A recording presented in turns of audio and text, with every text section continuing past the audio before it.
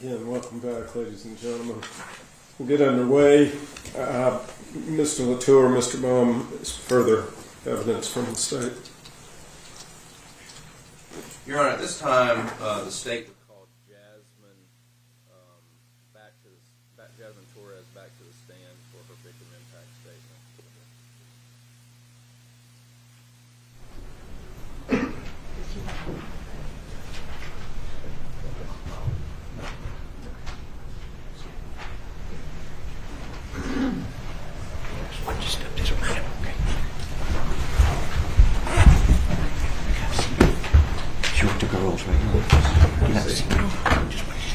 Yes, you got to see. If it's okay, could I stand? Yes, ma'am. Ms. Torres, do you recognize that you're still under oath? Yes. Very good. Mr. Latour. Thank you, Your Honor. Ms. Torres, we spoke a couple days ago, and you were not prepared at that time to do a victim impact statement. Are you now? I am. Okay, and with the court's permission, may she stand while she gives it, and she's more comfortable that way? Yes, she may. Let the court know what you would like for us to know. Sorry. First off, good morning, Your Honor. And good morning to everyone here who came to support today. The person sitting in front of you, between his attorneys, faced with no emotion, no remorse. That person right there, he doesn't deserve an inkling of a normal life. On October 13th of 2022, he decided to take that right, the right of a normal life, away from others. He made a conscious decision to brutally murder his brother, James, to kill his beautiful neighbor, Nicole, along with her precious fur baby, Sammy. This person's evil actions continued. He went on to severely injure Miss Lynn with the intent to kill her. And by the will of God, she thankfully lives today. The next victim is so near and dear to my heart.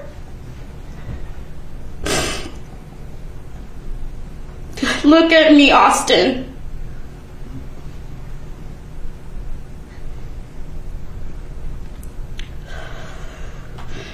My dearest husband, Gabe. He was a man who worked day in and day out to not only ensure the safety of his home, but the community and the country as well.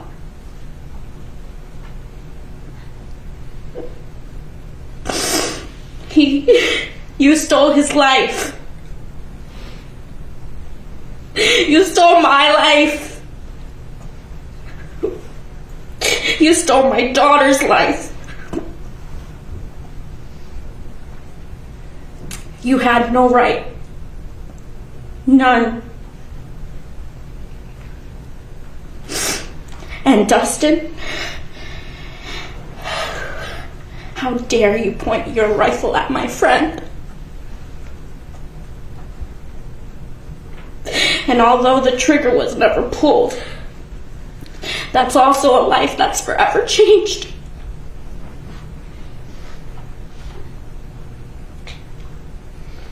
And it is unforgivable.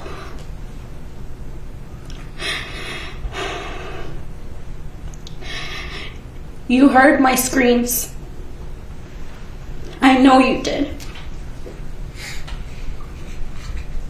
I replay that day over and over and over in my head. and I was merely a few moments behind the shots that killed my husband. After Joyce Davin's testimony yesterday, or the day before, I can't remember, I can't shake the heavy feeling that you were crouched between those homes, trying to take aim at me.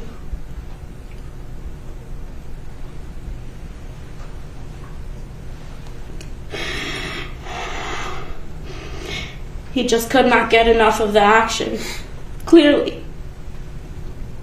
So much so that he entered the Greenway and destroyed even more lives. Mary was set to be married. Sue was taken away from her husband and 3 baby boys.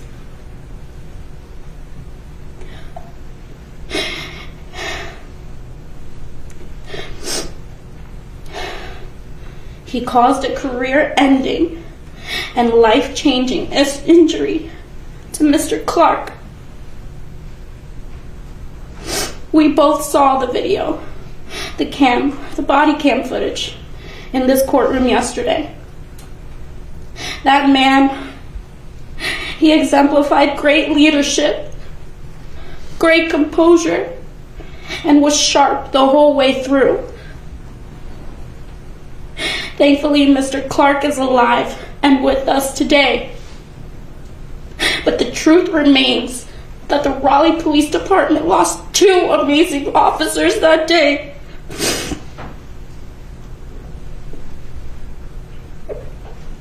Your Honor,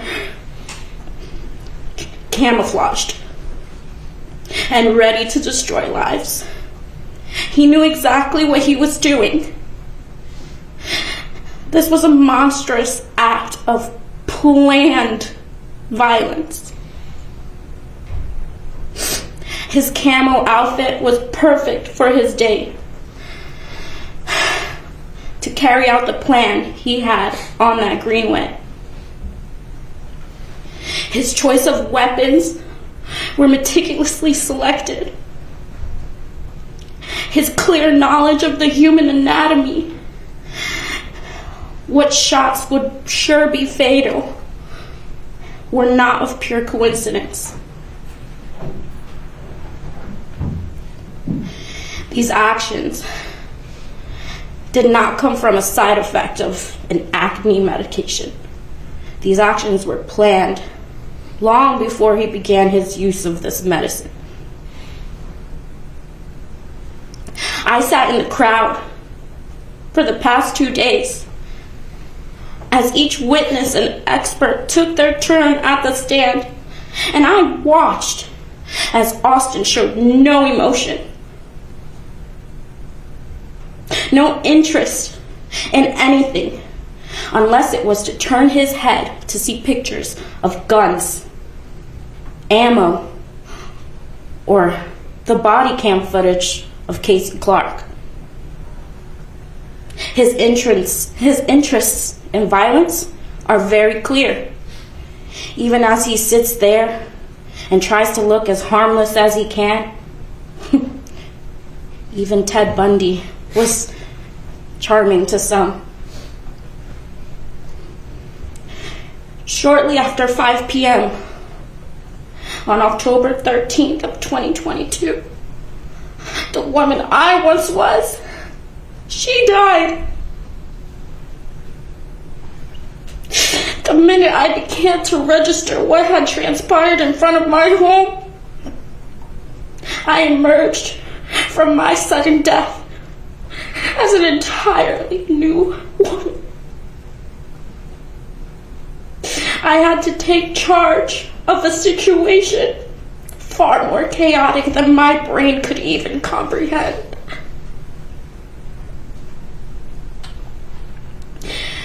The person I planned to spend the rest of my life with was slowly dying. And while I tried everything I could to help, the end result would destroy me forever.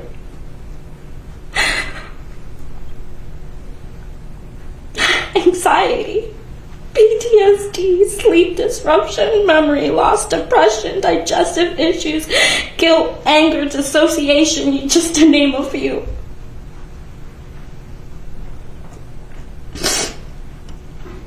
My daughter is now 5. She only knows her daddy through photos and videos and my recounting of his life with us. By the time she was 2.5, she knew her way through a sea of tombstones and could get to her daddy's resting place without my help.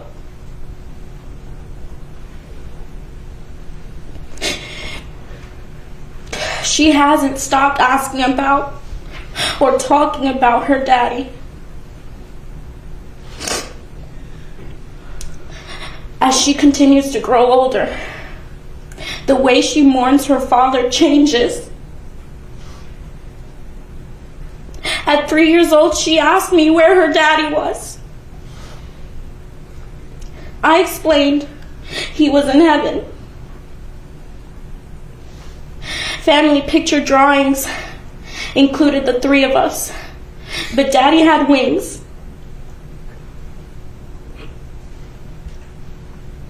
At 4, she must have overheard. Daddy was killed. She asked me how Daddy died. In the most appropriate way I knew how.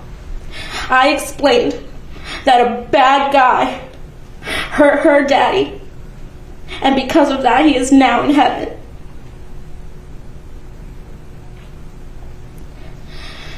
By 4.5, I saw sadness on her face when we pulled up to a preschool classmate's birthday party.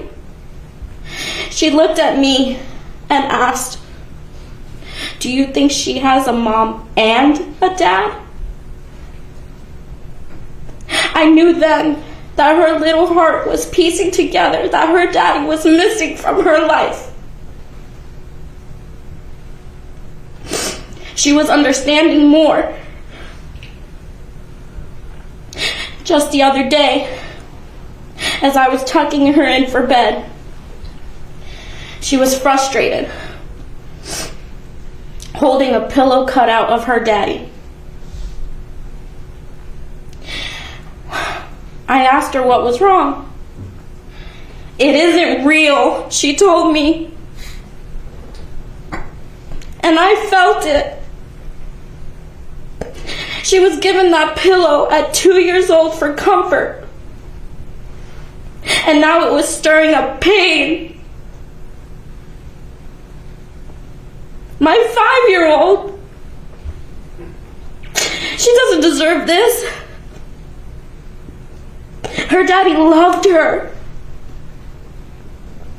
He would be here. He would be helping with bedtime. He would be able to tuck her in. If it wasn't for you.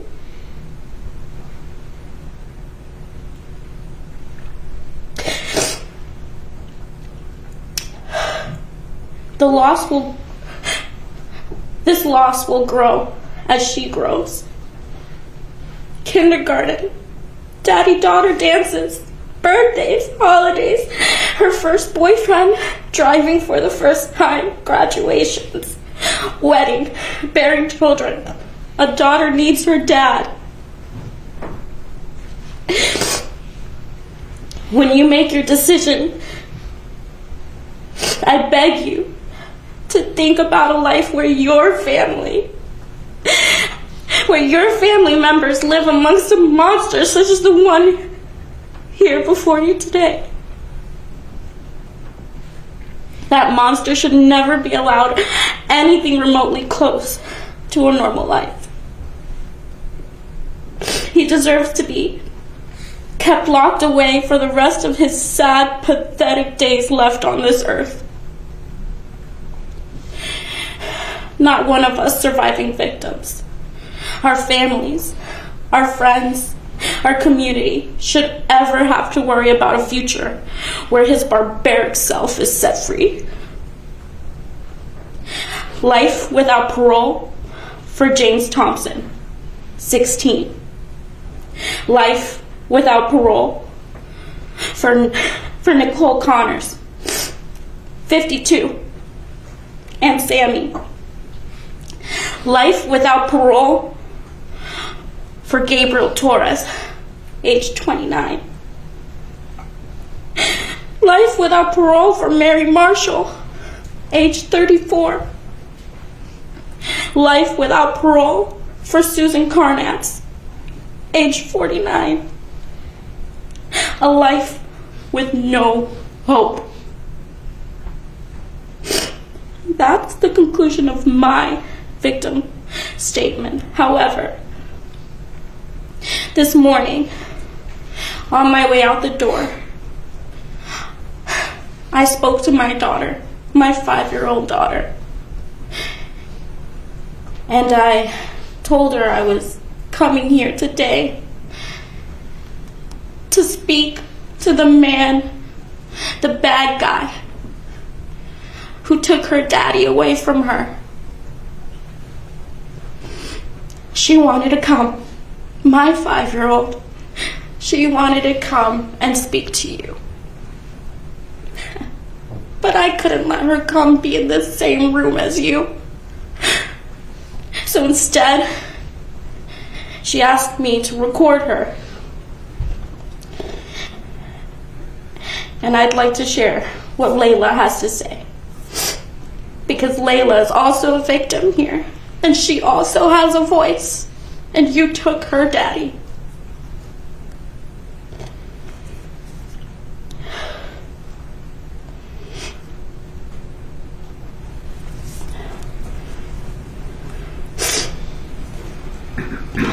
Sorry. Take your time.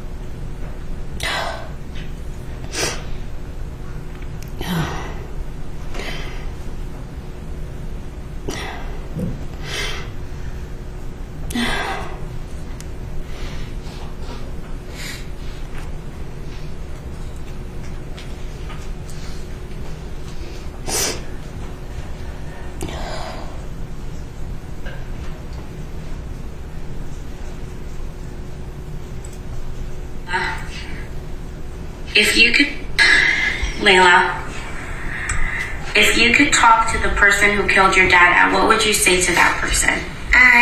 Say sorry to my dada. I miss him so much. Yeah? Uh-huh. Does it hurt you that Dada's not here? Yes. But I do have a hill of him. You do? Uh-huh. That makes me so happy. It does, baby. Uh-huh. That's so good. And I have a good friend there, Damien. Yeah? Well, guess what? Today, Mommy's gonna talk to the bad guy, okay? And I'll tell him just how you feel, okay? Okay. I feel sad around to your dad. Yeah. Layla. Thank you. Thank you, Mrs. Torres.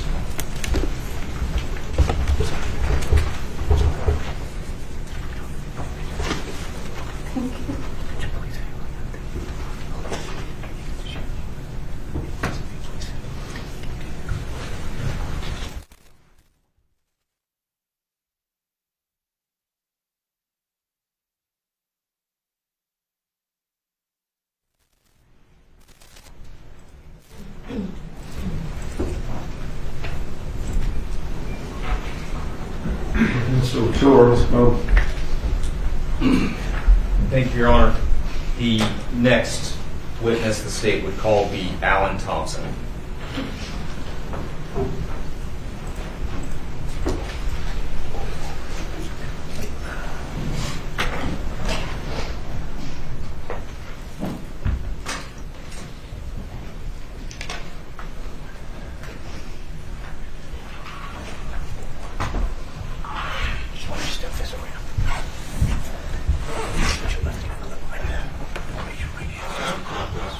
Do you solemnly swear swear the testimony you give the court will be the truth, the whole truth, and nothing but the truth, so help you God? They will. Thank you.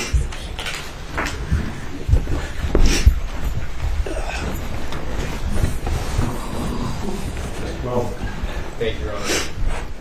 Mr. Thompson, once you're up there and as comfortable as you can be, can you just introduce yourself, tell us your name. Alan Thompson, And how old are you, Mr. Thompson? 62. And James and Austin were your sons, is that right? That's correct. How long did y'all spend were they born here in Raleigh? Yes, both of them. And had y'all lived anywhere else besides that home in Hedingham? No.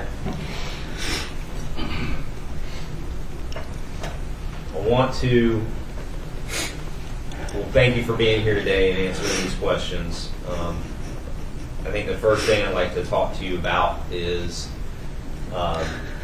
if you could, just to get it out of the way, I'd like for you to start with, can you walk us through October 13th, 2022? Yeah. Take your time. What were you doing? Did that day start off like a normal day? Yes, it did.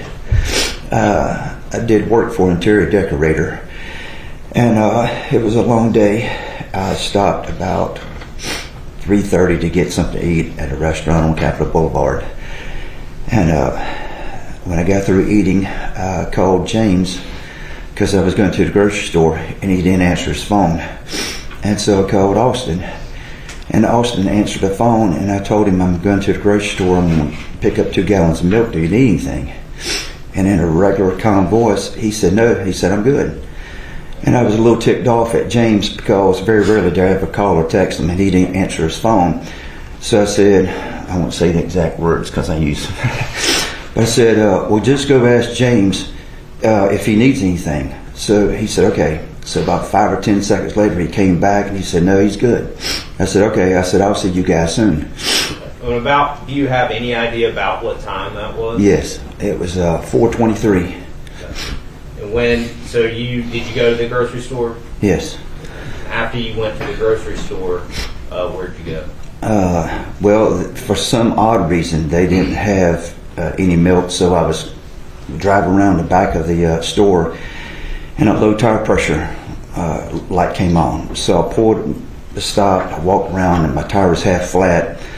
So then I drove to a gas station. It was totally flat. It wouldn't take air. So I had to take all my tools out, get to my spare tire to put it back on, and then put my tools back in. And then in the meantime, I saw 2 highway patrol cars fly by. In Hedingham, it's 1/2 times the size of the city I grew up in. Okay, so let me stop you there. So Sure. where you were, this gas station where you were, where was that in relation to Hedingham? That was right adjacent to Hedingham. Okay. And you mentioned Hedingham, big area. Right. Okay.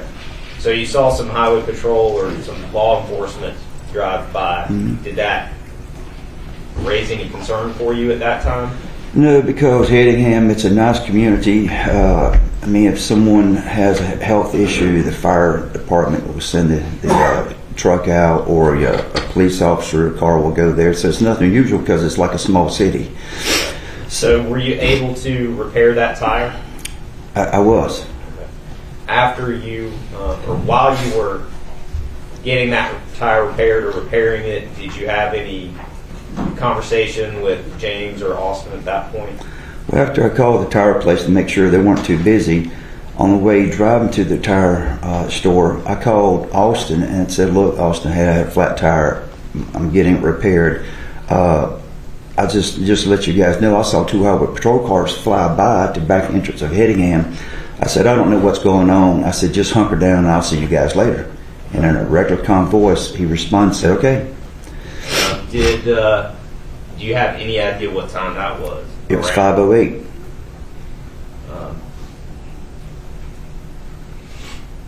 And so from that point you've got your tire fixed. Where do you go next, or what do you do? So while I'm getting my tire fixed, I saw on the wall they had TVs, and I'm seeing what's going on, but it's not my street. It's backside near the Greenway and things like that. So I just figured it's just like another day. Even though there's a lot of law enforcement, it never registered with me. Nothing. I had no concern. So while I was there, I called a neighbor. I said, if you would, because I tried to call Austin back a couple of times. He didn't answer his phone. So then I called a neighbor. Said, if you would, just go across the street and check on him. And had you tried to call James during that time? No, because he didn't answer first time, and he was probably had his headset on because he was on the PlayStation, usually talking to people overseas, and had a good friendship going over there. I thought it was pretty cool. Was that something that he did a lot? Yeah. Well, okay.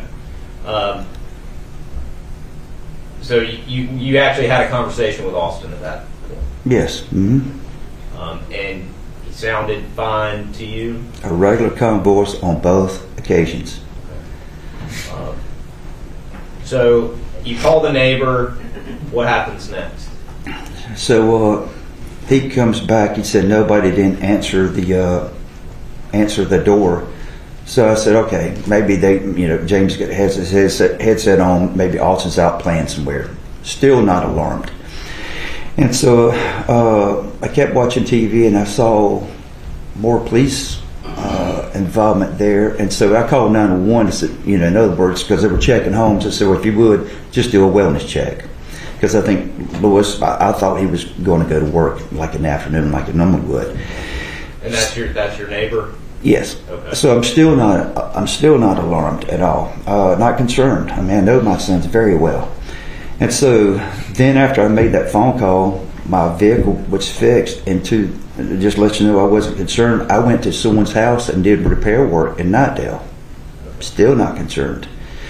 And so when I got through doing the work there, then I started heading back home, and I had a problem trying to get home because the roads were so busy or blocked off. Okay. And so then eventually I made my way back to Hedingham, and I was right at the lake. And I received a phone call from 911, and they said, have you talked to Austin? I said, no. And I asked them, I said, have you done a wellness check? And they said, no. And I was starting to get up. I was getting upset then. I said, well, how come? It's been like an hour and a half. So they said, can you get to your house? And I said, well, I'll go the back way as best I can, which I normally don't go that route, which as soon as you cross the lake, you turn right. I just normally would go to the very end. So anyway, when I drove, I parked at the base of Castle Pines and Sahalee Way, which I never go that way. I stopped there. And was there a special reason you stopped there? Well, was that as close as you could get, or? There was a lot of police officers there. And so I stopped there, and it was Lieutenant Rigsby. He came over, and I explained to him who I was, and I walked up to him, and like I said, I'm still upset because they hadn't gone into my house. I said, here's some keys to my house. I said, go up there and check and see if my sons are being held hostage. So he goes up, he comes back down, and he said it's under investigation. I said, well, let me explain something to you. I said, this is Raleigh city limits. Your Raleigh Police Department. I said, who's over this investigation? I'm really getting upset now. And so I remember there was 5 folks to the left, Zebulon's SWAT team. They were standing over to the left. And then about a few minutes later, a white car drives up. And this man about my height gets out of the car, and he's talking to me. And then I can't recall his name. He said, I'm Chief of Internal Affairs. And at this point, what are you thinking is going on? Do you have any idea? Mm-mm. Have you talked to Elise at all? I did talk to her one time, I think, when I was at the tire place, and they asked her where she was, because normally she would be home at that time. Okay. Because my schedule's sporadic. I'm working long hours helping people out. That's just who I am. And so she said she was on the way home. So that's another reason I'm not concerned. I know my sons. I mean, I know them very well. So you're there, and law enforcement is starting to talk to you. Right. And they asked me, they said, have you, that's why I know the times distinctly. They said, have you talked to Austin? I said, of course I have. I said, I pulled up my phone. I said, look, I've talked to him at 4:23 and at 5:08. He said, okay. And the rest is kind of a little blurry because I was in shock when they told me, and it didn't register with me. They said, well, Elise, she went in the house and she found James. And she found James. I'm just assuming, okay, she found James. And then somehow in the conversation, kind of, even though he told me that he's dead, it doesn't register, okay? It doesn't register at all. And so then they said that they had to sedate her and take her to the hospital. And I said, okay. And they said, Austin, he's going, they said about Austin's missing. And I said, oh, well, let me join the search party. And they said, you can't do that. They said, we'll take you to the hospital. So they took me to the hospital. And that's where I met Elise there. She was, she just coming to at that time. And while you were, how long did you stay at the hospital there, if you remember? That night? Yeah. I was there the whole night. But we lived at the hospital for 3 weeks. At some point that evening, did you find out what had gone on, what had happened? When I was there with Elise, there was like 3 or 4 police officers there, and there was a lady who lives in the neighborhood. She's the one who actually went in the house. She told me that. She hugged my neck. And then one of the police officers, they told me, they said, we found Austin. He's in a shed. I said, well, let me go talk to him. And they said, you can't do it. I said, let me go and talk to him. I can't get him out of the shed. And they refused. She said, we can't let you do that. At some point, did you learn that Austin had been taken to the hospital? Yes. Mm-hmm. And how long was Austin in the hospital? He was in the hospital for 3 weeks. And after those 3 weeks, where did he go? He went to a detention center that has the best medical facilities in the system, and they've done a really good job with him. Imagine when law enforcement was talking to you, did they ask you questions about,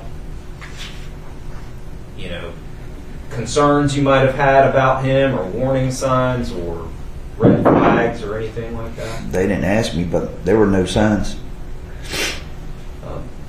I think you mentioned that seemed like a normal day before that. Every day was normal. Were you, and I imagine after this, law enforcement had questions for you, wanted to meet with you. Were you cooperative with those? Of course I was. Ask Billy. We got back into the house on a Monday, and they released James's body that day. And so we were making arrangements for James, and I called him Billy, the detective. I'm sorry, I know him first name basis. And he said, Alan said, we need to meet with you sometime at a convenient place because we need to get some information from you. I said, look, you can come up to the funeral home now. I said, I'll be glad to meet with you. So he came up with another detective, and he had a clipboard. He had 2 sheets of paper, and he said, Alan said, I need for you to sign these forms so we can get Austin's medical and academic records. I said, Billy, look, I said, I'll sign anything you want, but you got to make me a promise. I said, you promised me you'd find out why he did this. And he said, I will. And so I signed the forms. And you you met with them, you answered their questions, you gave your cell phone over. Yes. Elise gave her cell phone over. Mm-hmm. We volunteered after they interviewed us. Our attorneys didn't prep us, and I don't expect to. We had no secrets. And after we got through being interviewed, they said, "Can we have your phones?" I said, "Sure." I need to get mine back that afternoon because I used mine for work. So we voluntarily gave our phones, I don't know, 11 o'clock, and got them back at around 4:30 that day. Okay.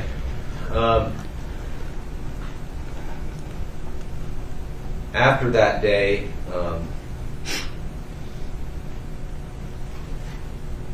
you continued to go see Austin, right, while he was in the hospital? Yes. He had some significant injuries, right? Yes. And while he was in the hospital, was there always a police officer or somebody sitting there or nearby? Yes.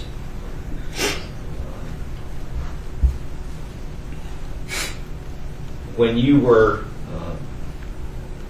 there in the hospital with Austin, did his condition improve? It took at least the first 2 weeks because he was out of it. I mean, he had a traumatic brain injury, and it was weird because I'm looking at him and he was just staring straight ahead. I mean, he had this big staples going around here. His brain was fragmented, and there was a board on the wall, and he said he saw animals on the wall. And it's just weird when you see your son. You always known him, and he's saying these crazy things like that. I had to walk out the room a couple times because I just didn't understand it. At some points, did he became improved to the point where you could have some conversations with him? Yes. Yeah. Mm-hmm. Kind of I think you described it maybe before as kind of miraculous. It's a miracle. Yeah. I mean, he was born in the hospital and met with us that night, and I thought I'd never say the words, but I said, "Pour the plug on him. I don't want a vegetable." And they said, "We have to do everything we can because we've seen miraculous things happen." And I was thinking, he's going to be a vegetable. And the first 2 weeks, the best I can recall, it's been 3 years, he slowly was coming around, and you could start seeing some progress, but first 2 weeks. It's been a process. Now, are you able to have fairly normal conversations with him? Yes. You still visit him frequently? As much as I can. Bring him books to read and things like that? Yes.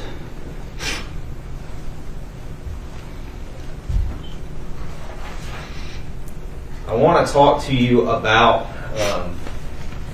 Austin. Growing up, did he have any health issues or concerns? No. Overall, pretty healthy? He was healthy.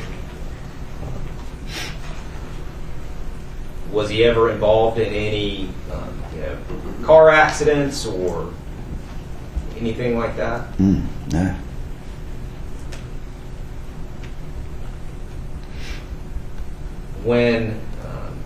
I think when James was younger, you and Elise took him to get evaluated for ADHD. Is that right? Yes. He had a lot of energy. Okay. All right. And so anyway. And he was younger, right? I mean, how old was he about when that happened? I think he was in 2nd grade, 3rd grade. Okay. And that was because you had noticed kind of this activity, wanted to get him kind of seen by somebody to see if there were any issues. Is that fair to say? Well, the overall thing is this. When my sons went to school, I always met with the teachers up to COVID. And I said, "Look, I support you folks. Here's my email address. Here's my phone number. If you have something to come up, you email me. If it's urgent, you give me a phone call." I never got a phone call. Okay. But anyway, James was very active. And anyway, I had him be moved up to the very front where the teacher was. And if there was trouble in the room, somebody was, want to have fun, he could find them like a magnet. And so anyway, I'd have him to the front. And so then they said, let's get him evaluated. And we took him, and, naturally, people want to prescribe medicine. I'm not really a medicine type of guy. And so anyway, he was on it for maybe, if I had to guess, 5 or 6 years. And I said, I'm taking him off because I don't want him to be labeled as, I don't know what it's called, 503, 504 in the school system. But the guy was already making great grades. Both of them were making great grades. They were honor students, A-B honor roll. I mean, all through middle school, all up through high school. And did you have anything like that with Austin? No, matter of fact, if anything, James was he got into things more than Austin by far, because when he was, 3, 4 years old, he thought a girl in daycare was like steak, so he would bite her. So eventually we had to move him out to another daycare. Austin was fine. James is the one that had a real, I didn't understand it, but both of them were two fine little boys. Well, I guess the question is, did any of the teachers that Austin had ever come to you like they had done with James and say, hey, maybe he needs to be evaluated for X, Y, or Z? No. And you mentioned that Austin did well in school. Do you happen to know what his favorite subjects were, or subjects that he particularly excelled in? No, but I can tell you this: 2 days before the tragedy, both of them had to come home with straight A's. James ended up with having a 4.1 grade point average. He was top 7% of his class. Austin had a 3.9 grade point average, and he was top 9% of his class. And that was consistent their whole time being in school. They always got good grades. Yes. And was that something that y'all stressed at home, or was that something that they just kind of did on their own? Both. I just said, as long as you do your best, that's all I can ask. And I didn't really have to say that much to them. They were self-driven.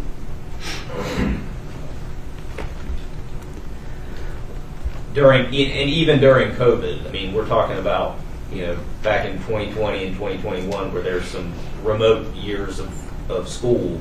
Did they still maintain good grades? And they did. The thing about COVID was this, is that before COVID, they'd go out and play basketball and football. They always had a good time playing in the neighborhood. When COVID came, nobody went outside. Even after school, everybody returned back to school. People didn't come out in the neighborhood. They just didn't. And was that something that they had done, as you mentioned, they would play outside a lot? What kind of things would they do outside? Well, kick the soccer ball. I mean, I was out there with them when I got home, but they would throw the soccer ball, throw the baseball, throw the football, play basketball in the neighborhood, dribble in our driveway, bounce it off the wall, get to the swimming pool. They have bikes ride around the neighborhood? We had bikes ride around the neighborhood. Did they have any friends that were, kind of their best friends, or people that you saw a lot? Well, they had some down the street, and there was some near the pool. There was a basketball goal there, and then there was 2 blocks over where they'd play. These were like kind of neighborhood kids? Right. Did Austin did you ever hear of or know of any bullying incidents where he was being bullied at school or elsewhere? 2 times it did happen. And about when was that, if you recall? Both of them occurred in 6th grade. And that would have been in middle school? Yes. And were those things did those happen at school? One happened at school. The other one was when he was getting off the bus. And were those incidents, were those significant incidents, or were they kind of kids being bullies and then it got handled? Or describe it for us. Well, the first one in the 6th grade, I was called because Austin was in the principal's office. So I go there, and what happened is that there was a set of twins that had been bullied the whole year. And so Austin was with one of his friends, and his friend had a pack of chewing gum. When you pull it out, it's got a spring to it, okay? So his friend had given it to Austin, and Austin was just joking around with the twins and say, hey, here's this, and they won't take it or something like that. And so when Austin got up, one of the twins were on their knees, and the other one pushed them backwards. Okay. So when they called me there, I'm all about being fair and equal. So I go there, and the assistant principal met with me, with us in a conference room. The assistant principal was here, I was here, Austin's here, the two twins were here, and the father was over there. And so the assistant principal asked what had taken place, and the twins, they were just quiet. So I asked Austin, tell me what happened, because I don't play these kind of games. So he explained what took place, just like I explained to you. And so anyway, they asked the twins, and that's when the twins said they'd been bullied and everything, and it kind of just come to the forefront where today's the day. Right. Austin just had to be the guy. The father didn't say anything, so they were just going to kind of brush it underneath the rug. And so anyway, I said, let me go on the record. And I looked at the assistant principal, and I looked at Austin. I said, Austin, if this happens to you again, I said, you make sure that they pull you off the next time this happens. Because if they're not going to address it at school, and the school was great, okay, I'm not knocking it, but that particular day didn't sit well with me when they didn't properly address it with him. Okay. And then there was an incident on the bus. Mm-hmm. That was in 6th grade as well. Right. So anyway, when I came home, somehow it came up, Austin got pushed off the bus. So I asked what happened on that occasion, and he said, when I got off the bus, he pushed me. And I said, well, what happened? He said, he just did. I said, okay. I said, where does the person live? And they lived about five houses down. I said, come with me, Austin. So we walk down, I knock on the door, the man answers the door. And I explained to him who I was. I said, it's my understanding your son pushed my son. He said, well, hold on for a second, let me go get him. Everything was a calm conversation. He calls his son comes up there. He said, did you push this man's son when you got off the bus? He said, yes. He said, well, I'll deal with you later. And that's what it was. So I said, Austin, you can go on home. And what's kind of ironic about the whole thing is that the man was very nice. He worked, I get to know people. I'm just an extrovert at times. He worked at Central Prison. He explained to me how how folks act in that place. And I said, yeah, I always tell my sons, you don't want to end up there. Even when I drove home, we'd see, Pullen Park, you don't want to end up there, guys. Going back home. This is where you don't want to end up here. And look where we are. So, but no. Besides those two incidents, nothing, no other incidents? No. And you were here when Elise testified, right? Mm-hmm. And she described that James and Austin had a good relationship with one another. Oh, they did. Is that fair? That's true. How would you describe Austin's relationship with his mom? They get along great. How about his relationship with you? No, I get along great with both of them. I mean, Right. they were my best friends. Right. And besides just getting along with, would you describe? Were you able to tell who Austin might have been closer with? We all had our own time with them.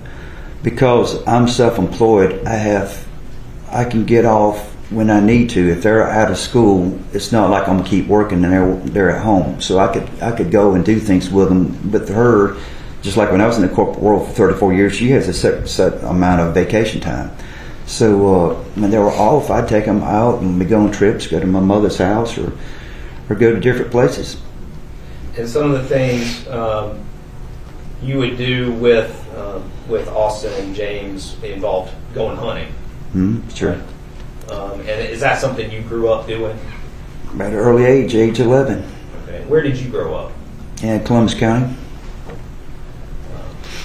And was that something that you introduced to them, or kind of around the same age as you were when you got introduced to it? No, they were later. Okay. About when, if you remember?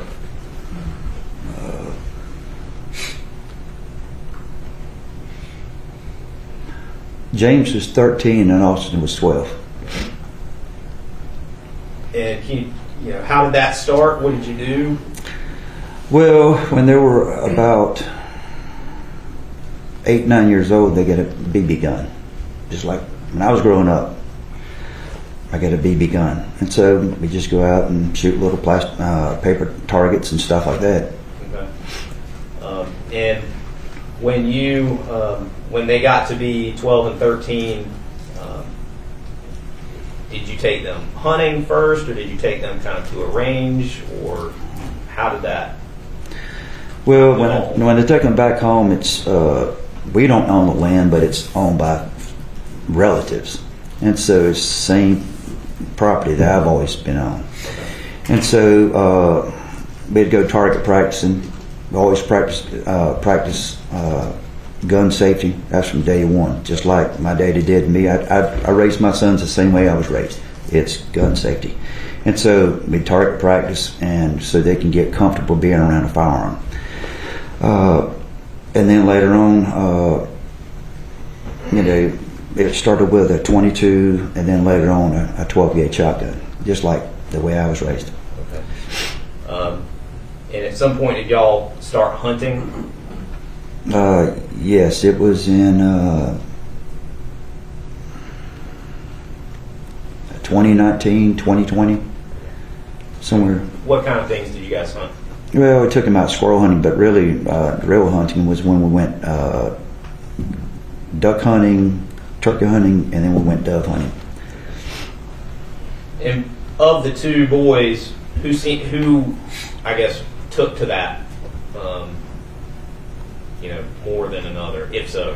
Well, all three of us went. Maybe last year, maybe Austin and I, we went more than James. Okay. And was this something that they were good at? Yes. Mm-hmm.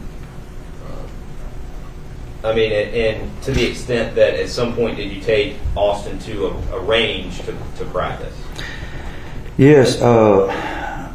Back in 2019, we were out in a swamp just target practicing. Saw a bottle in the swamp, so we shot it. And I had my pistol. I shot it a few times, and Austin had never shot it before.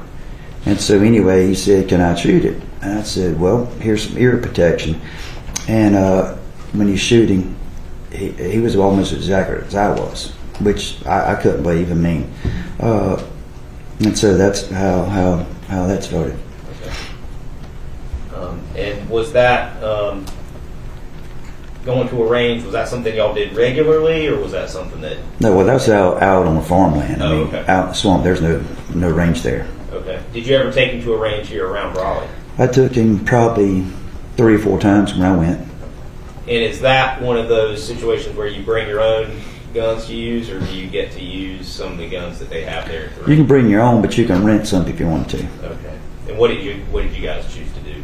I took my Smith & Wesson, and then I have a Sig Sauer 365. And you mentioned that you were big on gun safety. Did you have the boys do classes, or was that something that was just kind of knowledge passed down? Yeah, knowledge passed down. Always.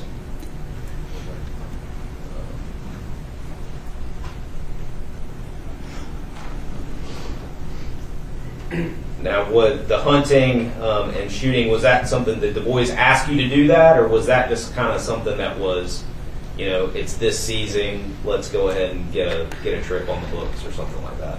It was just, I took them to Columbus County so they could experience the same childhood I did. And we did everything the same way I did. You fishing during a certain season, you go fishing, you go to the mountains, you go to the beach, whatever season it is. And it's just by the calendar. Did y'all ever do any camping or anything like that? Or? In hotels.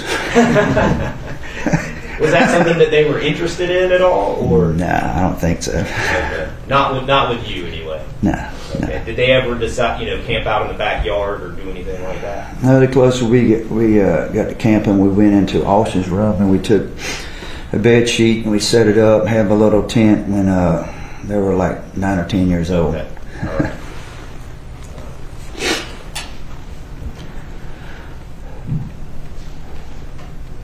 Did and I may have asked you this, but did Austin have any specific close friends that you knew of? A certain kid that would come around the house, or that he would go to his house, or anything like that? No, not really. James neither, because they enjoyed going out playing. Or after COVID, since people didn't come out, they were more driven on being on PlayStation, so they talked to their friends. James talked to more people overseas, which I thought was pretty cool, different countries, and Austin, he spoke to more people here in the United States. So that, you might say, that's their new friendship, because during COVID, that's where your friends are, and it just kind of had a continuation. Okay, and that was those games that you were talking about that they got to play. Right. Okay. And Elise mentioned that both of the boys had cell phones. Is that right?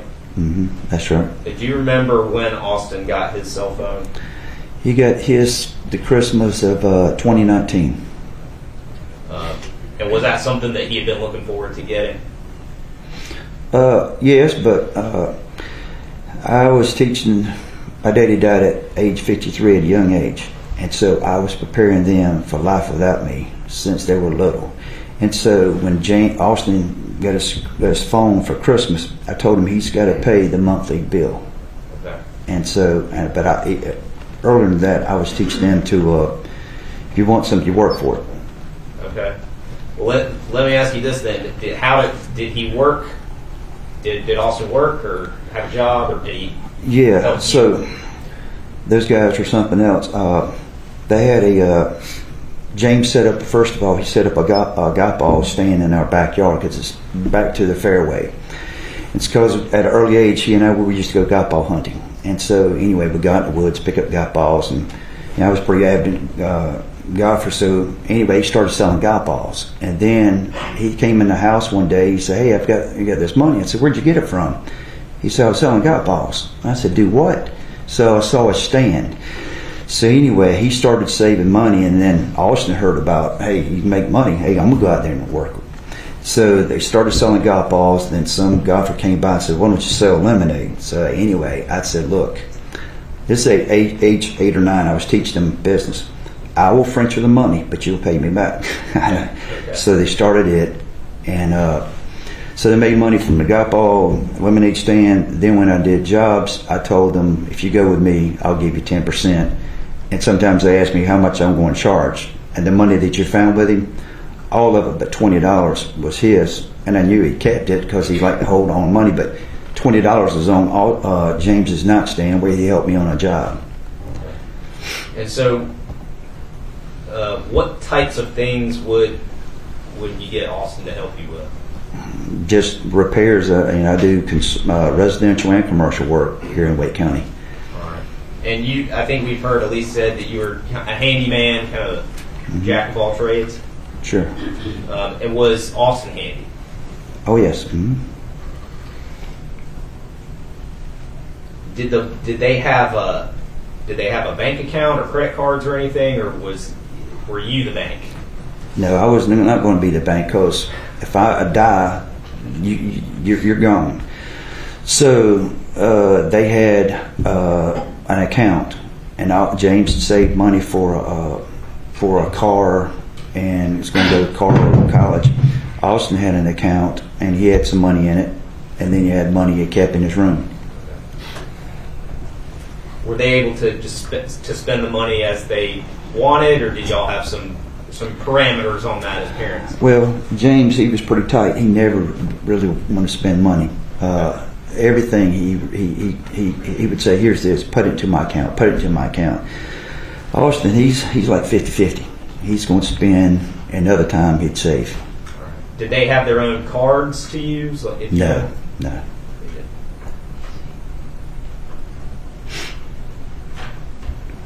And I think you just mentioned that James had been saving for a car. Was there anything that you knew of that Austin was saving up money for or really wanted?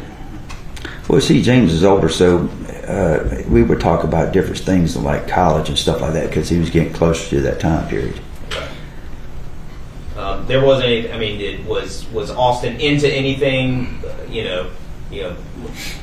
Skateboards, motorbikes, computers, anything like that he would want to spend his money on? I don't know whether it's candy or different games you can put into PlayStation. Okay.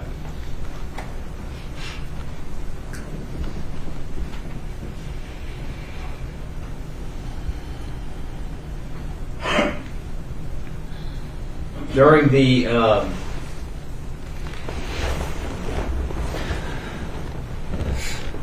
you're aware during the investigation, officers, police located these some firearms and ammunition in your house.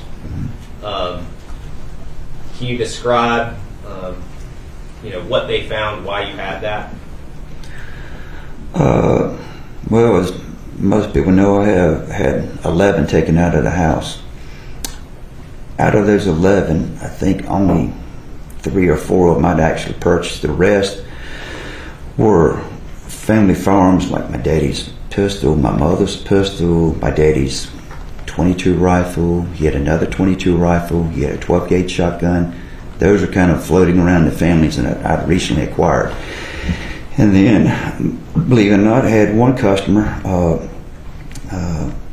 His father passed away, and he gave me his 12-gauge double-barrel shotgun.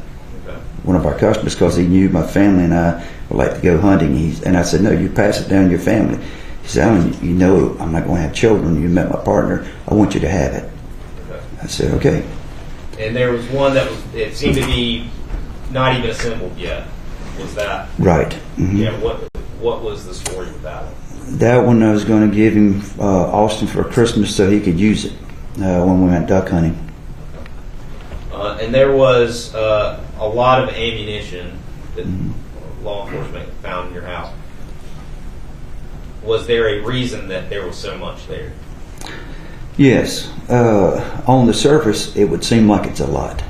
But unless people knew what was going on during the pandemic, you could not find ammunition 9mm on the shelves anywhere. If you found it, you better buy it. And on top of that, the price was going up on ammunition so much that to me it's just better investment than buying mutual funds. And so if I found it, I would buy it. And that's the reason why there was so much there. And on top of that, I don't know, what was it, 20 million firearms sold. So when these firearms are sold, people were going to get ammunition. So that's the reason why there was so much there. It's not like I just want to go out and stockpile, as people would say. I wasn't doing that. Okay. Was it, and you've seen some photographs of some of that ammunition in lunch, like plastic bags, Ziploc bags. Was that a way that you kept was that normal in your home? No, that never. I never used a Ziploc bag for anything. It's always in its boxes. The only Ziploc bag that ammunition was kept in was in my safe. It was the 6 bullets that came out of my daddy's pistol, and it's for sentimental purposes.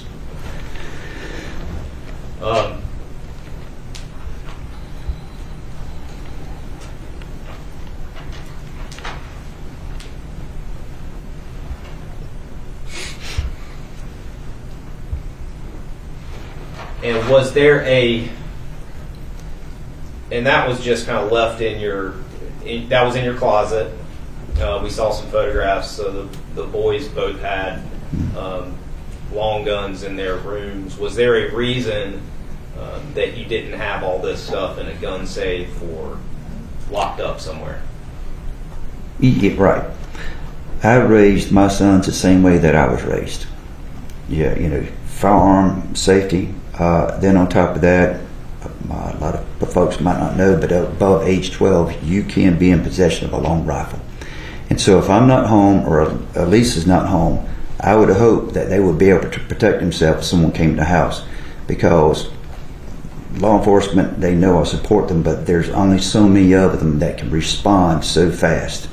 And so I would want them to be able to protect themselves if someone ever came into the house. And had you had,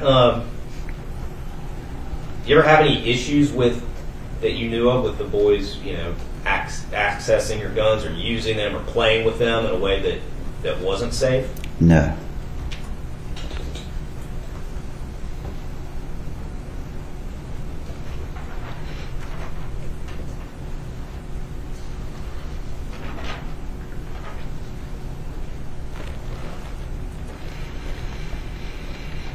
Now, obviously, we're in a different spot now than you were back then, and you've had some time to think about all that has happened, I imagine. It sounds like you expressed to Detective Tripp that you wanted to get an answer to the question why. Looking back, was there anything that you can think of that you feel like now might have been cause for concern with regards to Austin? No. There was. I would have addressed it just like at school. I would have addressed it. I would not have hesitated a bit. Did he have any changes in mood over that period of time, or with his attitude? There was no signs. If there was going to be any signs, it would definitely have been during those 2 phone calls. I mean, even to this day, I do not understand how, first of all, how you can kill your brother. I mean, the other victims, I feel sorry for them. Okay, that's not to be said, but how can you do that? Dragging 90 feet, because I walked it off. He's 161 pounds. He weighed 100, and Austin was 126 pounds. When I talk to you, how can you talk to me in a calm voice and not be in shock, breathing heavy, or anything else? And the second time I talked to him, my understanding is, from reading different things, he was on the run. He wasn't even breathing hard. How can you do that? I don't know how it's even possible. It's unbelievable. I still don't understand it. And he hadn't had any behavior issues? None. And he had been on this medication for about a year, the acne medication. Best I can recall, yeah. And did he ever have any, did he complain to you, or did you notice any changes? None.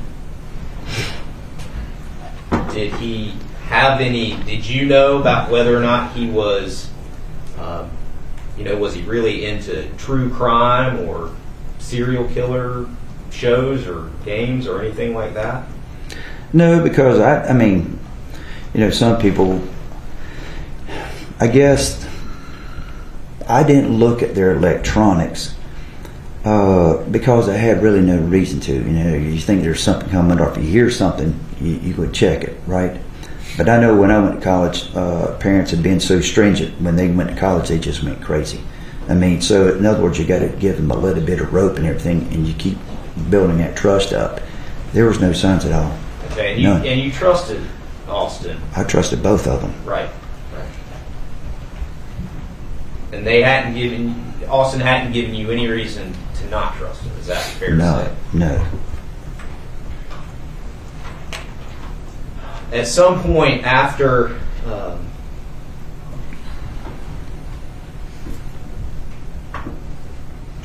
this investigation, I guess it kind of tapered off a little bit. You still maintain communication with law enforcement, is that right? With Detective Tripp? I've been fully cooperative the entire time. That's well known. And when was there a time where you found something in Austin's room that you thought that law enforcement might need to know about after this? Yeah, we were. At least now we were cleaning up the rooms, because when law enforcement came in, they had to do their jobs. I'm not saying anything negative. The rooms were kind of turned up and down, so we were sorting things out. And so anyway, I was going through drawers, just pulling things out, trying to get them straightened out, and I came across chapstick. So I'm thinking, well, maybe I could use it or something. So I popped it open, and I didn't see chapstick. So I looked inside, and there's little pieces of paper or something. So anyway, I took it out and I sat on the sofa and started pulling it out. And I didn't understand what it was and tried to pull up on my phone, research. I said, what is this? And so I don't know. I turn it over to my criminal attorneys, and I said, look, I need you to give this, since I represent, I need you to give this to law enforcement. Okay. And so they turn it over. They got it to detective. Mm-hmm. Okay. But it was, you didn't know what it was, but you thought it might be something they want to know about. That's right. Okay. Mr. Thompson, thank you for answering all these questions and taking your time today. Before I get to kind of my last question, I want to give you a chance to talk about James. My understanding, correct me if I'm wrong, but James was into sports. Is that right? That's correct. What kind of sports was he into, and what kind of athlete was he? He was a great athlete.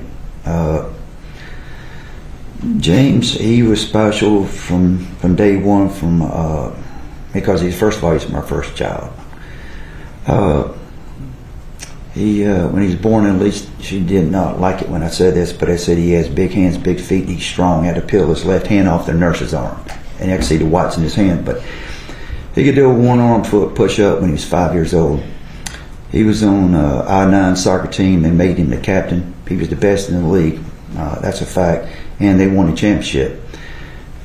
That year and the next year, he was on Hedingham swim team. The second, and he was swimming different events.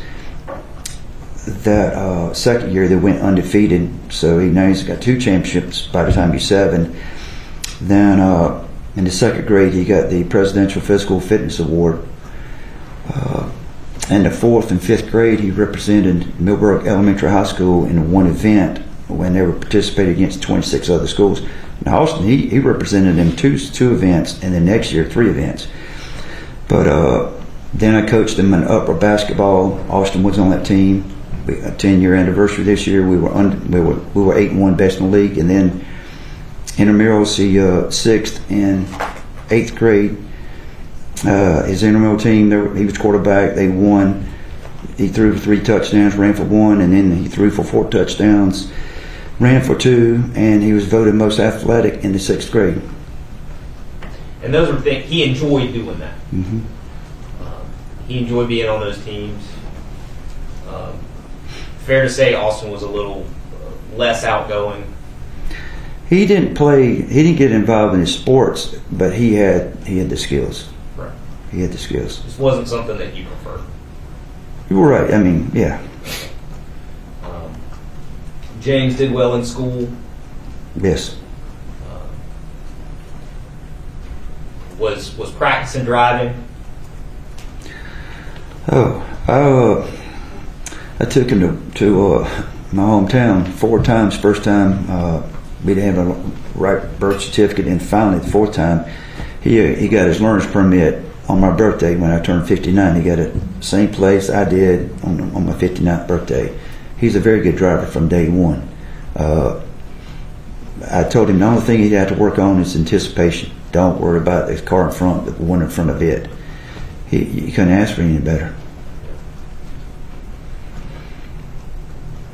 Well, like I said before, Mr. Thompson, thank you for answering these questions. I want to give you the opportunity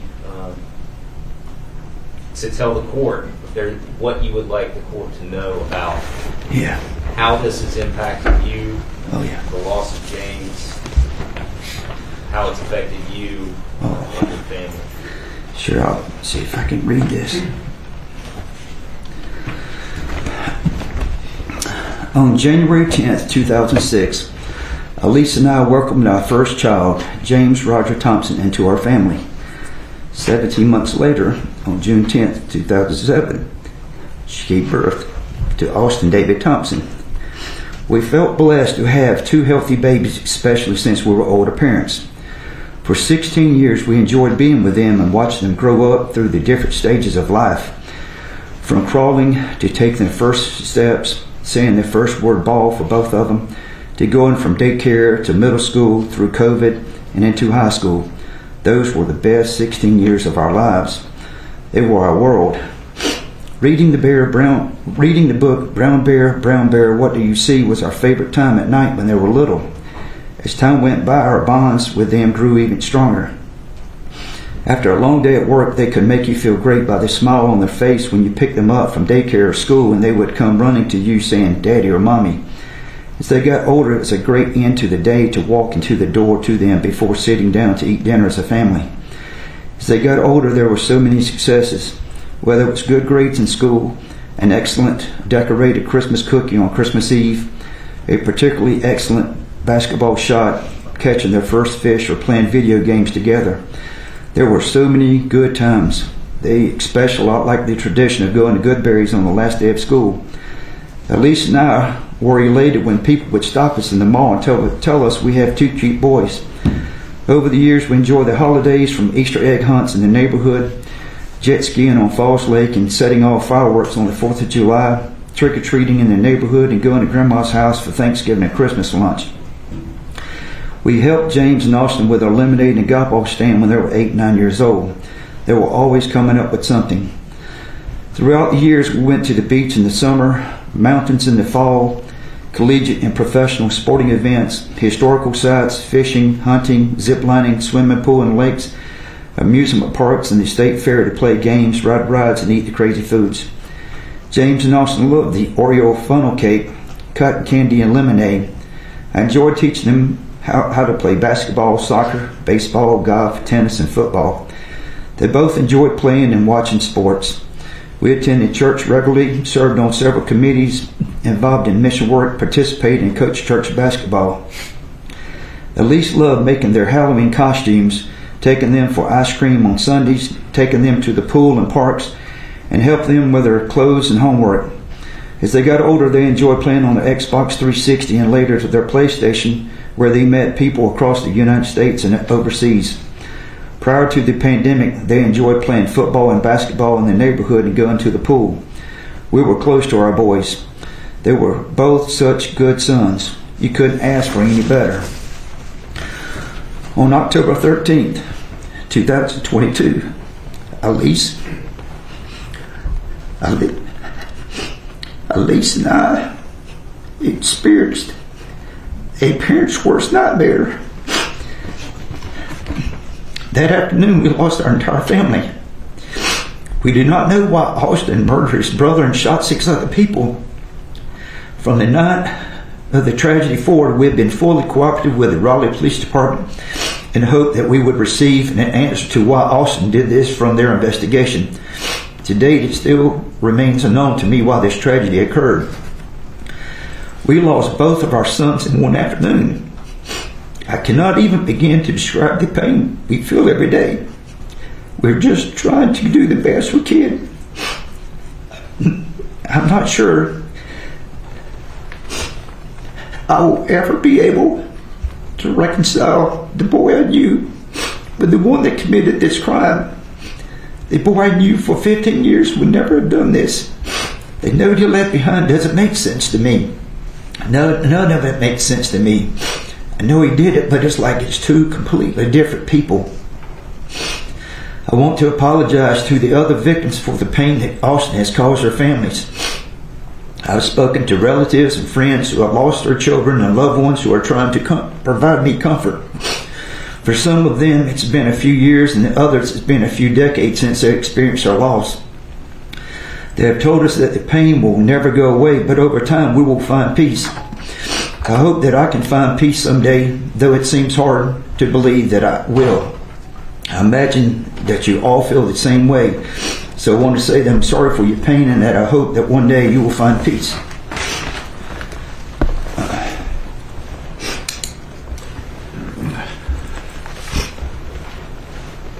Thank you, Mr. Thompson. Okay. Question. Mr. Thompson. Oh, I'm sorry. Take a breath and let me know when you're ready. Okay. Good.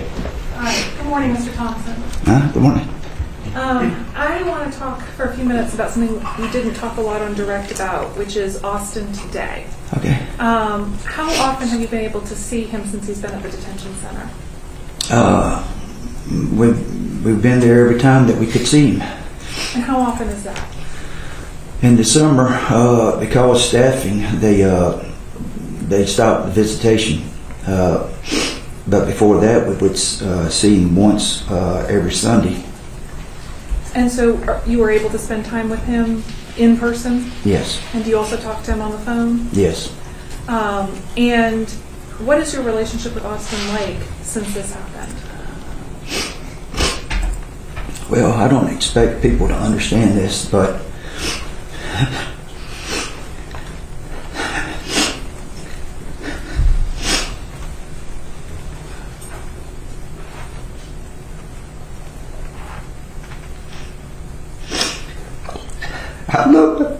I love my two sons, and I always will love my two sons. But my relationship with Austin's changed because of what he did.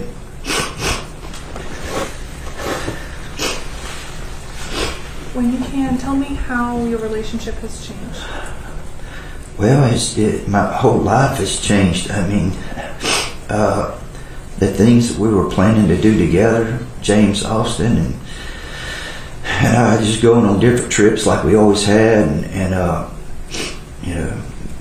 discussions we had about going to college, not so much which one to major in. We haven't gotten that far down the road, but all those dreams were gone. And so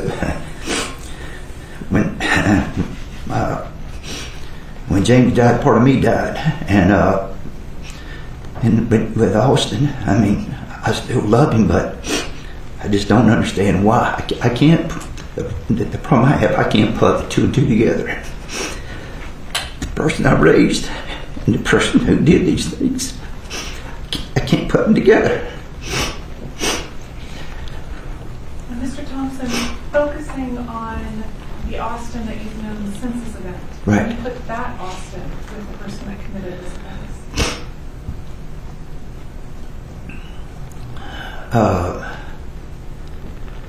I'm sorry, I don't understand. Does it? I'm sorry. Does your knowledge of him now make it make sense? No. I don't understand it. I mean, there were no signs. There were no signs, and that's the scary part. There were no signs at all. If there was, I mean, and I'd avoided them, I wouldn't be here today. I've said it before. I wouldn't be here today because I was going to live with the guilt. And Mr. Thompson, after all of this is over, he'll certainly go to prison. He's already pled. Mm-hmm. Do you plan to continue to visit him? Oh, like I said, my sons, I mean, I used to tell them every day, you guys are the reason why I get up every day, and I said I love you. And I always will, but I don't condone his actions. I mean, but I always will love my children. I always will. Thank you. No further questions. Nothing further. Thank you. Thank you.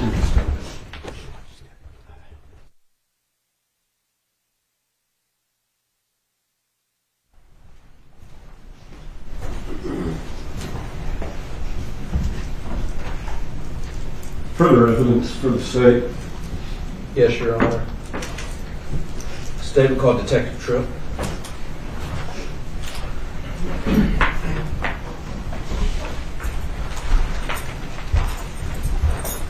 Good morning, Sergeant. Good morning. Place your left hand on the Bible, raise your right, face Madam Clerk.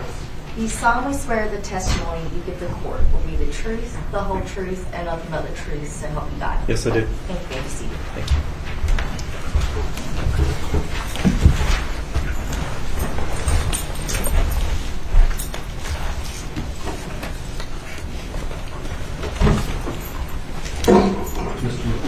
Thank you, Your Honor. When you're comfortable, please introduce yourself to the court. Yeah, my name is William Tripp. How are you employed? I am a sergeant with the Raleigh Police Department. At the time of this event, were you a detective? I was, yes, I was a detective assigned to our homicide unit. And we've heard from at least one other detective that was in the homicide unit at that time, which was Detective Parole. Is that correct? That's correct. Were you two on the same squad? Yes, we were. And as a part of your employment on that squad, which was the homicide unit, did you become involved in the investigation that we're here having the sentencing hearing on? I did, yes. What was your role in that investigation? I was the lead investigator. And how long had you been a detective in the homicide unit at that point? Approximately. At that point, just shy of 3 years. Okay. So wasn't your first homicide? No, sir. And you had been a police officer for around how long? It'll be 21 years next month. At the time, 18 or 19 years. So in the 18 or 19 years leading up to this, and the 21 years in total approximately, is this case like any other that you've dealt with? It is not. The scenes that you responded to and were a part of the investigation, and can you describe if it was a nice, neat, orderly kind of investigation and scenes, or was this more complex? This was much more complex and chaotic. And how so? Initial responding officers were responding to multiple scenes, multiple 911 calls, and the shooter was still at large. So it was very complex. The neighborhood was large, and again, the shooter was still out, so very complicated. Okay. We heard yesterday a little bit about a plan that was developed by the supervisors to assign a detective to each of the crime scenes. Is that fair? That is fair, yes. As the lead investigator of the case, were you assigned a particular crime scene, or what was your role? Initially, we all got called in and met in the homicide unit and started assigning out tasks and locations to go and investigate. Mine at the time was to stay at the detective division because we knew a witness was coming to be interviewed. Who was that witness? That was Dustin Poole. And did you interview Mr. Poole? I did, yes. And you heard his testimony here? I did, yes. Pretty consistent with what he told you? Yes, sir. As a condition of your role as a lead detective in this case, did you, while certainly not memorizing, did you familiarize yourself with the majority of the case file? Yes. And kind of quarterback the investigation? Correct. As you were investigating this along with your team, initially, did you learn of each of the separate crime scenes in the Hedingham neighborhood and the surrounding additional crime scenes? We did, yes. And did you, through the course of your investigation, learn about the item, at least some of the items of evidence that were collected from each of those scenes? I did, yes. And as well as the evidence that was collected, the victims of those scenes, the witnesses of those scenes, and whatever injuries were known to you at that time? That's correct. All right. So I'll kind of take them in order, and I'll start with the 5355 Sahaley Way address. Okay. Who were the two victims at that address? That was Lynn Gardner and Nicole Connors. And were you made aware of any witnesses that were present that saw anything of note at that location? Witnesses to the actual shooting, no. But witnesses to hearing the gunfire, yes. Okay. And at some point, would you be able to find that there would be video that would capture part of that event? Yes. We heard some talk about that from, I think, Lieutenant Rigsby and some other folks, but were there cartridge casings that had been fired that were collected from that location? Yes. What were the cartridge casings that were collected from that location, both in number and type? There were 5 spent 12-gauge shotgun shell casings located, and then there were 3 9mm spent cartridge casings located. And through the course of your investigation, would that be consistent with what you would have learned about the assaults that happened at that location? It is, yes. The second event, which we have not heard about, are you familiar with the 2201 Castle Pines address? I am, yes. If I may approach, Your Honor. Yes.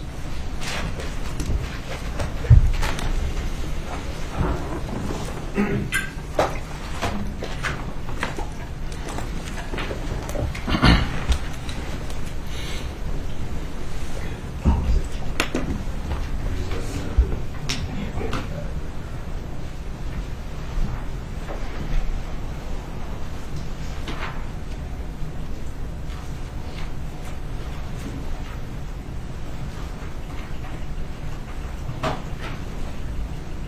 want to show you State's Exhibit 11. If you will look at that for a moment. Do you recognize those photos?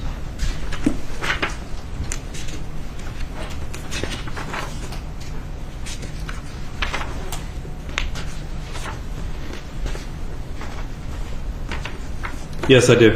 What are those photos of? These are photos of, I believe the address was 2201 Castle Pines, which is the address directly next door to 5355 Sahaley. Okay, and so that address, while it has a different street number and street name, is directly next door to the address that Nicole and Lynn were shot and one murdered at. Correct. Okay. And what was of note about that location? This location, we saw what appeared to be damage to the exterior of the house from gunshots. And were you able to form an opinion based on your investigation whether or not those defects or the damage to that address was a result of the ambush that occurred at this 5355 Sahaley Way, Nicole and Lynn crime scene? Yes, the damage to the house was consistent with shotgun strikes. There were holes in the wall. Damage went from outside to inside, and inside there was further damage to the interior walls and some of the items such as like the toilet inside the bathroom. Okay. At this time, Your Honor, the state would seek to admit and publish State's Exhibit 11 on the screen. Any objection? No objection, Your Honor.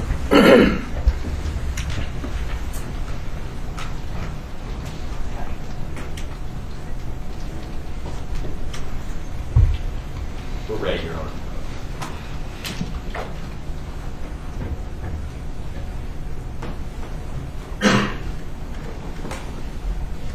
Now, is this the address at, or the home that's located at 2201 Castle Pines? It is, yes. And is this the front, side, back? What are we looking at? I believe it's the side and back. All right. And in this photograph, are you able to see, and it may be a little difficult on the screen, but in the photograph in front of you, any of the defects Yes. that were in that home? Yes, sir. Where generally are they?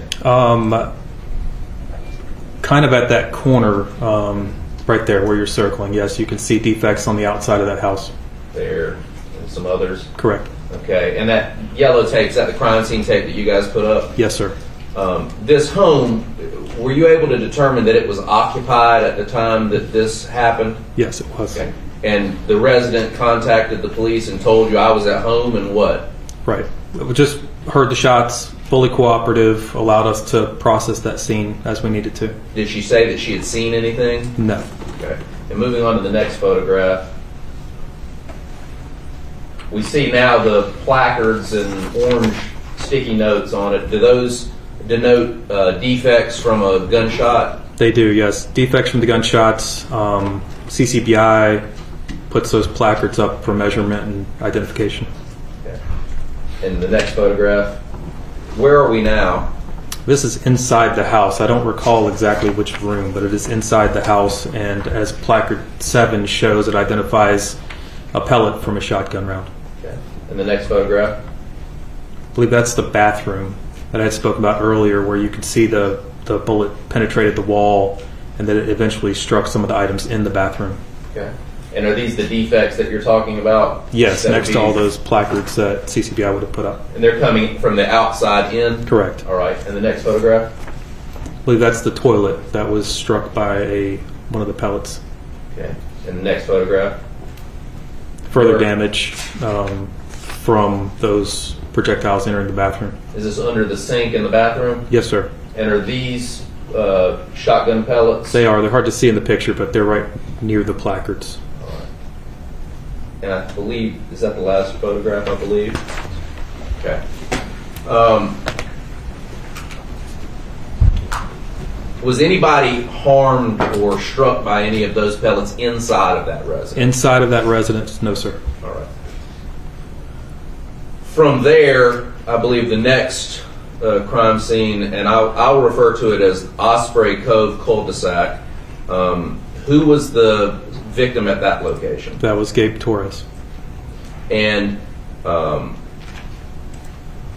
were you able to determine the number of injuries that he suffered as far as how many times he was shot? Yes. And what was your understanding of that? My understanding is he was shot 3 times. Okay. And at that crime scene, were you able to locate any cartridge casings? Yes, sir. How many? There were 3 spent shotgun shell cartridge casings. There were 2 kind of more the front of the car and then 1 additional to the side of the car. Okay. And were they consistent in just looking at them to the cartridge casings from the shotgun that you had seen at the first location? Yes, sir. And did you speak to some witnesses there? We did, yes, sir. And were they able to walk you through and give you a description of the individual? Absolutely, yes. I'd actually already talked to Dustin Poole by the time I got to that scene, so what I was seeing was matching what I had been told. And he told you about the young man in camouflage? Yes, sir. Did he tell you about him pointing the gun at him? He did, yes, sir. And did he describe for you how that all happened? He did. And did he describe for you how he was able to see that from his residence? He did, yes, sir. What did he tell you about that? When he initially saw the shooter walk past his house, he was looking out the window. He told me that his child was on the couch. It drew his attention, and then he walked over towards the door, and he described being able to see out the door to the shooting itself. He further described he's a tall gentleman, and the top of the door there's windows, so he was seeing directly out of the window and watching what was going on. Did you go to that house and look from that vantage point and see if you could see what was going on and if it was consistent with what he was telling you? Yes, I did. Did it all check out? It did, yes, sir. The next location, I believe we will refer to as the Greenway at Osprey Cove Drive. How can you describe how you would get from that cul-de-sac down into the Greenway path? What the options are? Sure. The Greenway runs behind that location. There's townhomes, set of townhomes. We've heard the Greenway's directly behind. You could see the Greenway from the townhomes themselves. But right at that cul-de-sac, there's an opening between buildings, a good size opening. And if you walk down that path, it's just a direct access to the Greenway itself. Is it a pretty easy path to get down? It is, yes. At that location on the Greenway at Osprey Cove Drive, is that where Mary Marshall was found? Yes, sir. And were you made aware of her injuries? I was, yes. And what were they as you understood it? 2 gunshot wounds by shotgun, multiple injuries as a result. And were you made aware of the dog that was there? I was, yes. And do you know what happened with that dog? Yes, when officers and investigators responded, the dog was sitting next to Mary Marshall. And my sergeant at the time coordinating getting the dog back home. And at that scene, how many cartridge casings were collected? There was 1 at that scene. Was it a shotgun cartridge case? Yes. Was it also consistent with what you had seen? Yes, sir. And from there, did you move on down the Greenway to Bay Harbor Drive approximately? Yes, sir. Approximately how far down the Greenway is that? Approximately, and I did not measure it, but I would say approximately 50 yards. It's not very far away at all. And as you're walking down the Greenway in that direction, is that towards the suspension bridge that we've heard about? Yes, sir. Is the river on your right? Yes, sir. What's on the left? The neighborhood, the Hedingham neighborhood. And are there some trees that line that as well? There are. There's some trees that line it, but you can see through the trees to the houses within the neighborhood. And were you made aware of any witnesses that were on this Greenway location? Yes. And you spoke to all of those people? We did, yes. And what evidence was collected at that scene? At the Susan Karnatz scene? Yes. There were 4 spent shotgun shell cartridge casings. Were they consistent as well visually? Yes, sir. How many times had she been shot? At least 3. The next address that we've heard a little bit about is the 1533 McConnell Drive. Is that where Casey Clark was injured and the defendant was ultimately captured? Yes, sir. Now, at that location, we heard about this go bag, or this bag that the defendant had, this camouflage bag. Are you aware that bag with its contents of an approximate weight of that bag? I am, yes. I weighed it myself at our evidence unit. It's a little over 22 pounds. And that was collected, correct? Correct. And inside of that bag, we've heard about the contents from it, there being some survival things, face paint, toilet paper, a change of clothes, the $700+ and a lot of ammunition. Fair? Yes, sir. There were also several knives yes, that were sir. collected, and you collected the defendant's cell phone. Is that right? Yes, sir. And were you able at that scene to determine how many times the shotgun that the defendant had been fired? Yes. How many times had it been fired? 4. And did you find 4 fired cartridge casings at that location? Yes, sir. There were 3 on the ground and 1 still in the shotgun itself. And then 1 that had not been fired? Correct. All right. And we've determined, are you aware how many rounds that shotgun held? 5. Yes, sir. So throughout the course of this rampage or assault, the shotgun would have had to have been reloaded multiple times? Yes, sir. Do you know how that shotgun is reloaded? Is it one at a time, or was it a magazine type situation? It's one at a time.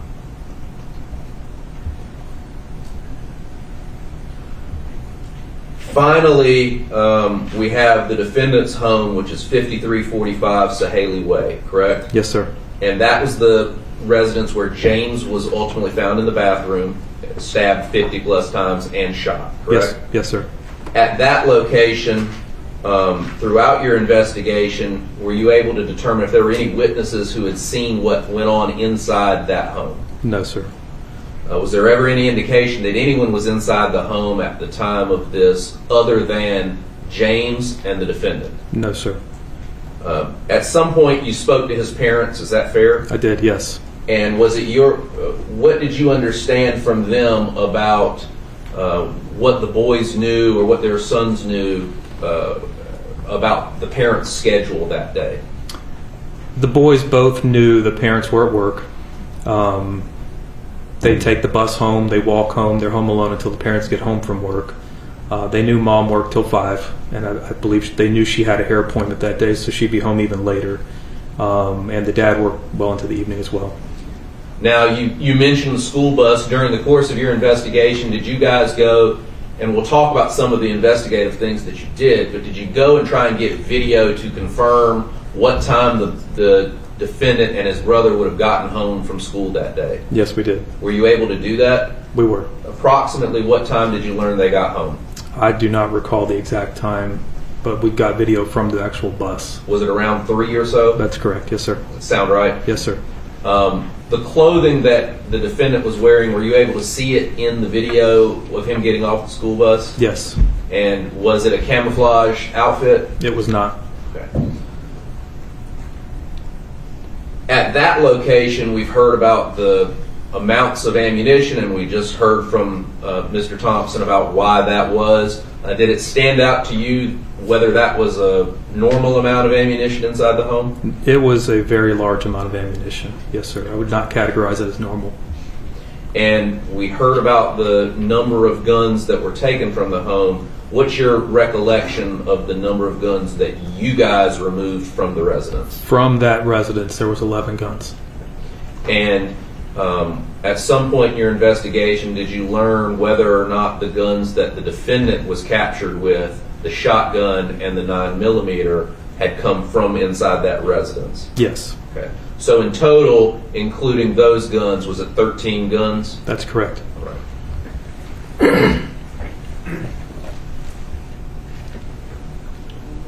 when you were inside of the home, and you said you'd been a homicide detective for a long time and a police officer as well, did you make efforts to try and piece together that crime scene inside the defendant's home to figure out where the initial assault may have occurred and how James ended up in that bathroom? Yes, sir.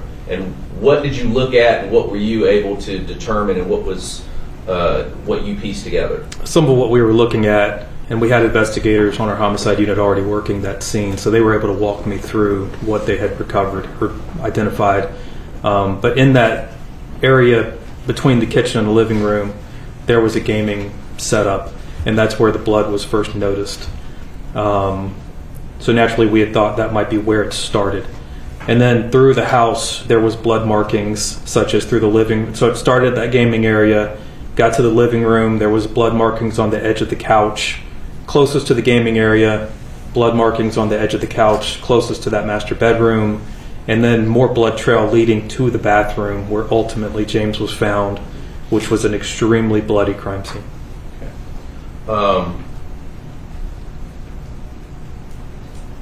At some point, did you, while you're inside that residence, we've heard about you guys collecting a lot of pieces of evidence from there, fair? Yes, sir. To include a note that was found on the defendant's bedroom, right? Yes, sir. And a portion of a note that was found on the dresser outside of where James was found. Yes, sir. And during the course of your investigation, were you able to determine if those two pieces of paper fit together to be from one paper? Yes, sir, they did.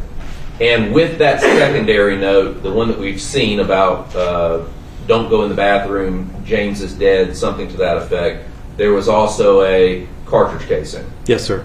And to your understanding, what did that cartridge casing belong to? That cartridge casing was a .22 caliber cartridge casing, and there was a .22 caliber rifle directly next to the note that was written, left on Austin's bed. So naturally, we had thought that cartridge casing potentially went to that firearm. And at some point, did you take all of the firearms from the home, the firearms that were located with the defendant at the McConnell Oliver location, to CCBI to have them tested for ballistics, along with the cartridge casings from each of the crime scenes? Yes, sir. And you said that you initially had that understanding or the belief that the .22 cartridge matched that rifle. Did that actually bear out to be true? It did, yes, sir. Okay. And were you able to, through analysts with the CCBI here in Wake County, were they able to make matches to the firearms that the defendant was captured with to each of the crime scenes? They were, yes. May I approach, Your Honor? Yes.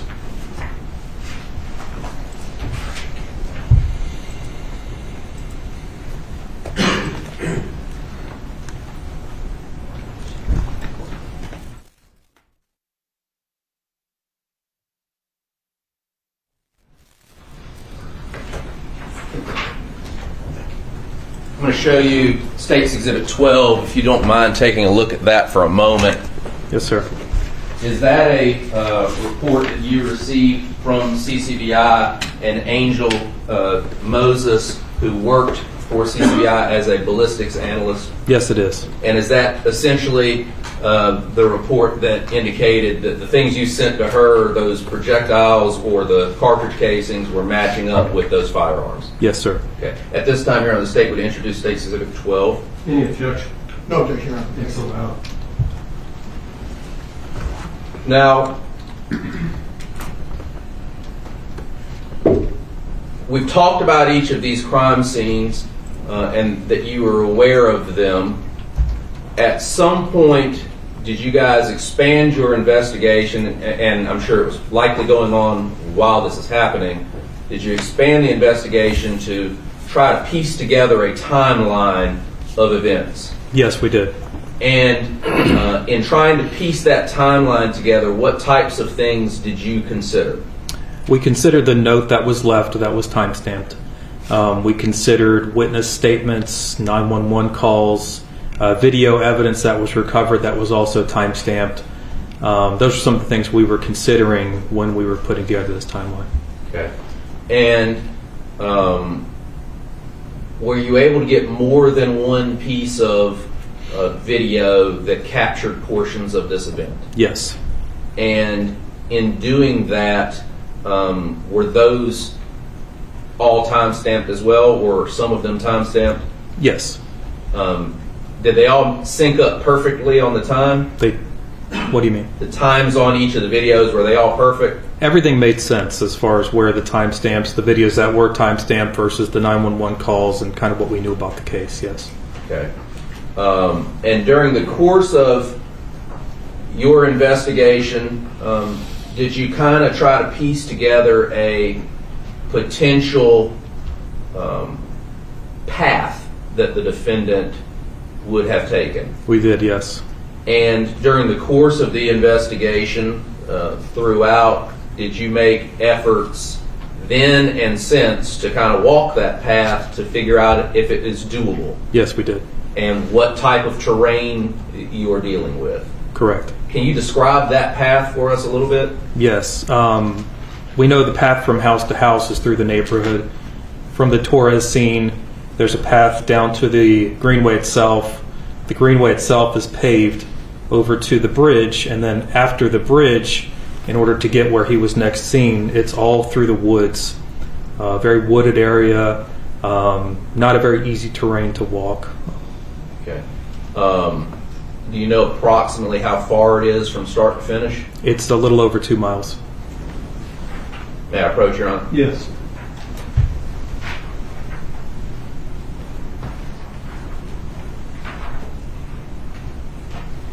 I'm going to show you State's Exhibit number 13. Take a look at that. Is that a map that kind of has places marked and a line to show the direct or the start and end points of this event? Yes, sir.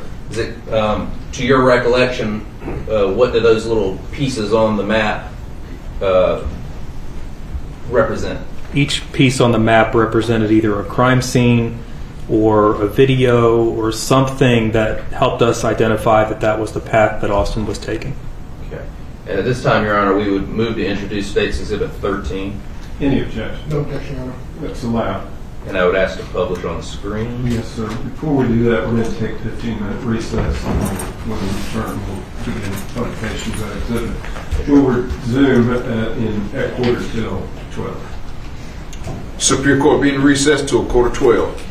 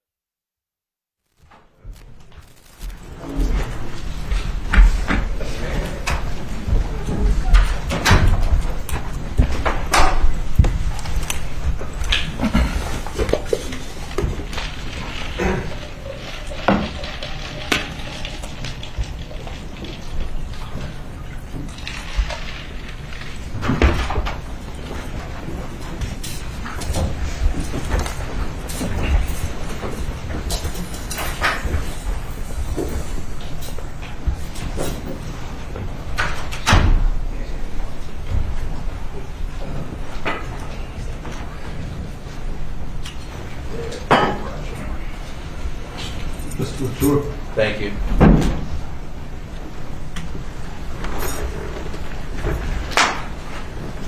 Sergeant Tripp, when last we spoke, we were going to look at the State's Exhibit 13, and it's being published. It's here on the screen. Is this the map that you talked about was generated to show the start and end points of the travel of the defendant? Yes, sir. If I may approach the witness, Your Honor. Yes.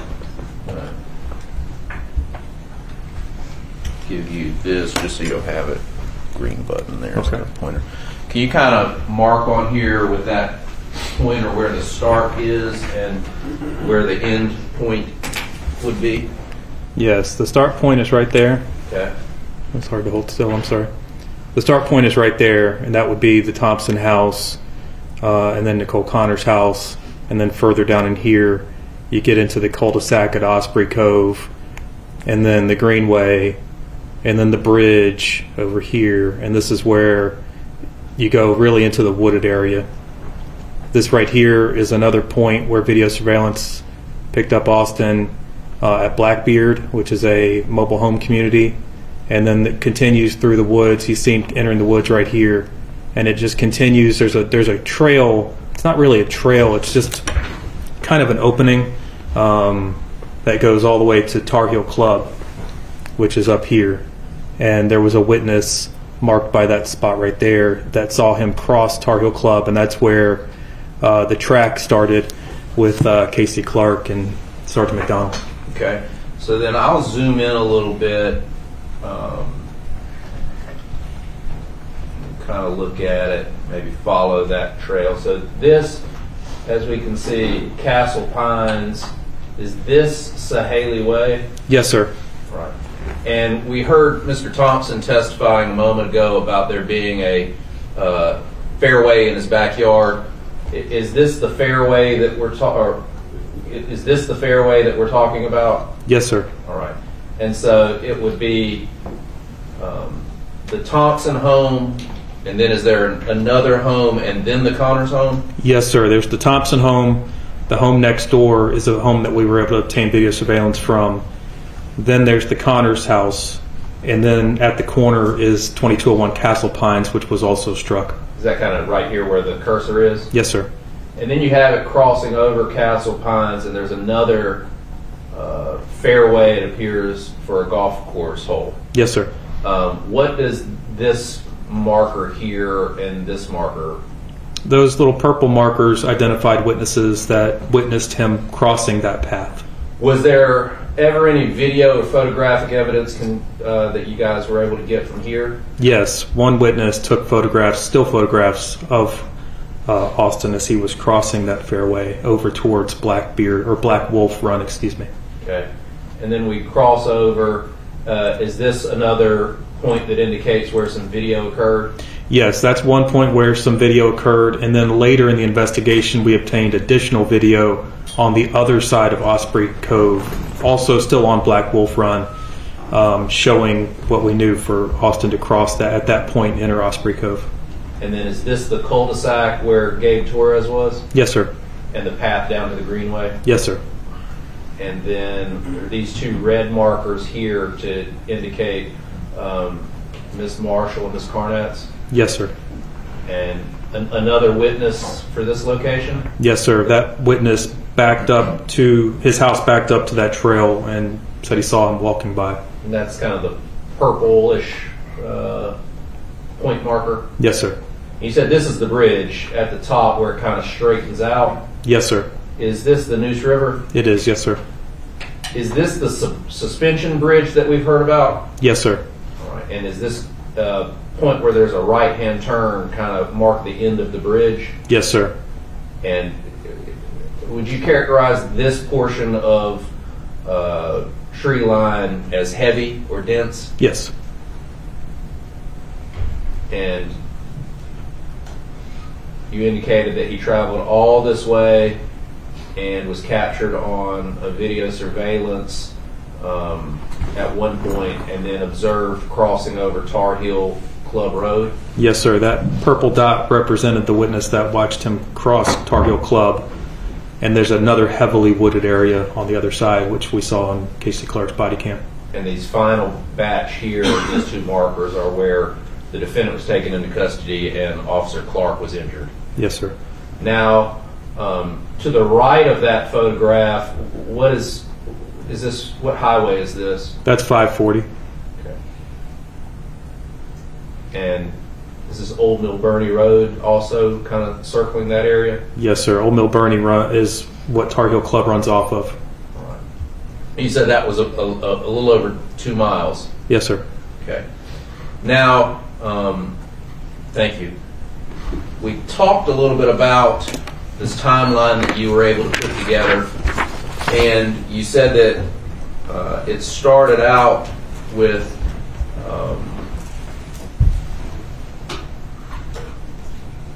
a time that was listed in the note that you recovered that the defendant left behind. Yes, sir.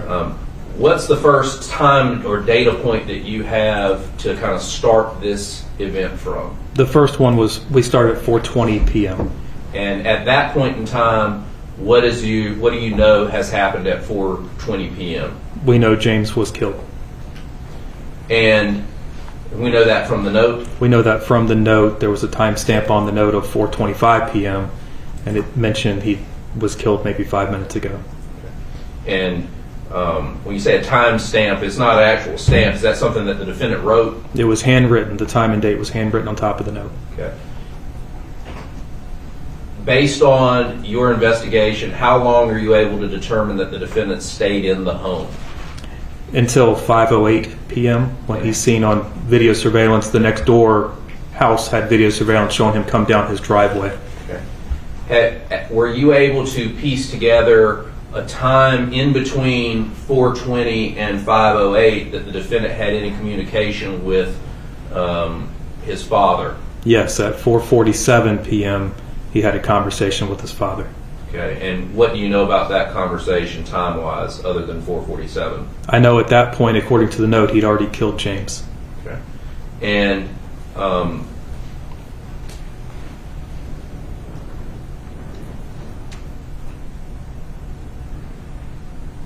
at the time that is going on, have there been any 911 calls yet? No, sir. Okay. So at 4:20 approximately, James is killed. At 5:08, you get the security camera. And what does that capture? That captures Austin coming out of, like, walking down his driveway from his front door, and then he raises his shotgun and attacks Lynn Gardner and Nicole Connors. And is that the camera that's located at 5355 Sahaley Way? Yes, sir. At approximately 5:09 or so on a video, do you get a second video that picks something up? Say that again, I'm sorry. sorry. Is there a second video after that picks up that initial assault? Yes. Okay. Yes. And is that from 2530 Black Wolf Run? Yes. How does it capture the assault? It captures the sound. Right. Is the defendant seen at any point on that video? Yes. What do you see of the defendant on that video? On that video, you see the defendant crossing Black Wolf Run and entering Osprey Cove. Is that a very close-up shot of him? No, sir. Is it a long and protracted view of him, or is it quick? It's quick. Okay. And for that video, do you get 3 separate clips? We do, yes. Then at approximately 5:10 p.m., is there a video at 2427 Black Wolf Run that captures the defendant? Yes, sir. And what does that show? That also shows him crossing Black Wolf Run and entering Osprey Cove. And that one shows him walking a little bit further than the initial video we just talked about. And before he would have gotten to that location, he has to cross over that fairway. And is that where the photos are taken? Yes, sir. All right. So then, is that when the first 911 call happens after that 5:10 video footage picks up the defendant? Yes. All right. And tell us a little bit about that. There were several 911 calls, but ultimately the first 911 call was at 5:12 p.m. directing officers to that scene at Sahaley Way. Okay. Is there another 911 call a couple seconds later? Yes, sir. What does that one say? That one was the 911 call directing officers to the scene at Osprey Cove. Okay. And then another 911 call? Yes, subsequent 911 call referring to officers to the scenes at the Greenway. Is there again another 911 call after that? There were several after that, yes, sir. Okay. And I think you have 2 at 17:12, 1 at 17:15, another at 17:18? Yes, sir. And then are you able to determine whether or not there's another phone call that happens after that between the defendant and his father? Yes, sir. At what time approximately was that? That was approximately 5:28 p.m. And did you speak to Alan Thompson about that phone call? I did, yes. And does he give you any description when you talk to him about how Alston spoke to him or appeared on that phone call? Yes, he said during that phone call there was no change in his voice. He couldn't detect him being out of breath or anything like that. Shortly after that 5:28 p.m. phone call, is the defendant captured at 5:32 p.m. on a video? Yes, sir. And where is that video? That video is at Blackbeard Lane, which is the mobile home community I had referred to on the map. Okay. And so he's already crossed over into the woods and is back up into that mobile home park at that point? Yes, sir. And is there anything of note in that video about the defendant? Yes. In that video, he's observed speaking to somebody and indicating that there's a shooter over there. And you can see him carrying the shotgun. And then at 18:02, is there another 911 phone call? So approximately 5:32. I'm sorry. Is there another phone call that says that the suspect had walked past his home after that? Yes, sir. Okay. And give a description of him? Yes, sir. And then do you get this Tar Heel Club phone call saying the defendant has crossed over Tar Heel and back into the woods? Yes, sir. At what time was that? That was at 18:12, so 6:12 p.m. And at what time do the first shots at the McConnell Oliver Drive location happen? At 6:44 p.m. And then at what time do you discover that James has been killed? 7:38 p.m. And at what time is the defendant taken into custody? At 9:36 p.m.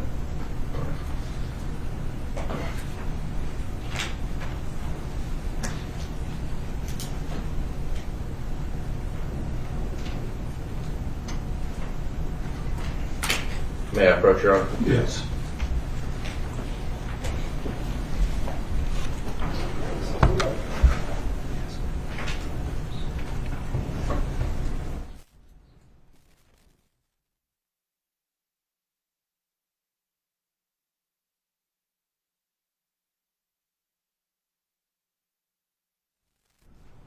At this point in time, the state would seek to introduce State's Exhibit number 14, which is a thumb drive containing each of the videos that we just discussed and the still images from the cell phone that were taken as the defendant is crossing over the golf course fairway.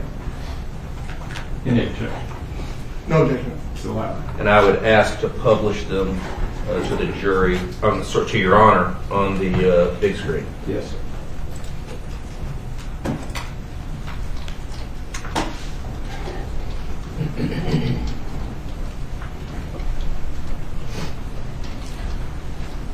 So starting,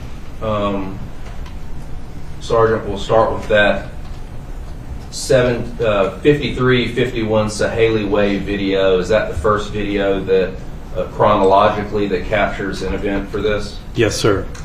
I think we originally had said it was 5355, but it is 5351.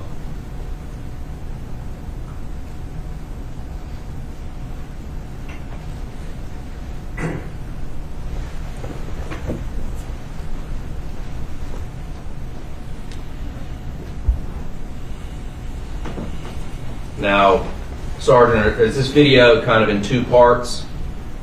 Like two different clips? Yes. And is there any sound on this video? I do not believe so. Okay. If you can orient us to what where we should be watching and where the people will come from in this video. So that is the address, 5351 Sahaley Way. Where the cars are parked. The address directly to the right of it is 5345 Sahaley Way, which is the Thompson house. That bush directly in front of us, to the left of that bush, is where Nicole Connors lives. Okay. I'm starting the video.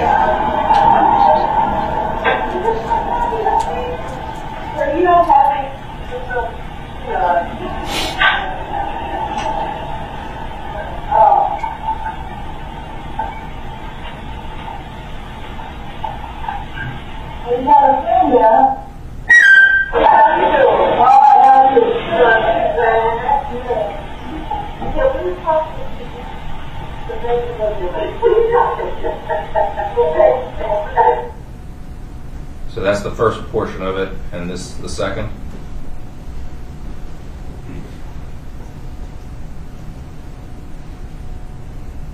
Are those two people walking there, Nicole? Yes, Nicole and Lynn. Thank you. And they're walking the two dogs that we had discussed.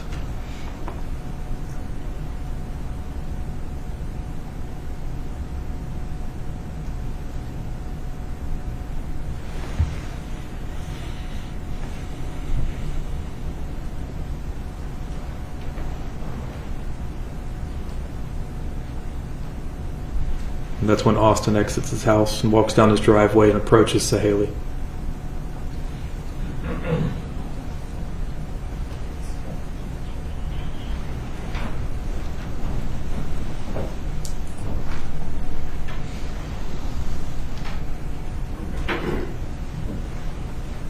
The next batch would be the camera from 2530 Black Wolf, is that correct? Yes, sir.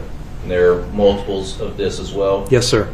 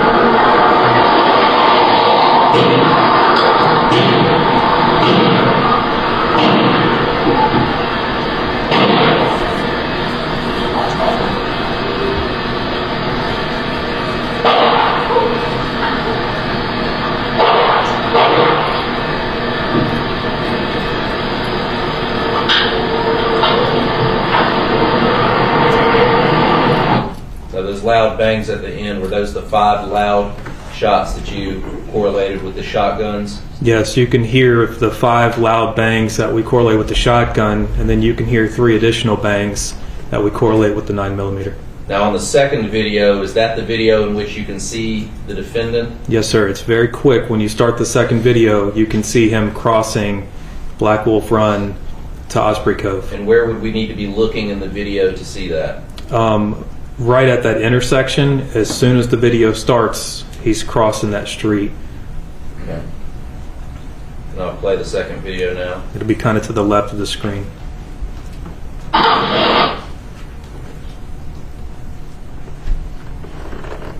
Can you point on the screen where we should be looking?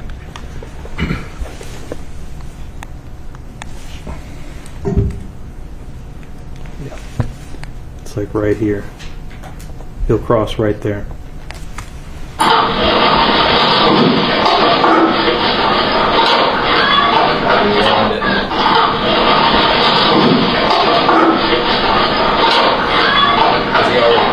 He's already crossed, yes, sir. It happens as soon as the video starts.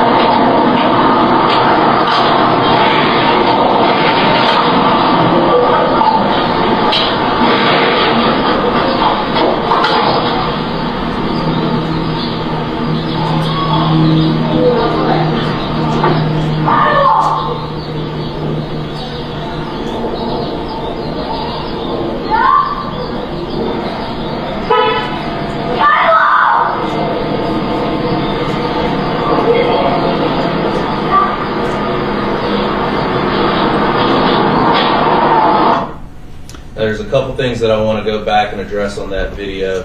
One, we first see the defendant cross over at the very start of the video. Can you hear any more gunshots on this video? Yes, you can. You can hear 3 distinct gunshots that we then correlated to the Gabe Torres scene. Now, how far away from the Gabe Torres scene is this? Not very far at all. You can actually see right where he crossed, that is Osprey Cove, and it's not far down Osprey Cove where that cul-de-sac is located. Now, those gunshots, do they happen shortly before the child starts yelling? Yes. And in this video, are you able to see Jasmine Torres's car? Yes. Which car was that? It's the burgundy SUV. And I'll play this again from the beginning so we can pay attention to those things.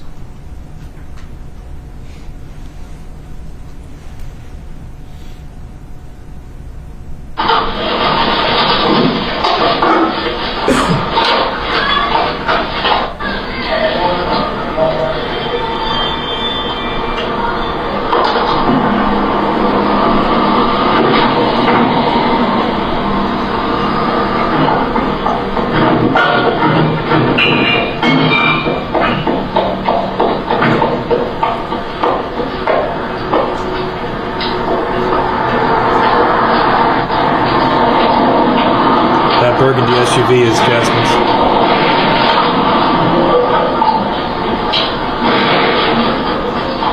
And those were the gunshots.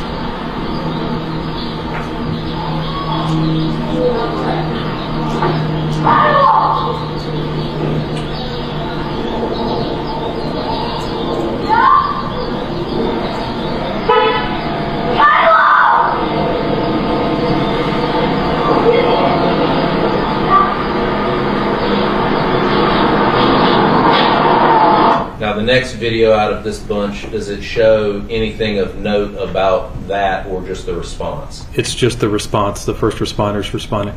All right, and so playing that video. What the hell?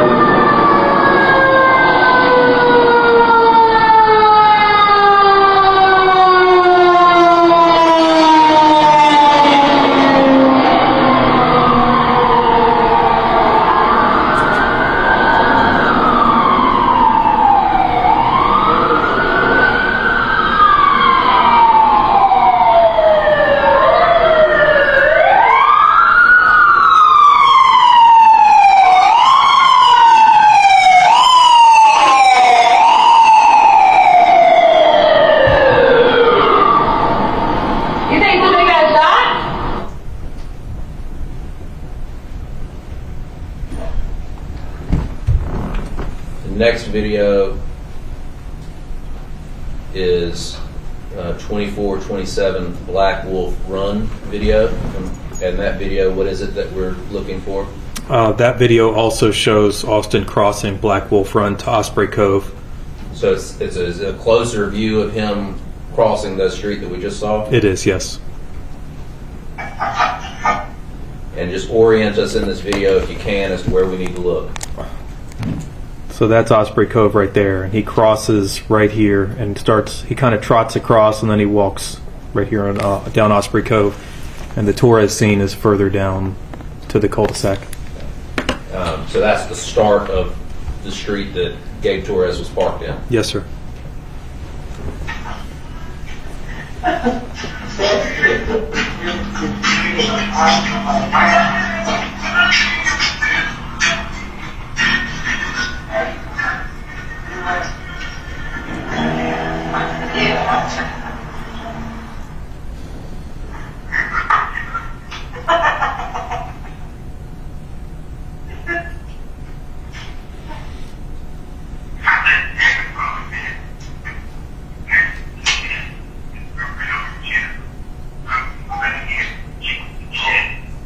What?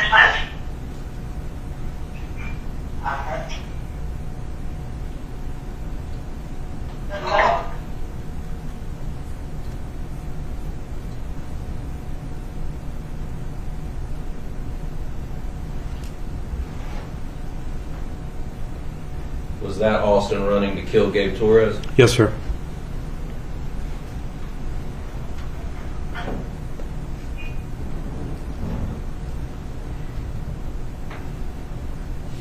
And then finally, as the videos go, it's the 1104 Blackbeard Lane residence video. Is this the video from the mobile home park? Yes, sir. So he's already crossed over into the wooded area after all of the killings. Yes, sir.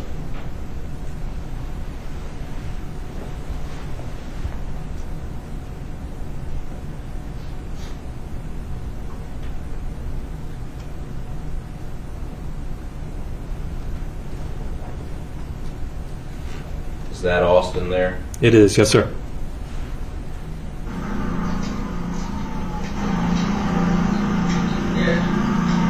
There's a shooter over there. There's a shooter over there. Is that the defendant telling someone that there's a shooter back where he just came from? Yes, sir. Not that he's the shooter? Right. And you can hear sirens at that point? You can hear sirens in the background, yes, sir. I'll play the second video because it's there. I think it's the same thing, correct? Yes, sir. That's actually the response.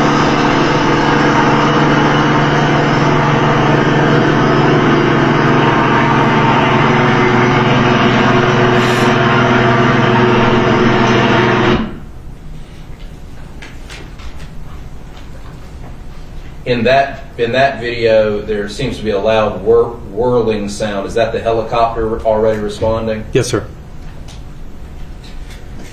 And the photographs of the defendant that were taken as he crossed over that golf course in the neighborhood, I'll share those. There are two of those, correct? Yes, sir. And are they from quite a distance? They are, yes, sir. So I'll zoom in that. Is that the defendant crossing is this here the fairway? Yes, sir. And where he is, are these homes that are on the other side of the golf course? Yes, those homes are on Black Wolf Run. And is that an embankment that goes down that he would have had to go down? It is. That's why we're looking at kind of the top of the houses from that angle. Okay. And the next photograph, a little bit before then? Yes, sir.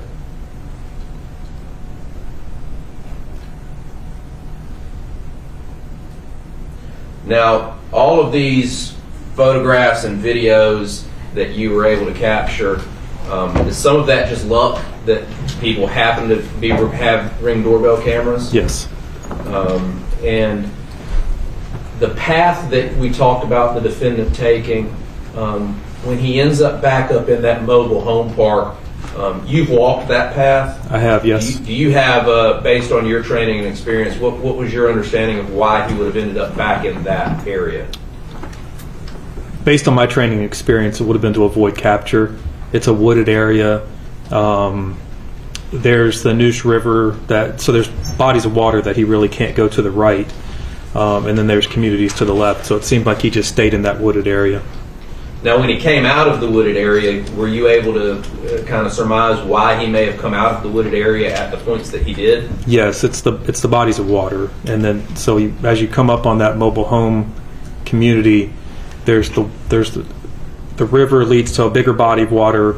There's fences, so he almost has to come up at that point to cross over to get back to that wooded area which he walked. Having gone through all of these things and collected all this evidence, is it at this point that you guys, the defendant's in custody at this point, right? Yes. And we heard some testimony that he spent a great deal of time in the hospital, or several weeks in the hospital. Correct. We also heard that there were law enforcement officers in the room with him. Yes, sir. Why is that? As security.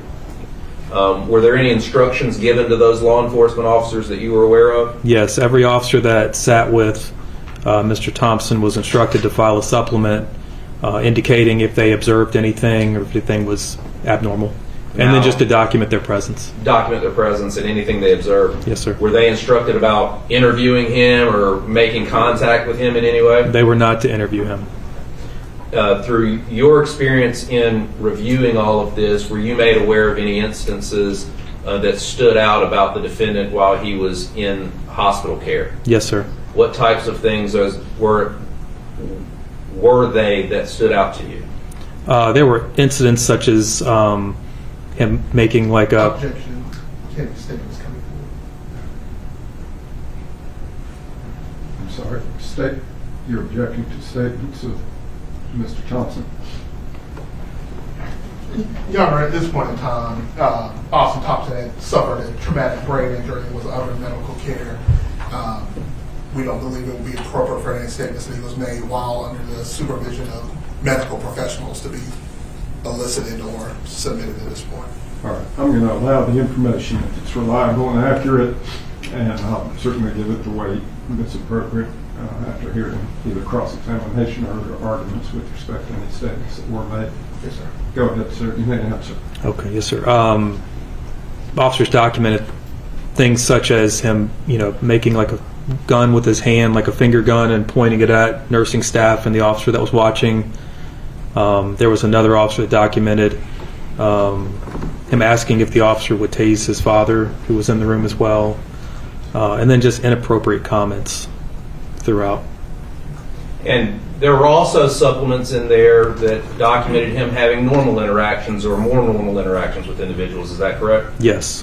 Playing card games? Yes. Eating food and having conversations with his parents? Correct. Okay.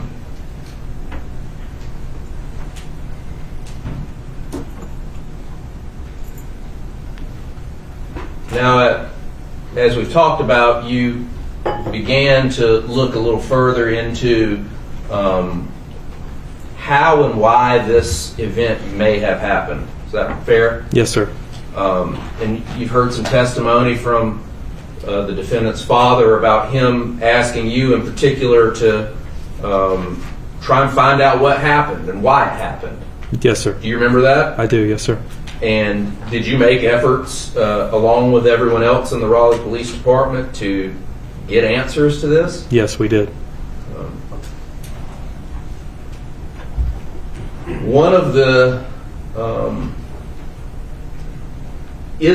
things that you relied upon to try and get some answers, the writings that the defendant left behind.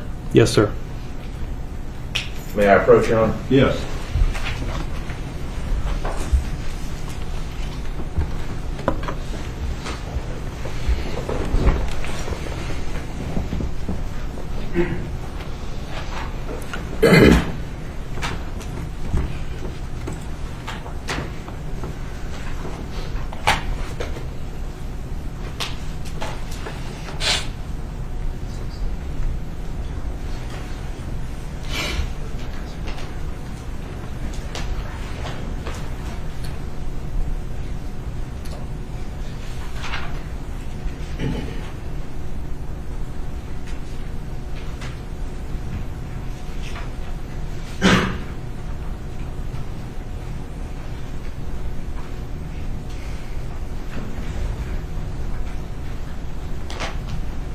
Sergeant, I'm going to show you a couple of exhibits while I'm up here, if you don't mind.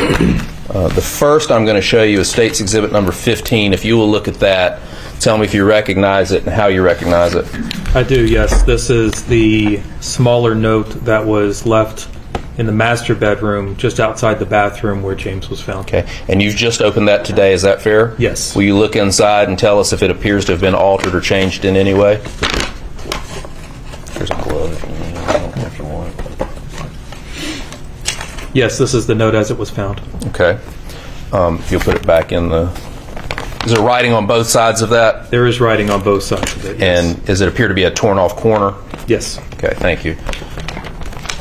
Excuse me. Your Honor, the State would move to introduce State's Exhibit 15. Any objection? No objection. I'm going to show you State's Exhibit 16 now. If you'll do the same for that and tell us what it is if you recognize it. Yes, I do recognize it. This is the note, the larger note that was left in Austin's bedroom that I had earlier mentioned was time-stamped and handwritten. This was located on his bed directly beside 22 caliber rifle and a blue ink pen. Okay, and does there appear to be a corner removed from it? Yes, sir. Does it appear to be the same as it was when you found it or when it was found? Yes, sir. Okay. The state would move to introduce State's Exhibit 16. Any objection? No objection. Now I'm going to show you, Sergeant, State's Exhibit 17. And if you'll flip through this, I'll take that from you. If you'll flip through this, tell us if those are photographs of the note as they appeared and then pieced back together so that you could read it. Yes, that's correct. All right. And do they appear to have been altered or changed in any way? No, sir. At this point in time, Your Honor, the state would move to introduce State's Exhibit 17 into evidence. Any objection? No objection. I have, Your Honor, State's Exhibit 17. Just for the record's purposes, we have introduced, I believe, at least in whole or in part, the photographs from State's Exhibit 17 as, I think, State's Exhibit A or B from the sentencing hearing. But this is a separate, I'm sorry, from the guilty plea. This is a separate copy of the same exhibit, I believe, which we will list as State's Exhibit 17. I believe only 16, my memory would be it only 16 was introduced at the sentencing, at the guilty plea. I'm not sure that a piece together or the smaller note were introduced into evidence at the prior point. Yes, Your Honor.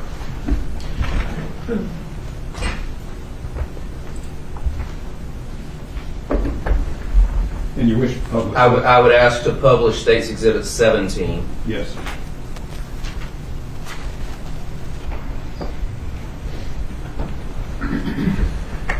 Now, Sergeant, and you have it in front of you if it helps you out, State's Exhibit 17, the first page, can you look at that and read for us what, or tell us what that portion is? This is the portion of the handwritten note that has Austin's name at the top, time and date. Okay. And as we scroll down, does it appear to have the bottom right-hand corner or left-hand corner of the page, depending on how you're oriented, ripped off and an ink pen? Yes, sir. And as we continue to scroll down to the second page, is that the back of the note? That is the back of the note, yes. And we'll continue to scroll down to the third page. Is this the corner that was found and was introduced as State's Exhibit 15? Yes, sir. And this is the note that we've seen earlier that says, James dead inside, don't look. Is that right? Yes, sir. Okay. Now we scroll down a little bit further on that page. Is there writing on the other side of that corner? There is, yes, sir. And is this where you guys took and attempted to piece together those to make sure they came from the same place? Yes, sir.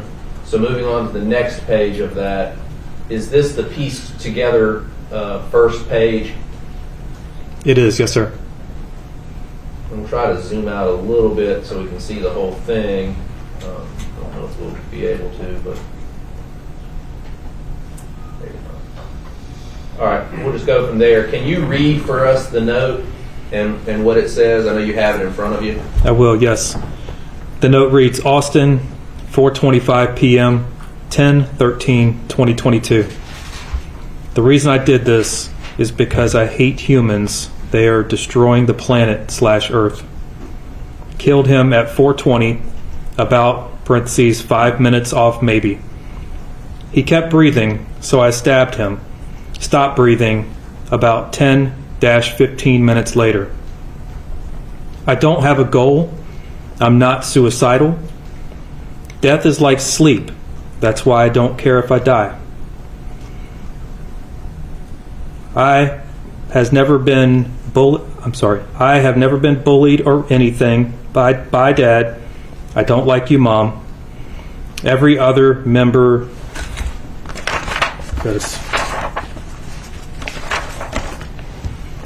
Every other family member is good. Thanks, Juan and D'Angelo, for taking me hunting. I don't want to die, but it is going to happen anyway. And then on to the back of that note.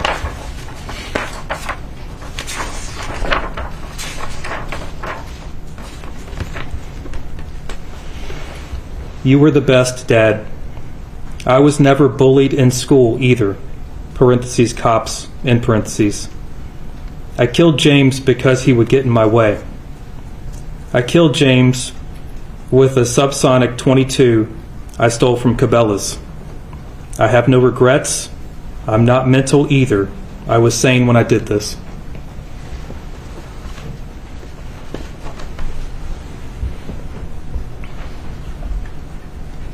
Is there any other writing on the note that, as you read it?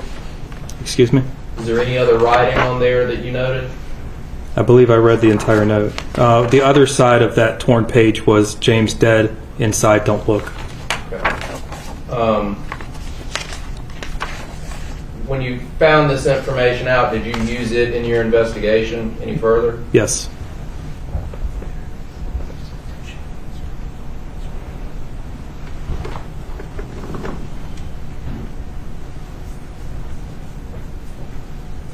Now, when you read that, what was your understanding of his state of mind at the time that he was writing it and committing these crimes?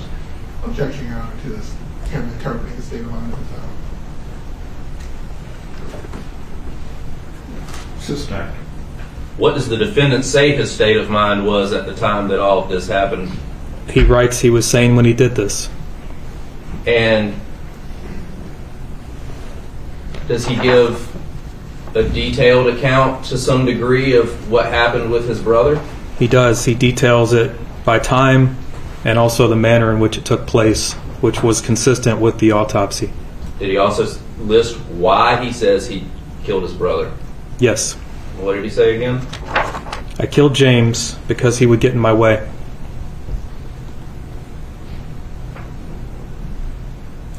So, did he list in that note that you went through a greater reason as to why he's doing all this? At the very beginning, he does, yes. He says, the reason I did this is because I hate humans. They are destroying the planet / Earth. And the things that you learned in that note, did they match up? You already said that the autopsy matched up, but did other things in that note seem consistent with the other reliable and believable evidence that you were able to locate, such as the videos and the timing and those sorts of things? Yes, sir. And at some point, that I'll call it the second note, but the corner of the note, it says that James is dead in the bathroom, don't look in the bathroom, something to that effect. Is that right? Yes, James dead inside, don't look. And that portion was found outside of the bathroom where James was in fact found and dead inside. Is that correct? Fair? Yes.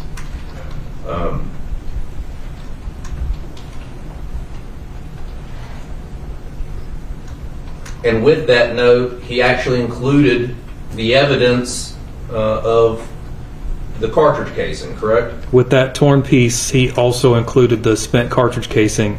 And then with the larger piece, it was directly beside the firearm used to fire that cartridge casing. That note was found in his bedroom? Yes, sir.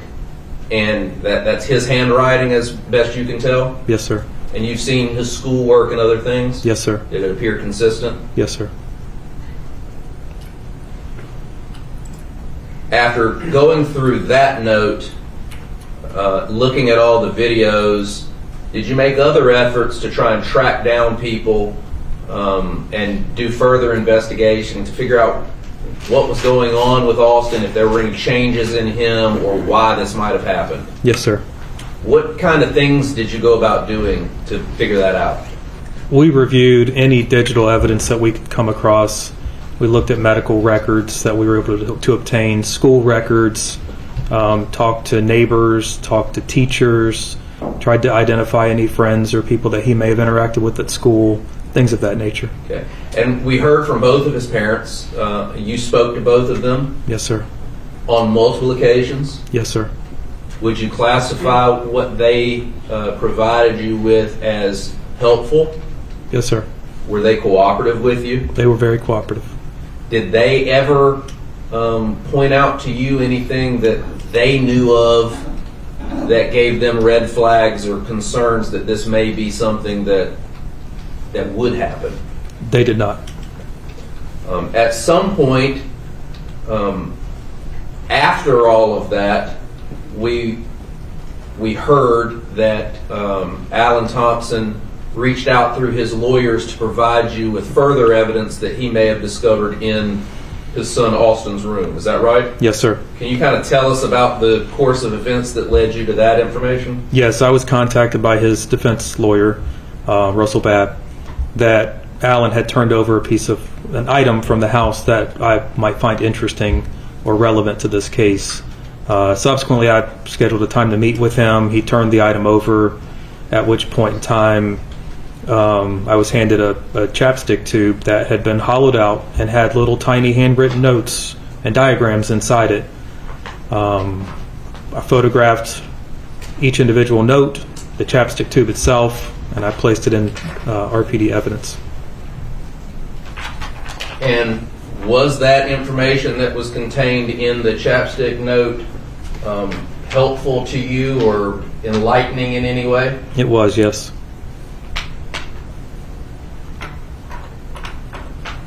May I approach, Your Honor? Yes.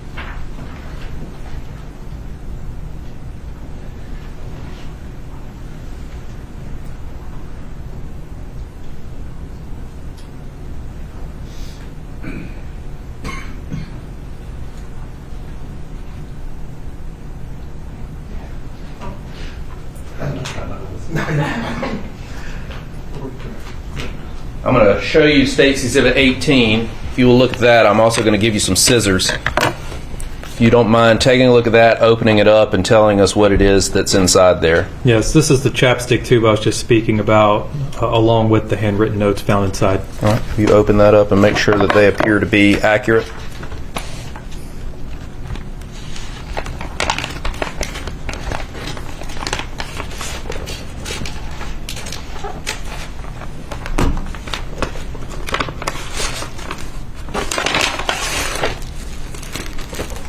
Yes, sir. Okay. Now, are those the things that you were provided from altogether from Alan Thompson as being contained in that chapstick container? Yes, sir. Okay. I'm going to also show you State's Exhibit 19, if you will look at that. And I believe they should be photographs that you took of all of these items in packaging and clear. If that is true, let us know.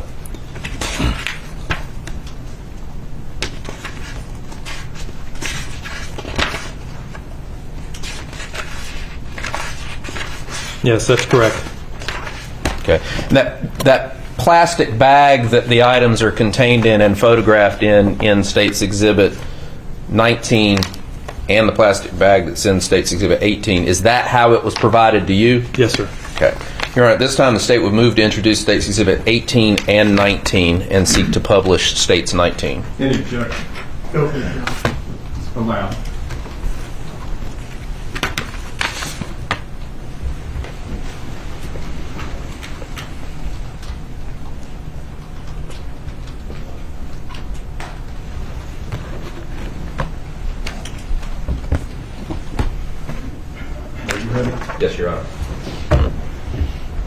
Now, Sergeant, in looking at this, is this the plastic bag and chapstick and pieces of paper we were just talking about? Yes, sir. And those are the items that are listed, that are contained in State's Exhibit 19, or 18? Is that correct? Yes, sir. And is that how they were provided to you? Yes, sir. Okay, we'll move on to the next. Is this one of the things that was contained on a piece of paper inside of that chapstick? Yes, sir. What does it appear to represent? Or what does it say? It says timer box.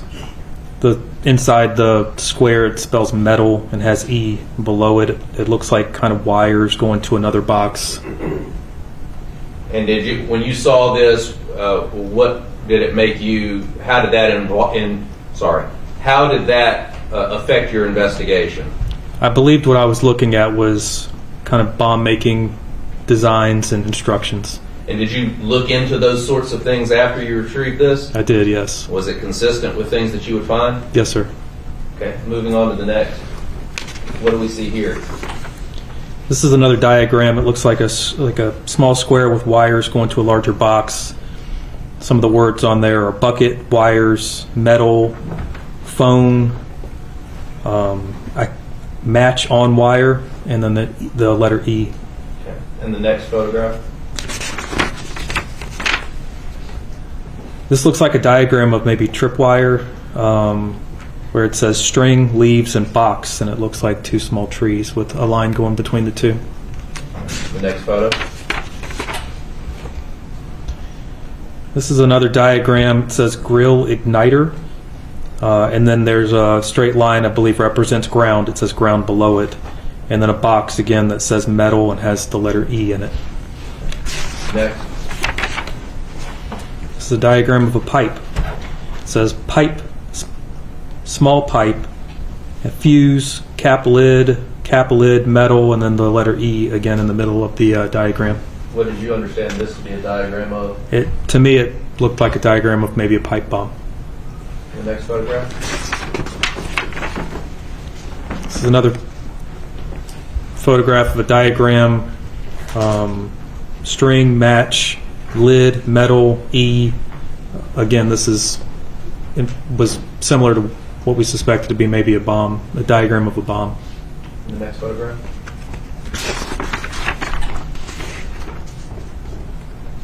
It's another diagram. Inside the diagram it says metal and then the letter E again. The words are top, cap, lid, and then box below. The next photograph? This is more of instructions. And I think you have this photographed on another page maybe that's a little more legible. I do, yeah. This was folded up inside that chapstick tube, so there's a lot of creases and whatnot. So I tried to photograph it in a manner that could be read. Okay, so we'll go to the next then. Is this similar to what we just looked at, and you photographed this again, I think, too? Yes, that's a separate note also found within that chapstick tube. So then we'll move on to the next. Is this how those appeared? Or is this just... I believe those are just blank paper it was kind of rolled up inside. Okay. Inside the chapstick tube? Yes, sir. Now the chapstick tube that you found, is it hollowed out? It's hollowed out completely. No chapstick inside of it? Correct. Is there a label on it? No, the label is also taken off. It's just a white tube with I believe it was a green lid. Okay. But no markings on the outside at all. So we'll go to the next photograph. Is this the chapstick tube inside? Yes, sir. And the green lid beside it? Correct. Right. Again, a different angle? Yes, sir. Next photo. Is that it?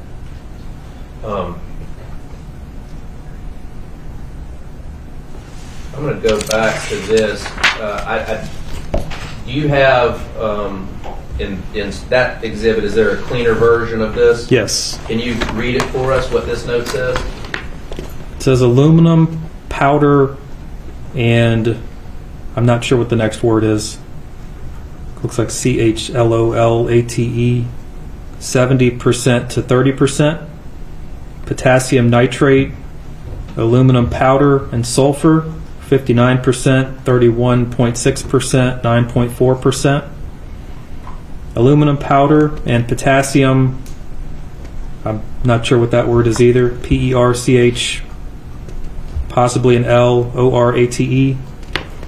34.2%, 65.8%. Magnesium powder and potassium nitrate, 50%. Black powder, 75%. Potassium nitrate, 15%. Charcoal, 10%. Sulfur, ANFO, 94%. Ammonium nitrate, 6%. Fuel oil, FO, 1 gallon to 1/2 cup oil. Now, when you looked into this, or did you look into what this may be? I did. I simply Googled some of the words, some of the terms, some of the chemicals that were mentioned in the letter. And based upon what you learned, what was your opinion about this? Much of those chemicals are used for explosives. And the next larger photograph that we have from the item, can you read that for us? I can't read the very first word because of how it's put in the envelope here. Maybe nitrogen. So I can't read it from here. If you need to take it out of there. Yeah, if you don't mind.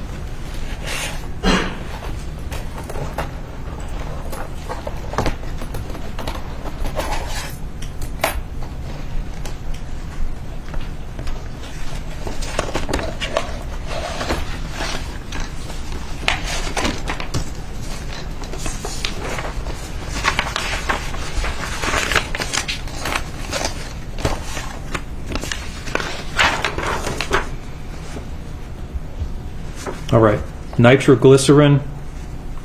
Put the acids in the freezer before mixing them.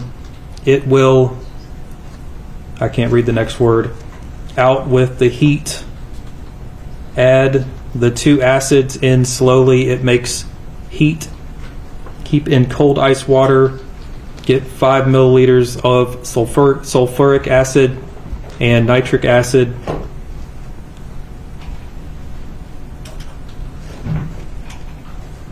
Five milliliters of each to get 10 milliliters total.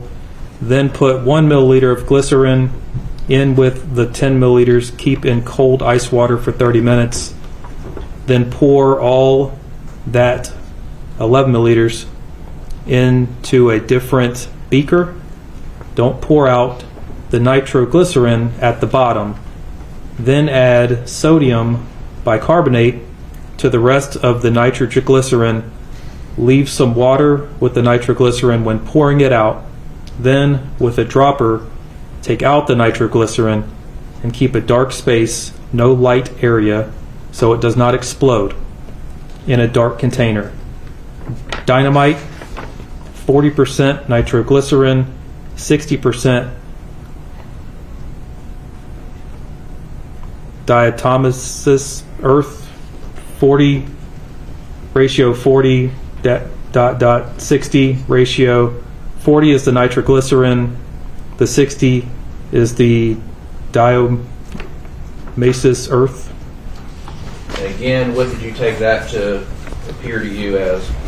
It appears to be instructions on how to make an explosive.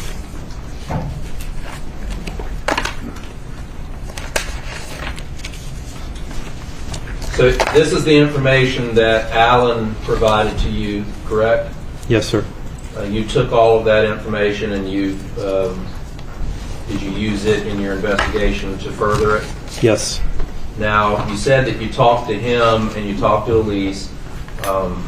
Did they kind of give you a description of how Austin behaved at that time and around that time? Yes. What was their kind of generalized description to you? That he did well in school, made good grades, went to school, went to church, gave them no real concerns. Did they provide you any information about their family that when you began to question them about the home life that stood out to you as maybe something that potentially could have affected any of, been a cause for any concern in the defendant? Yes, they mentioned that Alan and Elise were going to be separated. their marriage was going to be separated. Did they tell you, though, that they had discussed this and everything seemed okay in the family about it? Yes, they mentioned they discussed it with the boys. They had mentioned there would be a joint custody situation, and they had discussed that with the boys. Did they say that either one of the boys, James or Alston, had a negative reaction to this in any way? They did not. You said that you spoke to Alston's teachers and you reviewed his schoolwork, right? We did collect all that, yes, sir. Okay. In talking to his teachers, what was the general impression that you received from them, and if there were any red flags? I mean, you spoke to the ones that testified and some others, right? I did not personally speak with them, but they were spoken to by members of the homicide unit. That schoolwork was collected as part of this investigation. Nobody mentioned any glaring red flags. Much of what we heard yesterday was the stuff that we'd heard in those interviews.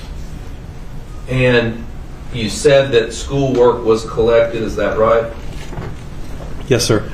And some of the defendants' school records were collected? Yes, sir. May I approach, Your Honor? Yes.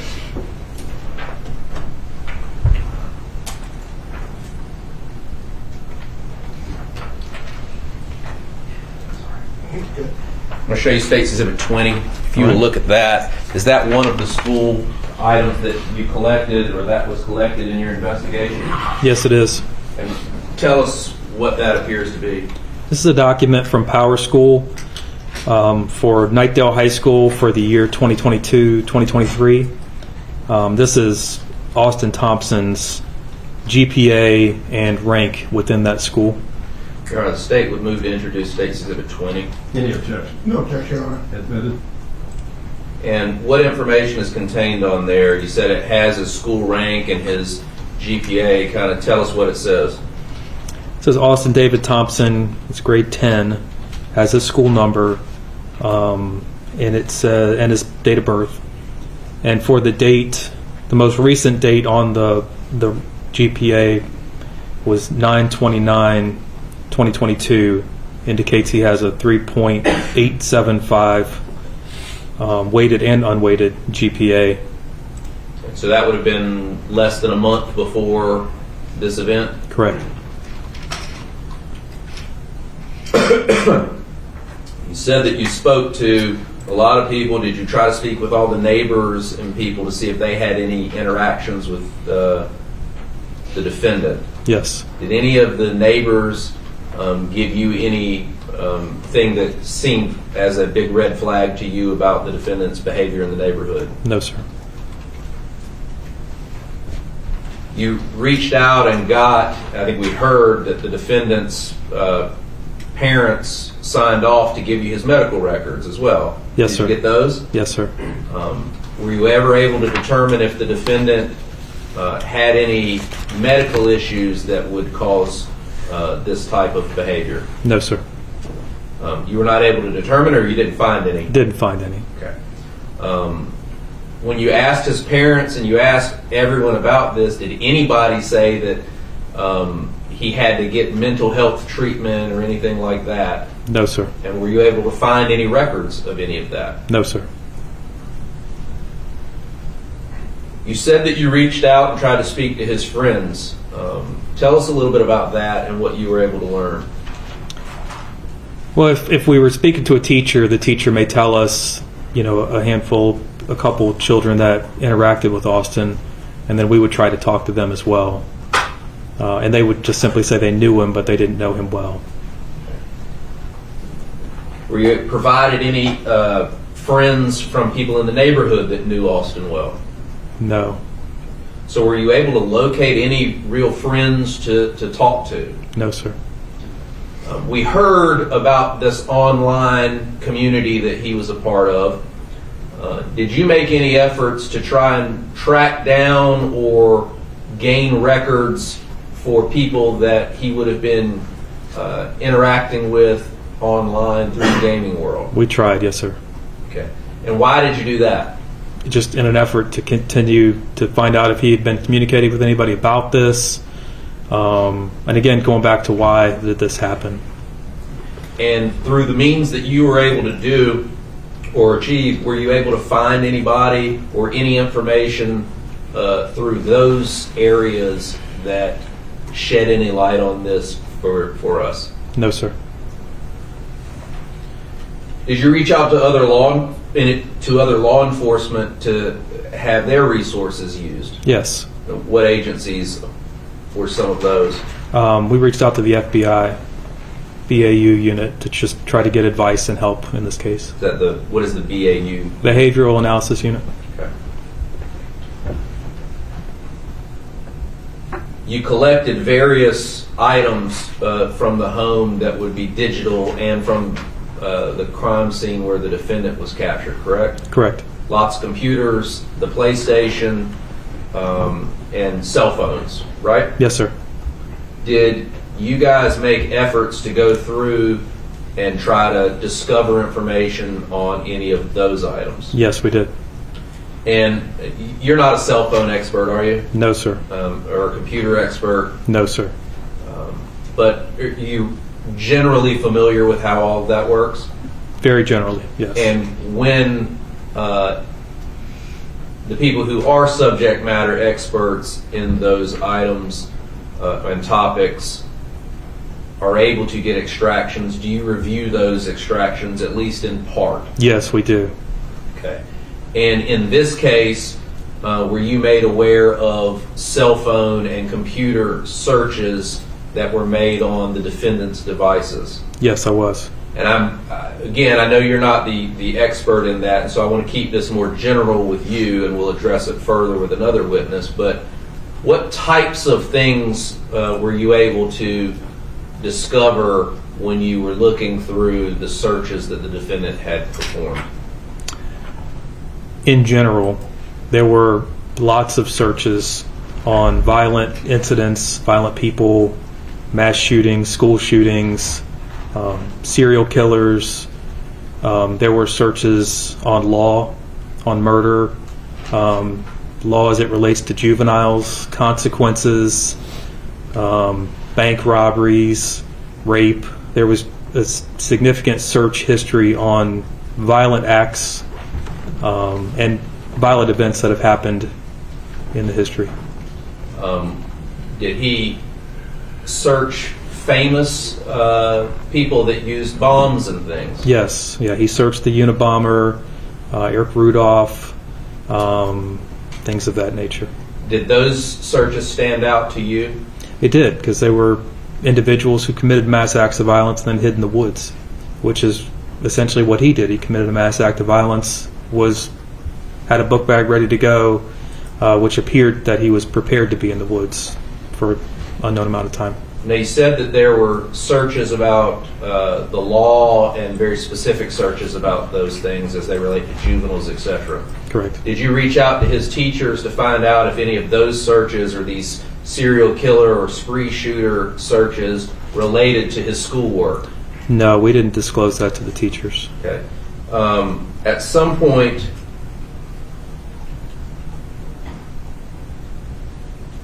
did you talk to his teachers about the types of things that they were doing? Not you, but the investigators. Did y'all talk to them about the types of things that they were doing in the classes? Yes. And in doing that, did any of them express any idea that these are the types of things that the students would have been searching? No, they were not.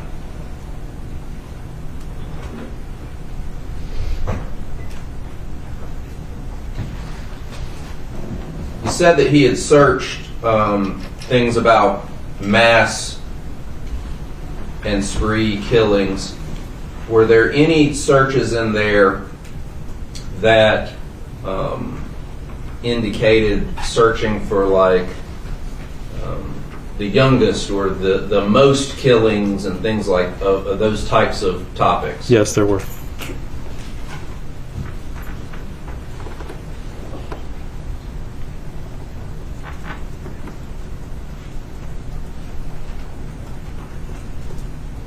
You say there were searches like that? Yes, sir.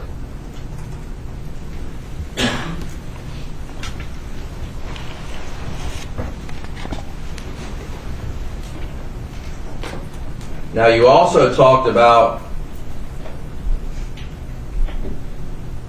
there being searches, or you didn't talk about it. Were there searches that you were able to look into to determine the types of things that the defendant may have been trying to purchase or looking to purchase? Yes. And what types of things were those? Those things included weapons, knives, gun parts, accessories. There were also searches on ballistic shields, ballistic materials, things of that nature.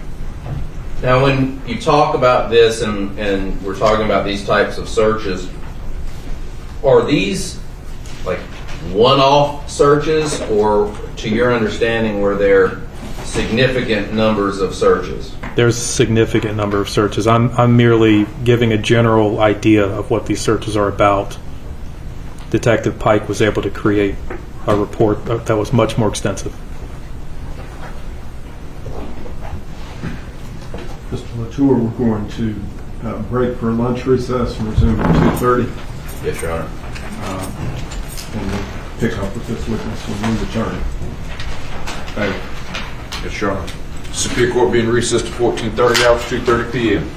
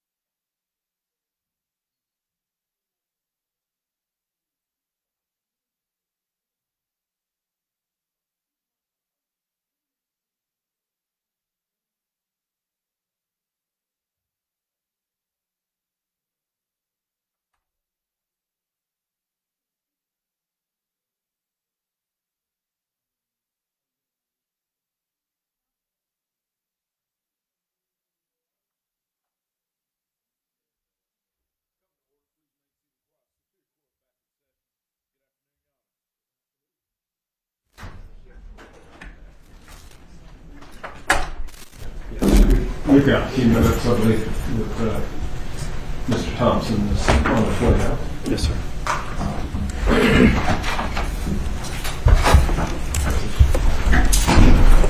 Be blessed.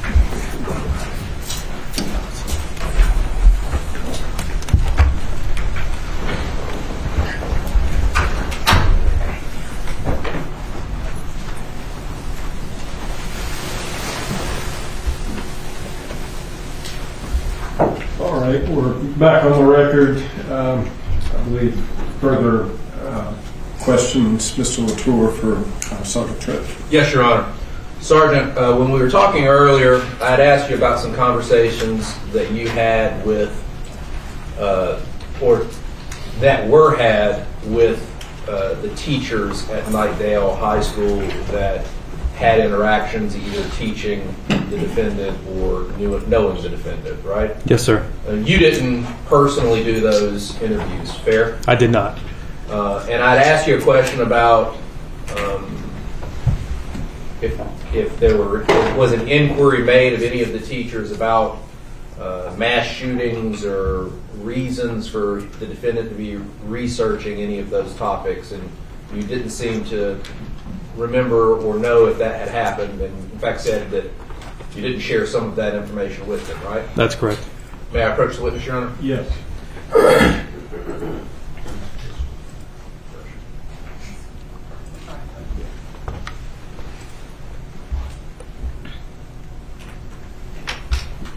I'm going to show you what I'm marking for identification purposes as State's Exhibit 21.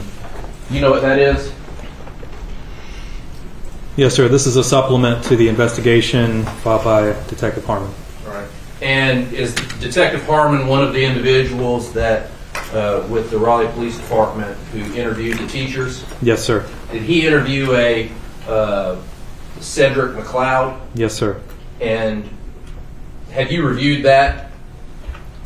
Yes, sir. Okay, and there's some orange highlighter on there. Will you read that section just to yourself really briefly? Yes, sir.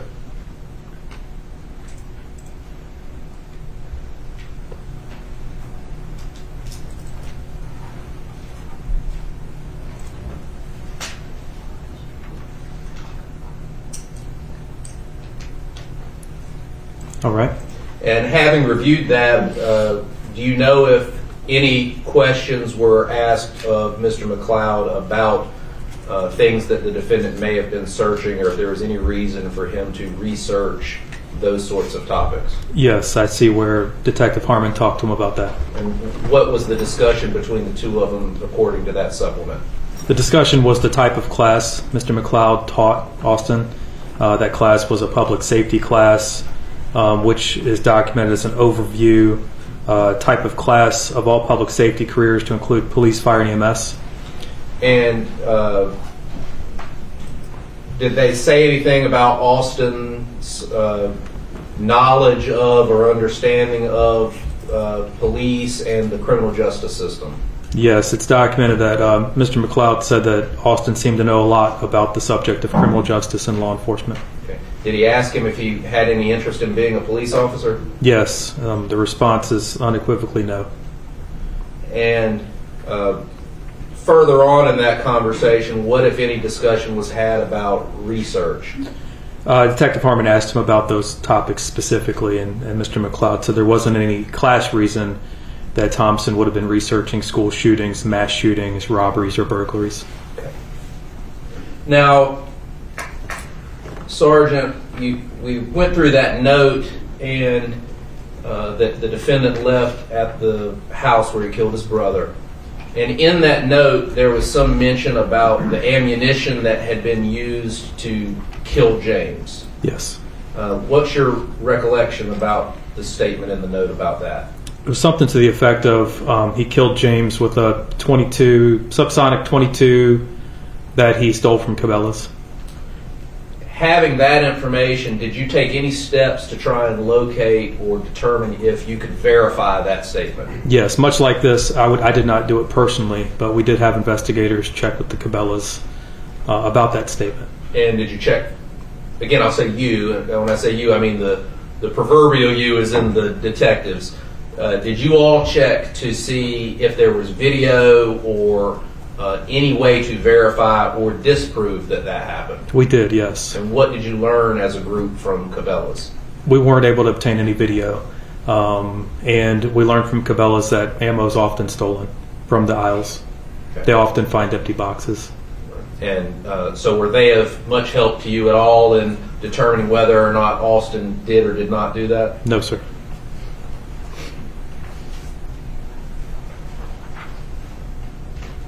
At any point during your investigation, were you able to have any sort of conversation or interrogation of the defendant? No, did not. And as a result of your investigation and everything that you all learned, did you charge the defendant with the crimes that he pled guilty to? Yes, I did. I don't have any other questions at this time, Your Honor. Cross-examination, Mr. Thompson. Thank you, Your Honor. Good afternoon, Detective Tripp, Sergeant Tripp. Good afternoon. All right, good afternoon, sir. Just have a few questions for you. We're probably going to touch on some of the same topics that you just talked about with Mr. Latour here.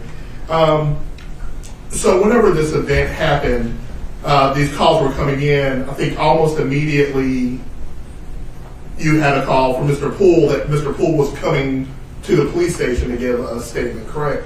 Correct. And about what time was that? I didn't document the time. It was far after the calls came in. I was at home. I got called in. I came to work. He still wasn't there. So this was several hours after the initial 911 calls. Okay, so several hours after that initial call, but still, Mr. Thompson had not been apprehended at that point. Correct. And you had listened to Mr. Poole when he came in here and testified on Tuesday, correct? Yes, sir.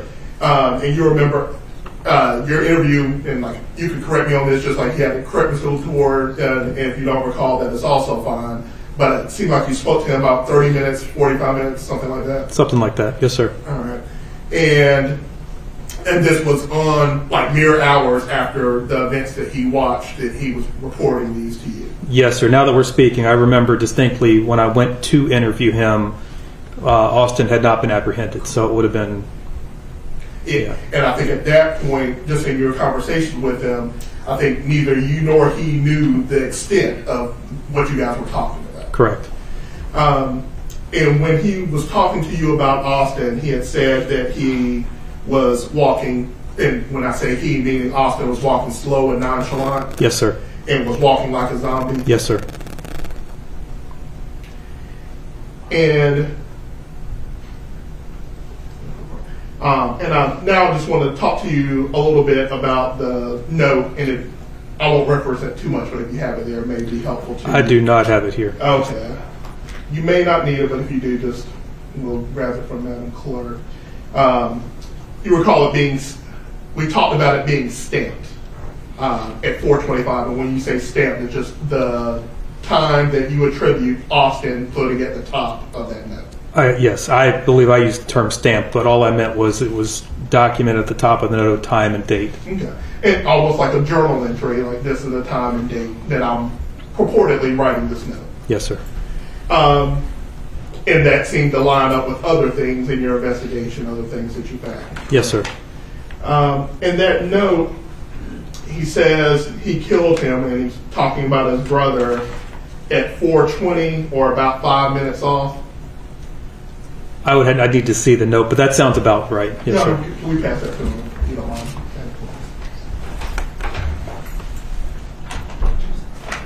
17. The pictures are 17. That's the full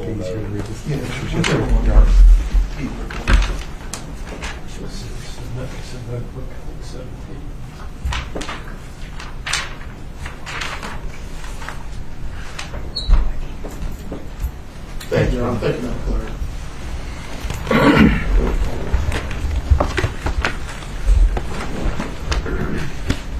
All right. Yes, sir. And you're able to follow along with it now. All right. Yes. Killed him at 4:20, about 5 minutes off, maybe. And then he says that, and I might have to zoom into, and we try to decipher some of his handwriting together, but he kept breathing, so I stabbed him, and he stopped breathing about 10 to 15 minutes later. Yes, sir.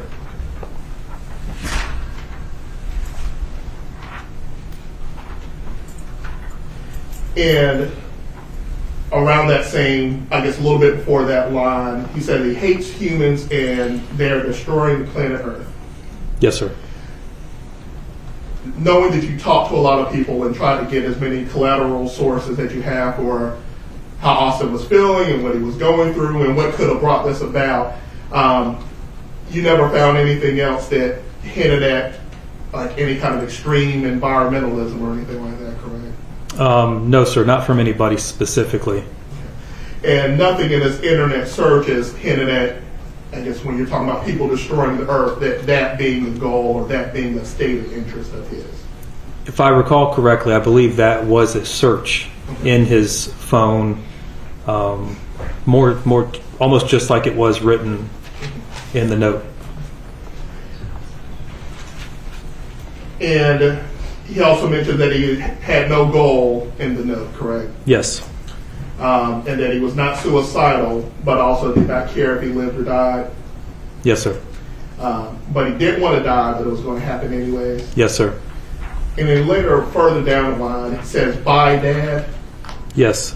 But there's "bye" is misspelled. It's just "by" Dad. There's a few misspelled words in the note. Yes, sir. For sure.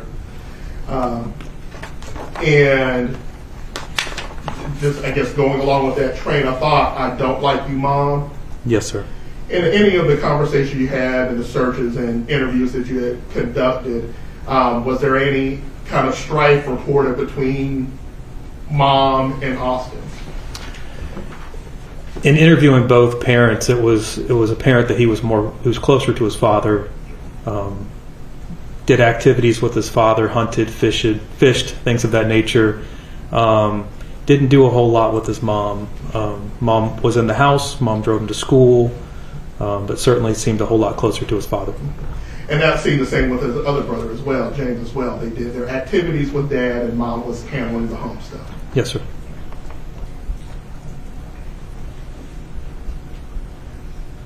And similarly, never had any kind of noted issues with brother, them fighting, them falling out, them having any kind of physical exchanges or anything like that.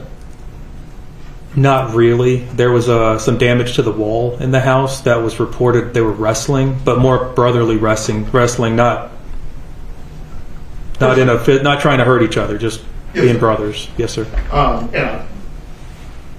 It's nothing out of the ordinary. You say this needs to be documented. This is a clue to what was going on in their relationship. Correct. And Mr. LaTour just asked you about his reported in the note stealing the ammunition from Cabela's.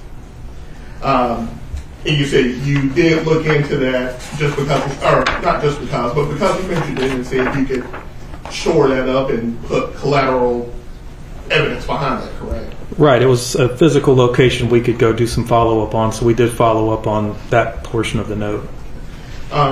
And when Mr. Thompson was apprehended, he did have a good amount of cash on him, right? He did, yes. And I think Mr. Thompson reported that there were ammunition and guns strewn about the house. Yes, sir. And I don't remember the word you said. I think Mr. Thompson reported as a regular amount of ammunition. I think you used the word that you didn't think that is a typical amount of ammunition for people to have around the house. I think I was asked if that was normal, Right. And I would say most houses don't have that amount of ammunition, but he did have a reason as to why he had that amount of ammunition. And do you recall if he had various different kinds of ammunition and types and rounds? Yes. All right. You aware if he had 22 ammunition as well? I believe so, yes.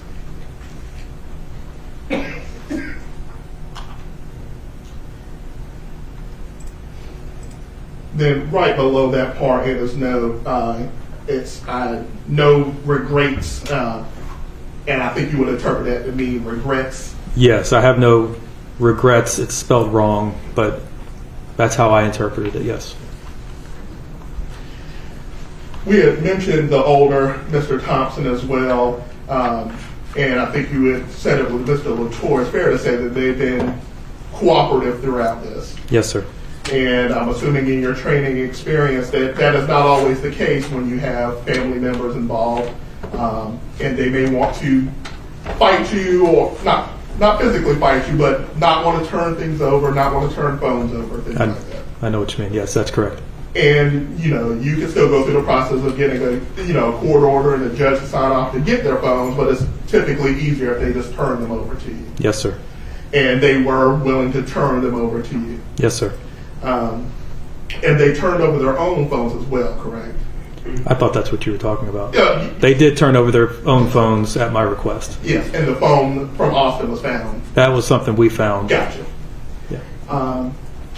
And it's important to go through and make sure there's nothing of evidentiary value on their phones where maybe Austin is talking about something or going through something and they don't report it to you or they don't remember, where you need to be able to see it for yourself, correct? Yes, sir. And it's, don't want to put words in your mouth, but it's an interesting position for you to be in, because the Thompson family is both accused Austin and also the victims of this. Yes. And Mr. Thompson had kept in enough contact with you when he found something in Austin's room that he thought you may be interested in. I think at that point he is represented by an attorney, so went through the attorney to get you that information. That's correct. And in that chapstick tube, when you're going through and the pictures that we saw that you would think you would purport to be a bomb or some kind of explosive once you look them up. Once you Google them?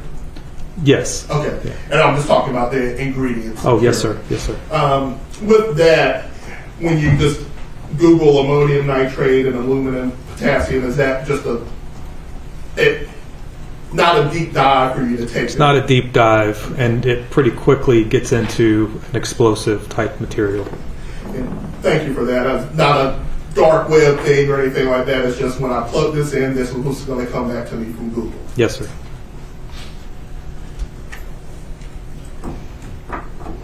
Did want to talk to you some, I think with your experience and the amount of murders that you worked, officers can, with their training and experience, determine what kind of wound someone suffered or what kind of weapon leaves a mark based on, by looking at it. Obviously you want to do more research to say this is what it was, but you can look at something and know whether it's a shotgun or a small round or a larger caliber round. Is that fair to say? Sometimes, yes, sir.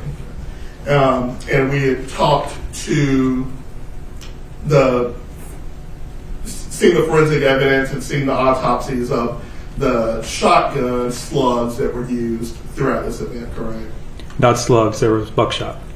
Thank you for that, because there's different times, but the buckshot, I think we've heard a couple of times, shoots out 9 different 9mm bullets, and maybe I'm not a gun guy, maybe getting it wrong, but we saw that kind of damage and destruction that those do, especially to human bodies or flesh. Yes, sir.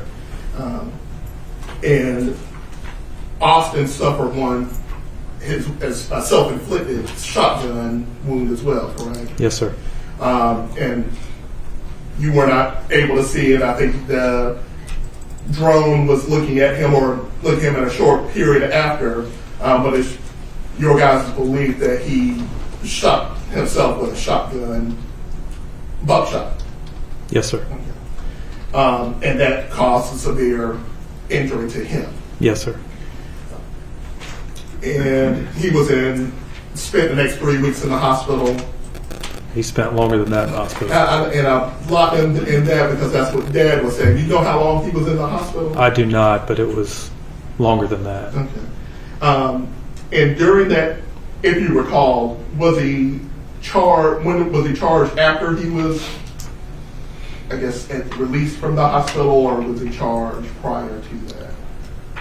I took out petitions on him pretty quickly. Right. He was unconscious, still in the hospital. At some point, I went back and filed additional petitions. Yes, sir. And all during this time, he was under the guard of someone from RPD. Yes, sir.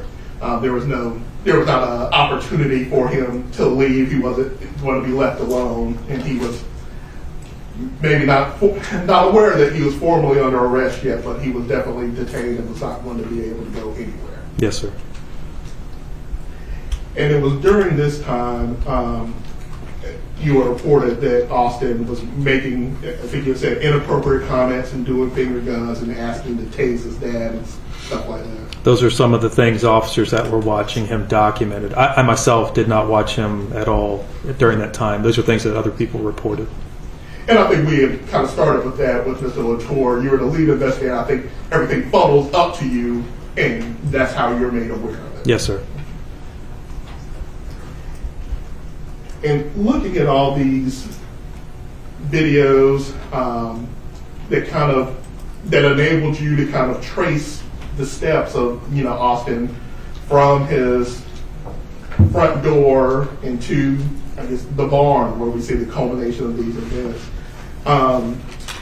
At least initially, he leaves his home, and I would say fairly immediately starts shooting. Is that fair to say? Yes, sir.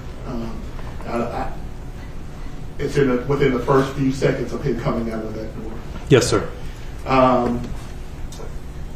And at least until he gets to the barn where he conceals himself in, I guess going through the woods as well. And when he's walking around the streets of Hedingham, he was in the middle of the street shooting at people. Is that fair to say? I'm not sure I understand the question. Was he ever concealed behind something or shooting at people from behind a car or taking a defensive position in order to attack people? As he's walking through the Hedingham community, no. And you got to the point, I guess, eventually it becomes that where he was concealed in the corner of that barn, but while this initial event is happening until he was pinned down, he was walking down the streets. Well, he's walking down the streets of Hedingham until he gets on the Greenway. Yes, sir. He follows the Greenway Trail because we know there's 2 more victims on the Greenway Trail. Yeah. Once he crosses that bridge, we believe him to go into the woods. Yeah. And at that point, he is absolutely not out in the open until he has to. Right. And then he goes right back into the woods. Gotcha.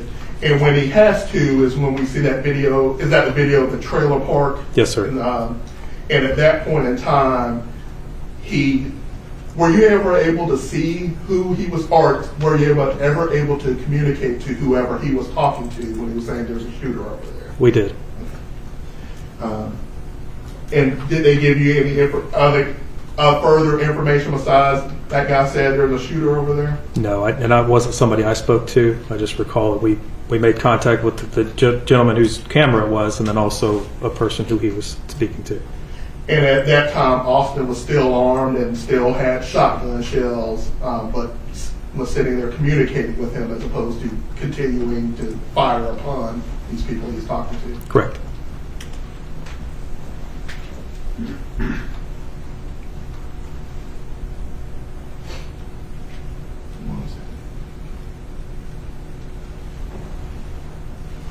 No further questions. Thank you, sir. Sir. Further questions, Mr. Latour? I just want to ask a couple clarifying questions, possibly. There were some questions, Sergeant, about one of the witnesses describing the way he walked as a zombie. How did you take that when he was explaining that to you? I took it as face value. He was describing this gentleman walking in front of his house slowly. But that is what a term he used to characterize what he was seeing. So, did you take it as someone who was disassociated or walking around aimlessly like a zombie, or just the pace at which the person was moving? I took it as the pace. We also were able to review video later showing him kind of move quickly across Black Wolf Run and then eventually slow to a walk. And that's how I interpreted it. And is that the location where that witness who used the word zombie was referring to how he was walking? That's very close to where he would have seen him walk.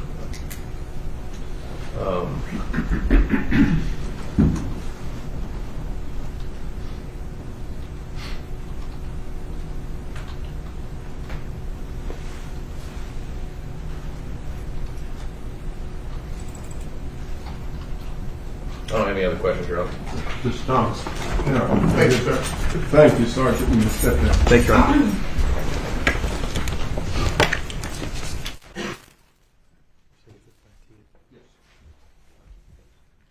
Mr. Latour, I believe you handed up an exhibit that was not admitted. Yes, Your Honor. May I approach? Yes, sir. Further evidence for the state? Yes, Your Honor.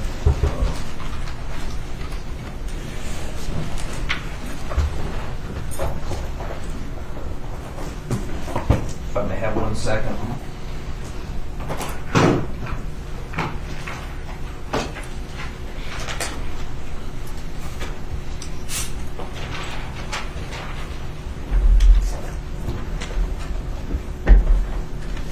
The state recalls Sergeant Pike.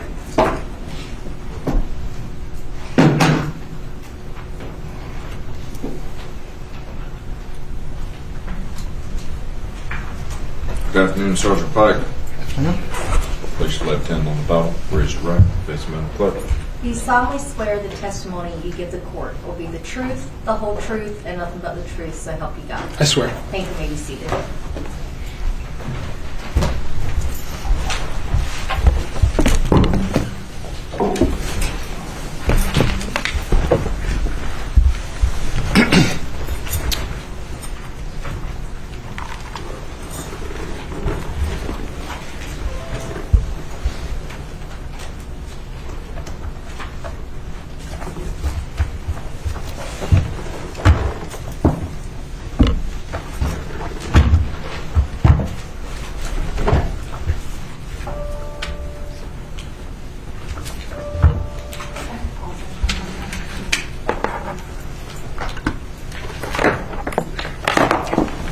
Sorry, Your Honor, just getting set up.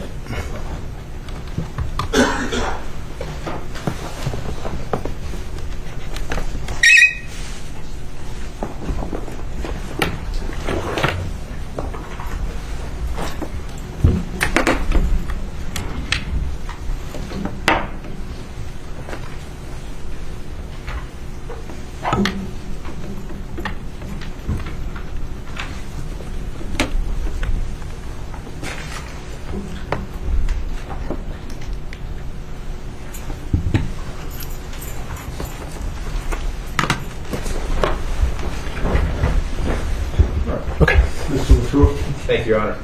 Sergeant, when you get a moment, and now that you're situated, if you'll tell the judge who you are and where you work. My name is Robert Pike, R-O-B-E-R-T, P-I-K-E. I am currently a sergeant on D Squad for the Raleigh Police Department in field operations. Previous to that, I worked in the Technical Assistance Response Unit's Digital Forensics Lab. I worked there for approximately 6 years.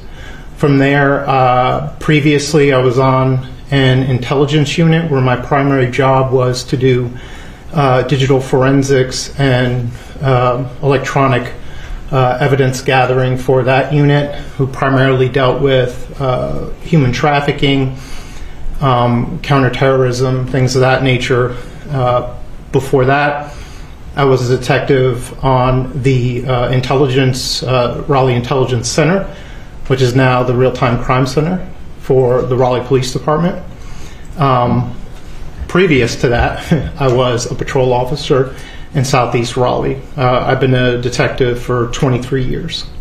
Sergeant, a good chunk of your time you spent and still do spend as a forensic examiner, is that fair? Yes. Can you tell us a little bit about your training and experience in forensic examinations?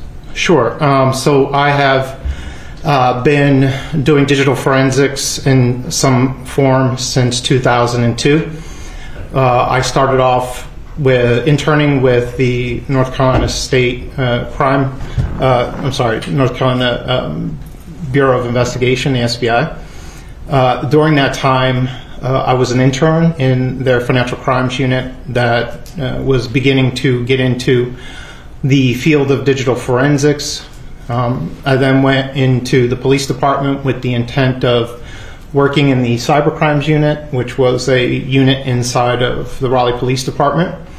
I enjoyed working on digital evidence and doing those things that brought evidence to investigations. And I continued my education through that.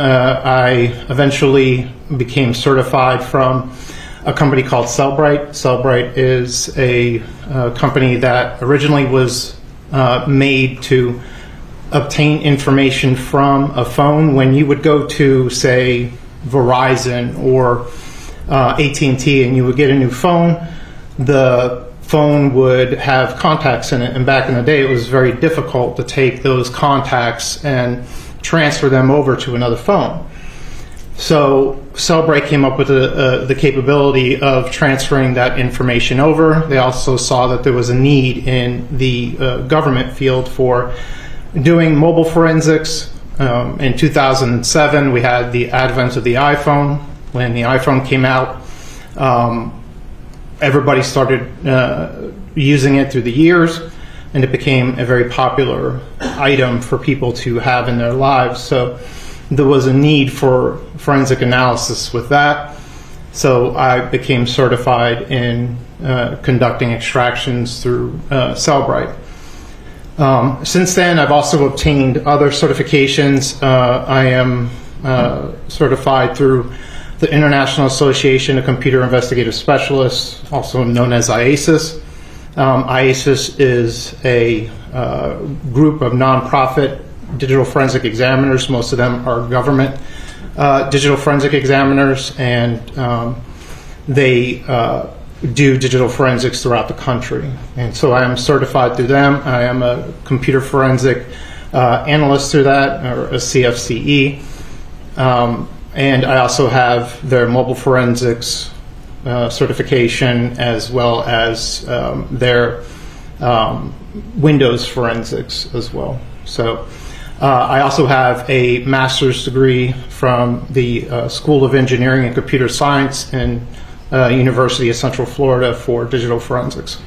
Do you teach this sort of stuff as well? I do. I teach around the world. I've been lucky enough to teach down in Germany to London to federal agencies across the country. I've taught at the DEA. I've taught at the Secret Service facility down in Hoover, Alabama, the National Computer Forensics Institute that's run by the Secret Service. I teach down there, so I've been blessed to do that. And have you also had the occasion to testify and be tendered as an expert in the topic of forensic examinations?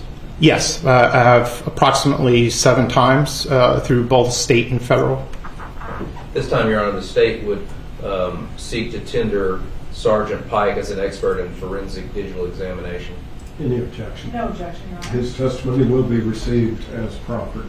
Well, Sergeant, at some point, did you become involved in the investigation from the Hedingham murders and assaults that we are here having this sentencing hearing about?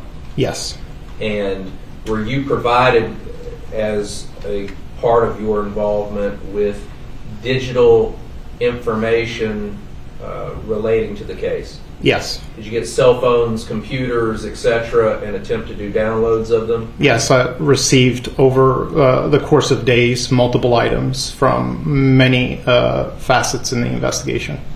2 of those items, would they have been the defendant's cell phone that was collected from him and a laptop computer that was identified as belonging to him? Yes, one was a cell phone, an iPhone 11, and the other one was a MacBook. And did you perform or attempt to perform extractions of either or both of those items? I did. And were you able to get downloads or extractions from those items? Yes. How many, did you get everything on the first extraction, or did you have to do multiple extractions? So we had to do multiple extractions, and the reason for that is in the beginning we did not have his PIN code. The iPhone has built into it security parameters that keep the user data from being accessed without a PIN. Because of that, we were only able to obtain something called an after first unlock. and kind of go through the process of this and how this works. When you do an extraction of a device, there are a few ways at which you could get information. The first way is a logical extraction, and this extraction is very basic.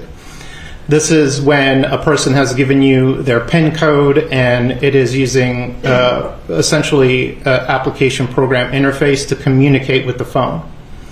Now, that just simply means that it's analogous to like rules of the road, right? The rules say you have to abide by these parameters and you will get information from the phone.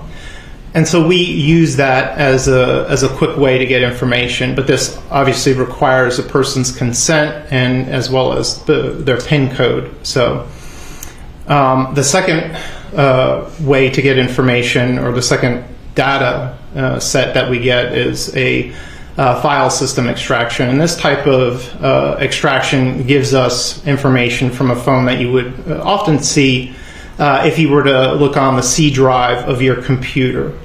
These are files and folders. Some of them have no real user value. They are just either settings or associated with programs. And so you will have that information as well from a file system extraction. The next one, which is due to some security features in a phone, is called a full file system extraction. And this is when you are able to obtain everything that is in the phone. If you were able to make an image of, say, your C drive in your computer, it's the same as doing that with the phone.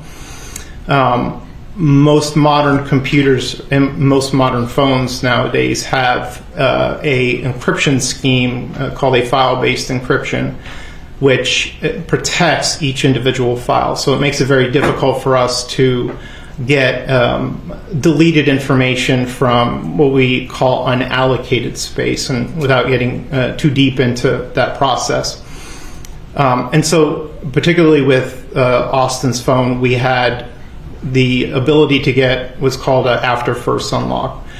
And so the way that works is there's a door that protects the user's data on the phone. That door stays open after you put in your PIN code. There now is a time limit, but back then we didn't have that time limit to where that door closes. But if we were attempting to get all of the data, we would need to have his PIN to open up extra areas that are protected. That door was still open when we got Austin's phone, so we were able to get about 70 to 80% of the actual data that was in the phone. There are some areas that are very well protected that require the PIN code of the phone to open up all of that information. And it's using specific keys in order to do that so that it can protect that information. But for Austin's phone, we had just gotten what we call an after first unlock. And so we really wanted to be able to get every bit of information out of his phone. So what we did is we contacted Cellbrite, the company who is the provider of the tool that we use to gain access to his phone, and they advised that they had a method, which we call an exploit, to get information out of his phone and potentially get us the PIN code. His phone was sent to them, and they were able to give us the PIN code to his phone. Prior to that, they actually sent an engineer from their company to our police department to help us, and they were unable to, at that time, get us into the phone, but then eventually, when we sent it to them, they were able to get us the PIN code. It was a few months later. They gave us the PIN code, and then we were able to get that full file system extraction from the phone. Now, all of these things that you're doing to the phone, do they in any way affect what you're getting out of the phone? Meaning, do they change the data that you're retrieving from the phone? It doesn't change the data that we're retrieving from the phone, but mobile devices, particularly modern day mobile devices, are continuously moving data. So there's always going to be some changes, but none that are going to affect normally the user data. there are some databases that have time limits, and if we go too long, we can lose some of that information. But luckily, we were still within our window of about 30 days to get that information, particularly location information. So ultimately, when you did these extractions of the defendant's phone, were you able to get the best extraction that you possibly could out of it? Yes. Okay. And when you got that, did you go about taking efforts to figure out what was actually in the phone? Yes. And were you given kind of a couple of parameters of things that you generally will look into? Yeah, so some of the things that they had asked us to look into were communications, things that go into the mens rea, if you will, of the individual who did this. And we started looking into searches. Because of the sheer volume of the data, oftentimes we will have the investigators assist us. Because there's also other cases that then come up for us, and they are the subject matter expert in that event. But for this particular case, we were really trying to see if there was anybody else he was communicating with, and B, was there any information about his state of mind at the time. And to do that, did you look at his internet searches? I did. And you looked at whatever communication he may have had? Yes. And did you look at his the location data that you were able to get from the phone? Yes.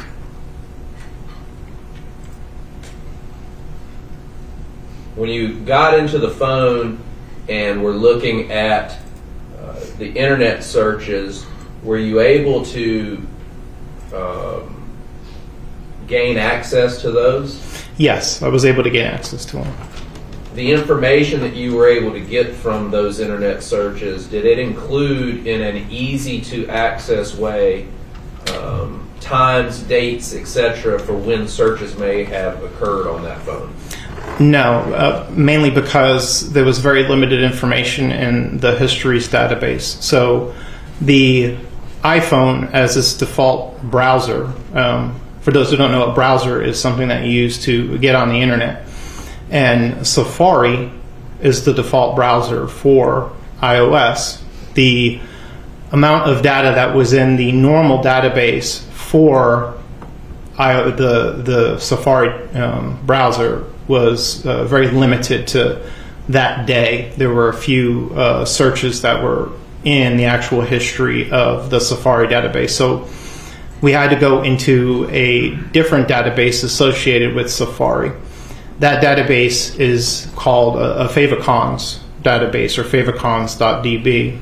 Now, to understand what these are, if you look at the tab that is created by your browser, there's usually a little icon that shows up in your browser. These are called favicons, and they're usually labeled favicons. The browser keeps track of these favicons in order to not have to download them over and over again, because they're little images. And sometimes those images don't actually conform to the requirements of the browser. So it keeps track of some of the URLs through that. And I was able to obtain some of the URLs that were visited using that database.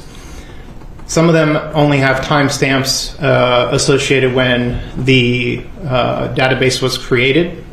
Some of it is when the favicon was, if there was an error in the favicon, the rejected area inside of the database. So I had to also rely upon another method for obtaining times inside of the searches. The way that I was able to pinpoint some of the Google searches is inside of every Google search, or almost every Google search, is a what we call base 64 data. And this is just simply encoded data. It's normalized for a URL, which is what is created when you search something in Google. The URL contains that base 64 data, which contains a timestamp. That timestamp is able to be read It's in what we call Unix time. It's number of seconds from January 1st of 1970. And we can take that number from that actual bit of information inside the URL and determine when the actual session occurred for that Google search. So, for example, when you pull up Google, it will timestamp that, and that timestamp is notated in the URL after an EI equals. We know this due to research. A gentleman who worked at Google, he was a digital forensic examiner for Google Security, put out a research paper regarding this. And so let me ask you this, that's a kind of standardized thing in the field that people know about this now and it's accepted? Yes, it's generally accepted as a way of obtaining the date and time from a URL from Google. And so did you go about taking all of this information that you were able to find in these EIs and in the URLs and the Google research that they had done and apply those to the searches and in Google that were done on the defendant's phone? Yes. In doing that, were you able to ascribe dates and times to searches that you may otherwise not have been able to readily identify?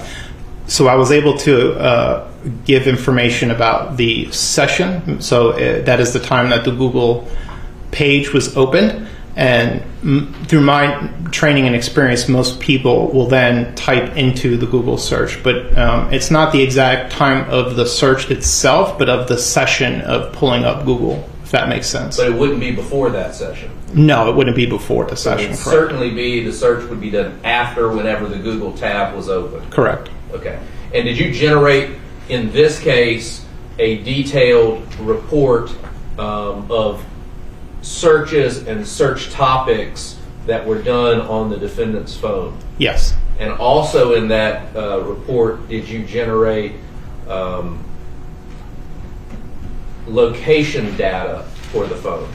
I obtained the location data from the caches. It was a SQLite database called cache.db. Okay, and so the location data of the phone was found on the phone, and you memorialized that in your report? Correct. Did you also utilize the health and fitness features to figure out distances traveled for the device at certain periods of time? I did. Okay. May I approach the witness, Your Honor? Yes.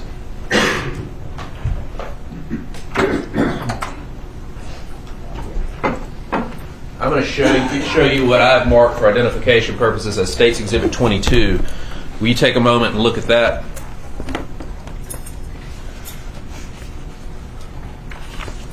Okay. Is that the report we were just talking about that you generated? It is. Your Honor, the State would move to introduce State's Exhibit 22. Any objection? Yes, Your Honor. What has not been talked about is that this also contains extensive history from a MacBook that, as far as I can tell, has no documented activity past 2020, most of which is in 2019.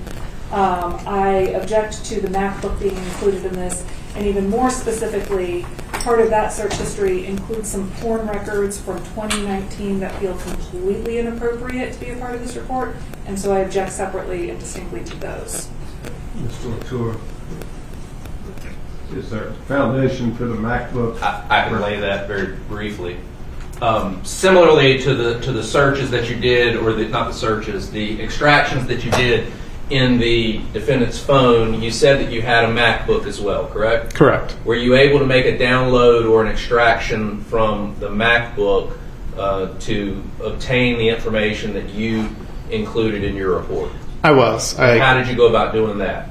I created an image of the hard drive. It was an older version of the MacBook, and we were able to actually pull a hard drive out of it. As many of you know, there's not hard drives in MacBooks anymore. So I was able to pull the hard drive out of the MacBook and then do a bit-for-bit copy of that hard drive. After that hard drive was viewed, it was then put into a program called Axiom. Axiom then decoded the information inside of that image that was created from the actual hard drive. And the information that you retrieved, did it change whatever was inside of that MacBook that you imaged the hard drive from? No, it was not. Did you include all of that and in this report? Yes, there's a tab in there regarding the MacBook. And the search history that you've included in there is the search history that you can attribute to that device? Yes. Okay. The state would renew its motion to include State's Exhibit 22. All right. So with respect to the MacBook in general, I'm going to admit the information relating to that, although at least a portion of the objection relates to the proximity and time of that information to the events that are the subject of this sentencing hearing. I will agree that 2-year-old or greater porn searches have very little probative value or relevance to what we're talking about today. And so I will tell you at the outset that I will assign almost no weight to that information unless the state tells me why I should. Yes, Your Honor. All right. May I approach? Yes. Your Honor, I have a copy of the report for please. you to follow along with. Thank you.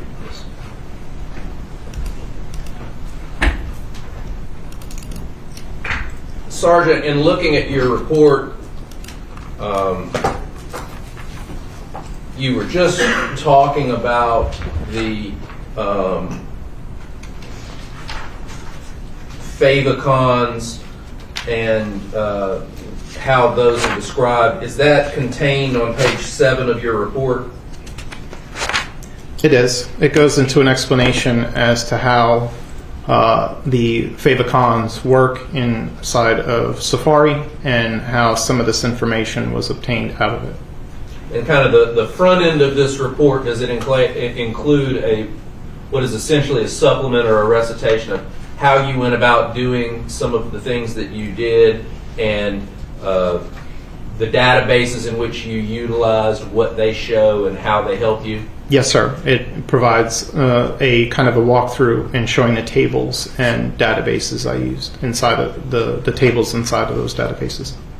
Now, in looking at the phone that you were provided that belonged to the defendant, were you able to, in looking at that, and I'll direct your attention to page 6, to page 5, were you able to get kind of identifying information about the phone? Yes. Okay.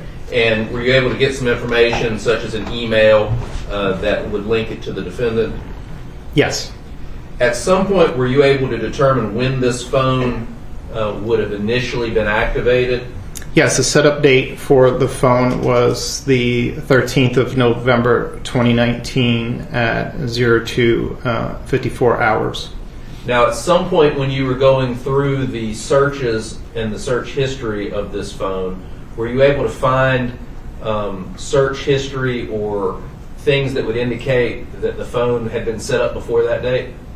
No. Okay.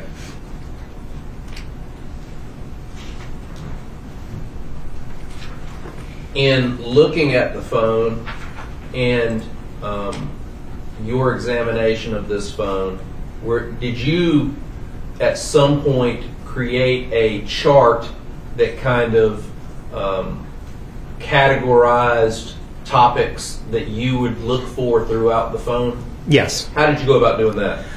I pulled the links out of the favicon database and I started to go through and attribute types of information associated with shootings, things that were associated with potential bombs. It took quite a long time to get all of that pieced together, but they were essentially searching for topical information inside of those URLs and trying to drill down into them. Okay. And on page 10 of your report, did you generate a chart that illustrates some of the searches or search topics? Yes. And in looking at that, did you are you able to quantify in any way what you have classified as gun searches? Yes. And how did you quantify that? Through the term guns, shotgun, AR-15, a continuation of typing of different terminology to find those, and then keeping them in. Did a lot of this in Excel and kept it counted as a sum of those particular topics. And for gun searches, what was the number of searches or interactions that you were able to locate? 1,302. And is there also a search category that you generated named bomb-making materials? Yes. What is the number for that? 263. Did you also generate a search about law searches concerning assaults, rape, murders, manslaughter, assault on law enforcement, crimes against LGBT community, home invasions, burglaries, etc.? Yes, 148 was the number. Unabomber case information, is that a topic? Yes. And what was the number for that? 49. How about police scanners? 39. Various styles of knives? 37. And police codes? 33. Serial killers to include Jeffrey Dahmer and Ed Gein? 30. Torture techniques? 25. I'm sorry, 30. And the serial killers, is that 32? Yes, 32. Sorry. School shootings? 25. Mass shootings? 19. Carrying concealed laws? 15. Political affiliations of residents and addresses in Clayton? 15. Bank robberies? 15. Inquiry into bank vaults? Wells Fargo and Bank of America vaults? 15. Tortured cartel members? 14. Active shooters? 14. Homemade suppressors? 12. Can I shoot people scenarios? 10. Banks, parks, schools, and pools in Knightdale? 9. Statute of limitations per state? 9. Police codes for active shooters? 8. Shooting ranges? 6. 2011 Norway attacks? 6. Uvalde shooter? 5. Image searches for the interior of Knightdale High School? 3.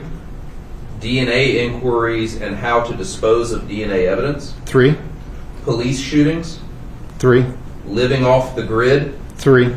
Residential searches for Knightdale? 2. Shooting on interstates? 2. Shrapnel velocity? 2. Bodies in Lake Mead? 2. Shooting rifled slugs through a smooth bore? 1. And military techniques? 1. Now, in doing that, did you also go in and include in your report specific things that were, I think you referred to them as rejected sources? Yeah, so inside of the favicons database is a table called rejected sources, and these are favicons. Still, remember, again, these are images that have been rejected by the browser. Either they don't conform to the right size or color coding, and the database will keep track of that actual URL that was visited and the favicon location as well. So this actually contains an actual timestamp of when that particular URL was visited. Okay. And so I'll kind of skip around in here, but I'll direct you. How many pages of your, is it 2 pages of those that you've included? Yes. So it should be page 11 and page 12. It was actually 3 and 13. Sorry. Are these all of the ones that existed in the phone, or are these just ones that you chose? These were ones that are relevant to the nature of the crime. Okay, I'll point you to page 13 at the bottom, in the very last column and row. What are we looking at? On page 13 at the very bottom, the very last one is the last date and time of the rejected favicon. And for this particular URL, it is dated the 13th of October 2022 at 1832 hours. The link is email alerts, breaking news email alerts, Raleigh police responding to active shooter near Neuse River Greenway. Now, is this something that the defendant would have had to interact with? Very possibly, yes. It's not 100% positive, but it could have been a link that is associated with a URL close to this particular URL. So they have to interact with the domain in order to get a potential favicon error. Okay. And the time you said is 1832. What time is that? That is 6:32. This has been changed over to our normal time zone. So. And these other, I think there's 1, 2, 3, 4, 5, 6, 7, 8, 9, 10 others on that page. Generally, what are those all relating to? These are all relating to different types of shootings, one of which is the Buffalo shooting in Buffalo, New York, which was a mass shooting that occurred there. There's also a video where the individual in that shooting live streamed his shooting to the public using a platform called Twitch. Twitch is often used by gamers to live stream. And so there was quite a few searches for that. There's searches for Pennsylvania cop killer driven to murder by his father's anti-government rants from the Washington Post. That's in there twice. Then in the Washington Post, you have Uvalde, Texas school shooting gunman. That was viewed twice. Bath Consolidated School Massacre, Uvalde, twice in there as well. Now these dates on these range from May 16th of 2022 up until October the 13th of 2022? Correct. On that page alone? On that page alone. Now the next page, which is page 14, you have that as Google search, and it's under the heading of police. Is that one of the topics that you categorized a bunch of searches under? I did. Police-related searches? Yes. Now these, the last column that you have says search, and it has information listed there. Are these things that would have had to have been inputted into Google as a search from that device? Yes. So Google catalogs the searches. It actually determines what type of search you're doing. So when you search for something, say Raleigh, and they will do what's called a predictive search. It will try to predict what you're actually looking at. And inside of the URL, it will tell us in the URL whether or not it was what you actually typed or if it was something part of what you typed. And then it did a predictive analysis on trying to figure out what you were searching. Most people, when you've Googled something, will notice that Google will begin to guess what you're trying to search. And so my example of Raleigh, it may do Raleigh and then show you a search of Raleigh, North Carolina, which people will search. So it will, in the link, show a Q equals, and then will also show an OQ equals. The Q equals is the actual query that is sent through Google. The OQ is the original query of how that person has what they have typed. Now, if they type the whole thing out and don't use the predictive search, it will just have a Q. And so it's a way to determine whether or not that individual has clicked on a predictive search or not. Now on this page, the dates that we're looking at are October, well, it's got two different dates, right? It's got this October 13th, 2022 with a time, and then there's an EI colon and time. Is the EI colon time the more accurate time? Yes, it's the more accurate time. If you recall me talking about the base 64 encoding inside of that URL. And so base 64, to try to explain this a little bit, is taking information that would be in what we call binary. Binary is the way a computer talks, right? Zeros and ones.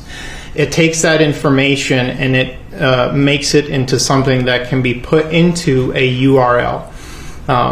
Generally, URLs can't interpret binary information, so it takes that and it puts it into this base 64 encoding. And if you were to look at it, it would just look like a bunch of letters and numbers, right? But that EI actually has a meaning. It has a session meaning, and we can take that base 64 data and translate it into a session's date and time.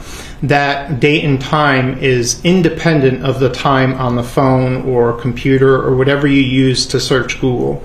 It actually gets its date and time from Google's servers, so it is highly accurate. All right. So in that case, if we're looking at the first column or the first row, the EI time is October the 1st of 2022 at 13 hours, 41 minutes, and 13 seconds, right? Correct. And that search was what? Do people inside the police station respond to a school shooting? Right. And then if you keep going, and so that would have been a search that was done on a session opened at that time. Correct. And you could actually see in the full URL, we have an OQ. It's kind of the third line down in the URL where it says equals. Do people inside the police station respond to a school shooting? That is exactly what the defendant typed into the actual search box. And then going down a little bit further to the fourth row, what is the search and, well, let's go to the fifth row. What is the search and time for that? Do police go in the woods to search for an armed and misspelled, I believe this was dangerous, but it's spelled dangerous suspect? The time on this is October 5th of 2022 at 20:15 and 52 hours, which would equate to 8:15 and 52 seconds. Sorry. And in fact, the next two searches, dangerous is spelled correctly. Correct. Okay. And they're minutes after that first search. Yes. Okay. And there are other searches, obviously, within this, and you didn't include all the searches on the phone in this report. Correct? No. If I recall, there were over 20,000 links that were in the actual database itself. You've created a search section as well for legal searches, or those searches that you categorized as legal topics that the defendant was looking into? Yes. Okay. And I'll skip ahead to page 16, which is the Google section of that, and I would draw your attention to the last of those rows, and can you tell us what the search was and the date and time, if there is one for that? The last search that I have on page 16 is for the search of murder, and the EI time is November 1st of 2020 at 8:22 and 36 seconds. And the next page, there are multiple searches, which is page 17 for about essentially legal consequences. Can I shoot someone if I fear that person's life? How much time do you get for aggravated assault? How much time would you get for manslaughter? Can I shoot someone trying to burn down my house? Is that accurate? That is correct. Okay. And those kind of continue on and include topics such as rape and what the punishment for that would be? Correct. When you were looking into the defendant's phone and his searches, were there any crimes that he searched over and over that stood out to you? He searched aggravated assault a few times, armed robbery, bank robberies, murder, rape in particular was searched quite a few times. And I'll point your attention to page 19, the third row. If you can tell us what the search was and the date and time on Google for that. So this one was on July 2nd of 2021 at 1938, which is 7:38 Eastern Daylight Savings Time. The search is, if you murder someone, how long is it until you can't be charged with it's TRH, murder. And then seconds later, does he look up the same thing, but for instead of murder, it's spelled RAOE? Yes. On page 20, I'll point you to the second column, or the second row. What is that search and date and time? The date is July 13th. I'm sorry, you said the second one, right? Yes. Okay, July 13th of 2021 at 16 hours and 47 minutes, which is 4:47:25 Daylight Savings Time. And the search is, what is capital murder? And on page 21, the second row, what is the search for that? The second row here is on July 28th of 2021 at 4:10 Eastern Daylight Time. The search is, what is first degree murder? And what is the search after that in the next row? Minimum sentence for first degree murder. Is that the same day? Yes. Seconds later? Yes.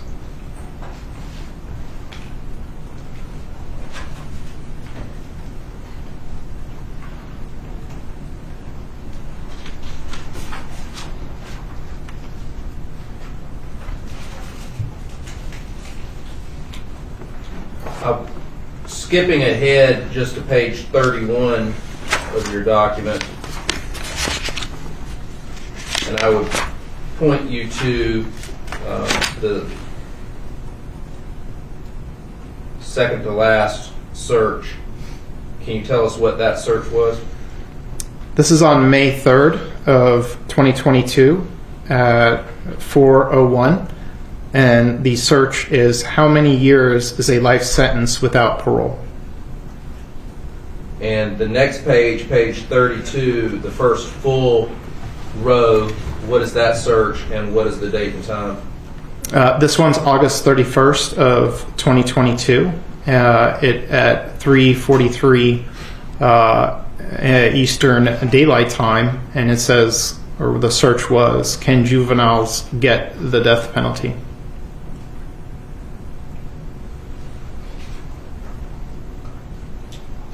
The next big topic that you searched, or that not that you searched, but that you included in here of searches, you have listed as bomb-making materials. Is that correct? Correct. And were you present in the courtroom when we were looking at those notes and things that the defendant's father had provided to Sergeant Tripp? I was. And when you heard or saw what was contained in those, were those things also contained in searches that you found on the defendant's phone? Yes. In various locations? Various locations. And I think one of them is what, ANFO, what, do you know what that is? That's ANFO. I believe it's an explosive. Okay. And are there searches for that? Yes. And to include, I guess on page 40, the search of what is the FO in ANFO?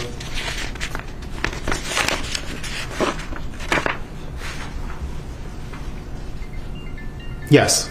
And that was done on October the 30th of 2020? What is the FO and ANFO was done on October 30th, 2020 at 1:29 Eastern Daylight Time. And you've included various pages upon pages of these types of searches for various bomb-making materials. Correct. Fair? Yes. And is this all of the searches No. in the phone? No.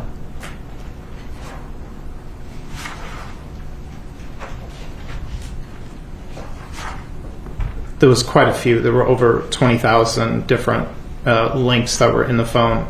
Had I printed it, it would have required a cart to bring it. Now, skipping ahead to page 60, you have Google searches, and under this one you have included mass shootings as the title. It's at the bottom of page 60. Yes. And is the search inquiry at that time the worst mass shooting in North Carolina history? Yes. When was that done? That was done on January 4th of 2020 at 22 hours and 42 minutes and 40 seconds. On page 61, I guess midway down, is there a search for are most mass shootings done with illegal guns? Yes. And is that done on September the 25th of 2020? Yes, September the 25th of 2020. 14:13 is the session time. And then, are there various searches throughout here of pictures of dead bodies from mass shootings? Yes. Including on page 62, dead body picture of Orlando mass shooting? Yes, this is one of the shootings that occurred in the Pulse nightclub shooting is what I believe he's referring to. And the next thing you've included after that is North Carolina or NC mass shooting? Correct. And that was from December 21st of 2020? Yes.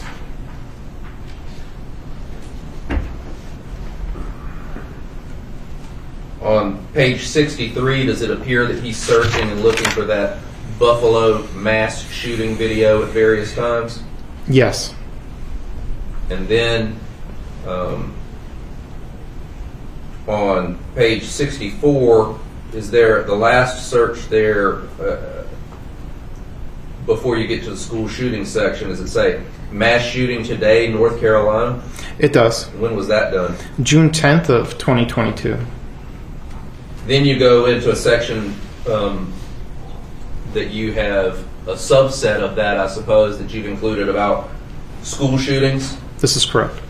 And discussions about various different searches for deadliest school shooting. Yes. To include one on January 23rd of 2020.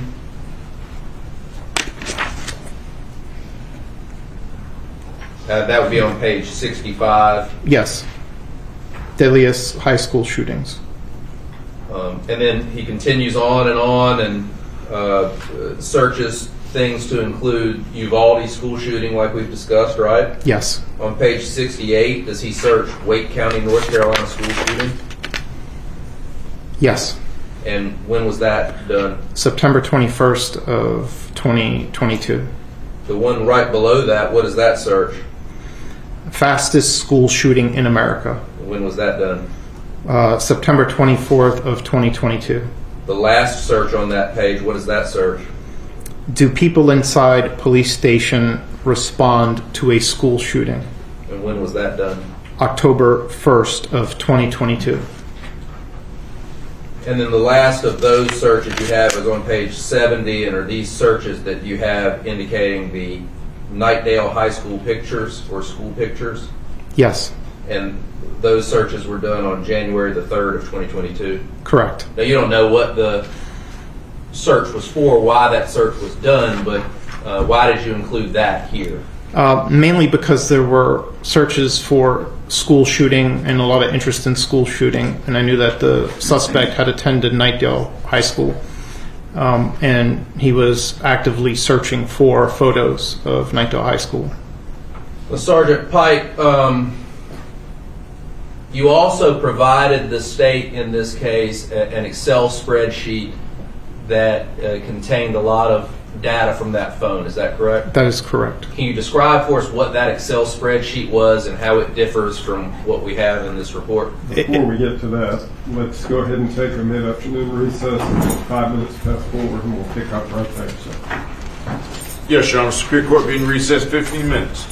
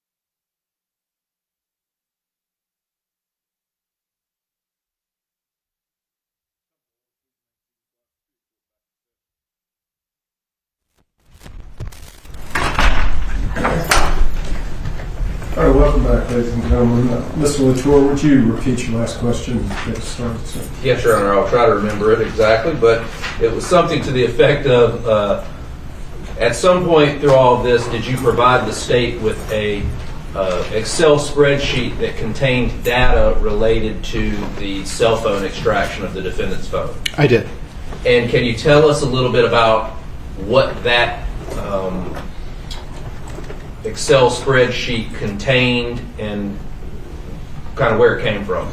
Sure. The Excel spreadsheet contained the list of links that were in the again, the Favicon database. There was over 20,000 of them. I tried to narrow them down a little bit, as well as to normalize some of the dates and times. And what I mean by that is taking the time that is in our Unix time, our minutes from January 1st of 1970. So I put those in a format that a person could read, as well as interpreting the EI time that is in those links, so that you can see also the time for the search session. And in those, I also took out the actual raw EI data that is in that base 64 encoding again that I was talking about, so that in the event a person wanted to take that information and actually convert it into a readable format for time stamping, they could. And the last part of that was my attempt to grab the search string that was in there, the Q equals string, which was what was typed or searched in the actual browser for the Google search, what was searched inside of Google. So it was my attempt to normalize it and to provide it to the prosecution and as a tool for you guys to siphon through to look and see what was of evidentiary value that you felt necessary to present. So everything that's contained in this spreadsheet was contained in the phone? Yes. Okay. You didn't change it or alter it to make it read a different way, meaning like change the content from the searches? None of the content was changed, no. You also, and this is skipping ahead a little bit, provided the state with a video that you created illustrating the location of the phone. Is that correct? That is correct. And in doing that, did you embed some of the videos from the investigation? I did. My intent in doing this was to show a very accurate path of where Austin had traveled. Inside of a phone, there is a database called the cache.SQLite database. This database maintains location information at a very granular level. And the way it does it is your phone has three methods of obtaining this information. The first method is what we're all commonly used to. It's GPS, the Global Positioning System. The Global Positioning System is a constellation of satellites that are constantly sending out a signal. That signal contains in it a time of flight, when that actual signal left, where the satellite is, and your phone reads that information and is able to determine how long it took that signal to arrive at its phone. It then uses something called trilateration, where it uses circular circles essentially to determine, now that it knows the distance, where you are. And if you take more than 3 of those circles and put them essentially on a map, you will see where they intersect is where you actually are, and we call that trilateration. It's a method that's used not only just for GPS, but in the second method that most of these carriers or most of the phone manufacturers use to obtain your location. The second method that they often use is looking at people's Wi-Fi. Everybody in their homes nowadays has some form of Wi-Fi. That Wi-Fi too sends out a signal. That signal can be read. It could read the time that the signal left the access point, and it also has a signal strength. And so most of the carriers use, and not only just carriers, but the phone manufacturers, Apple, Google, they all use this as a method of obtaining your location. And using Wi-Fi is a lot less energy consuming. Most people know that if they turn on their GPS to get directions, it will reduce the amount of battery life in their phone. So nobody wants to have a phone that only lasts an hour or two. So they just found another way to use some of that same technology and mathematical equations, the distance equals rate times time, that is used to obtain the actual location of an individual.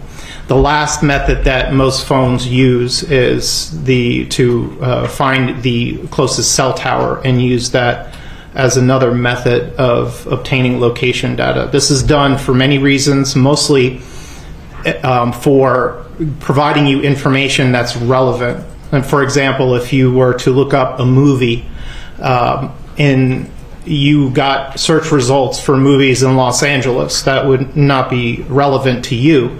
So the phone tries to use your location as a method of providing you good information.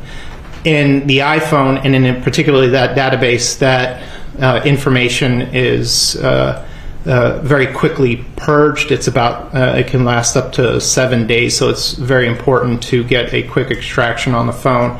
We were lucky enough to get that information, and is highly accurate to showing where a person is during that time, during the time that it's aggregating that information. So I plotted that information into a Google Maps and provided the radius of information that's associated with it. So there is a bit of error in both GPS and in the Wi-Fi process of obtaining your location. Some of it's caused by atmospheric conditions, the bouncing off of buildings, things of that nature, which can cause an error rate, but the error is pretty low.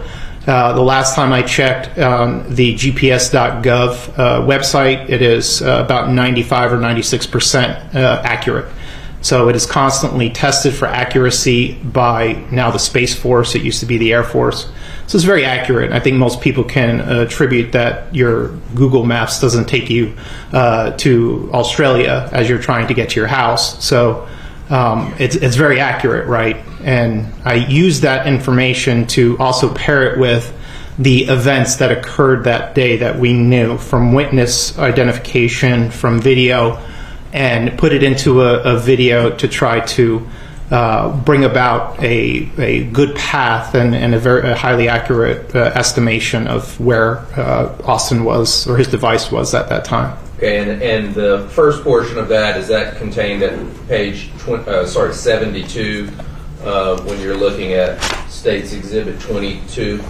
That is correct. One of the things this database is also capable of doing is estimating your speed in meters per second. And you could see that there, some of it is movement. If it has a -1, that means that it did not obtain any speed during that time. And you could kind of see it as unknown. I try to normalize that into miles per hour for the us Americans, essentially, so that we can understand it. When you're looking at this, what's the highest speed that the defendant's phone got up to? 0.54 miles per hour, I believe, was the highest. Or no, there was actually one in here that is almost 3 miles per hour. Or 3.66 miles per hour looks to be the fastest. The other column that is of interest in this is the horizontal accuracy in meters. So these circles that you see on page 72 that will show that horizontal accuracy, and I try to explain it in the video a little bit more as well, that the device can be anywhere inside of the radius of that horizontal accuracy. So when you look at it and it's shown, the center is not where the phone is. It's more of anywhere inside of that radius is where the phone could potentially be. And so at some point, you also were able to look at the device and determine how far it had traveled between a set period of time, correct? Correct. There is another database that is inside of the phone that contains health information, the Apple Health data. This information is aggregated whether an individual signs up for any kind of health information. It continuously is aggregating this. There's steps, how many steps you've traveled, or I'm sorry, how many steps you've gone up, how many feet you've traveled, and during each part of it's aggregating this information. And so you can take that information and narrow it down to a specific time frame and estimate the distance that a person has traveled. And in this case, you did that? I did. And what was the time frame that you used? I used the from 1600 hours on October 13th of 2022 to 1800 hours. Those kind of narrowed down into when he became stationary. And the resulting information was that he had traveled about approximately 4 meters or 2.422 miles, which also was, when I plotted out the data from the location data in Google Earth, was almost exactly the same. So, and so you included all of that information inside that video that we've talked about, right? Correct. Your Honor, at this time the state would move to introduce State's Exhibit number 23, which is a thumb drive containing the Excel spreadsheet just discussed and the video that was created containing this information. No objection.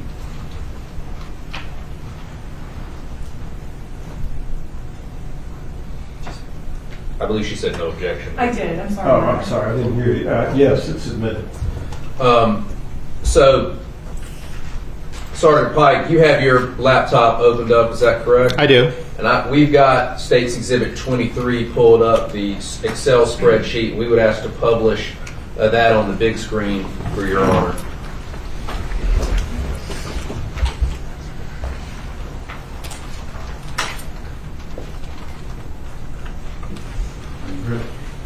Yes, sir. So, when we first opened this up, Sergeant, it's kind of organized in a certain way, and at certain points you can reorganize the columns by chronologic order, correct? This is correct. Okay. So when we first open it up without touching it, because if you reorganize it, it will change the margin line, correct? Correct. Okay, so we'll leave it as is. And I want to first direct your attention to margin 2537.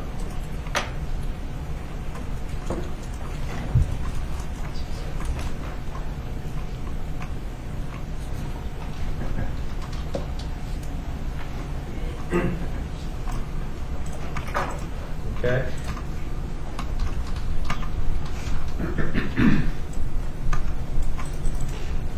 Sorry. Not 2537. I apologize. My notes was wrong.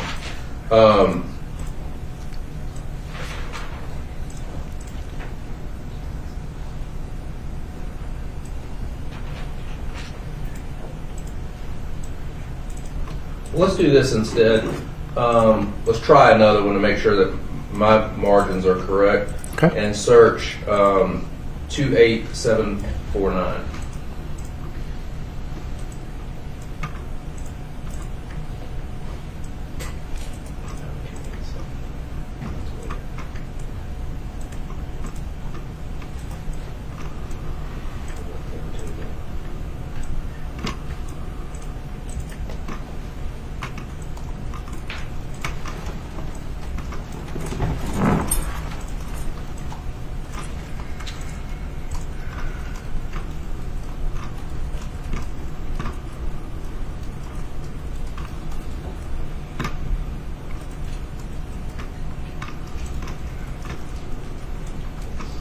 In looking at that margin, 28749, can you tell us what we're looking at there?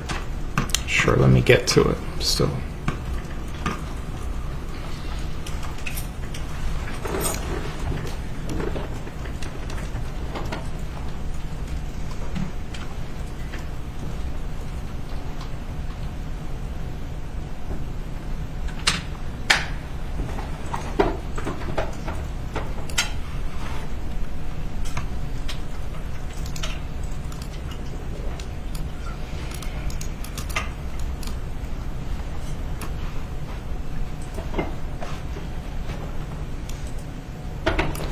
Can you see up there? Yeah, I'll just look up here. All right.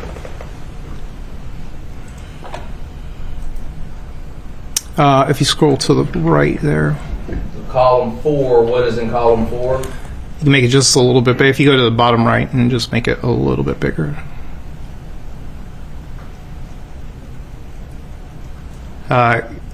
Kid kills his brother and parents, or I believe it says has. Okay. And are we able to, if we scroll back over to the left, figure out when that was searched? Yes. When was that searched? That says September 13th of 2022 is when the session began. All right. And do you know if we do a controlled F, if it will take you to that margin if you type in the number? Yes. Well, it will also, if you, with the information as well, but we could do, my margins are just a little bit different for some reason. Let's try that and try 28592.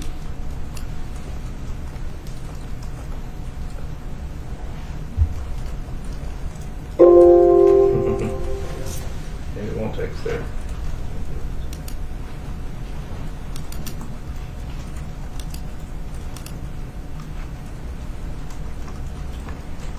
And in looking on the big screen here, you can probably see it because we're there if you haven't made it there yet.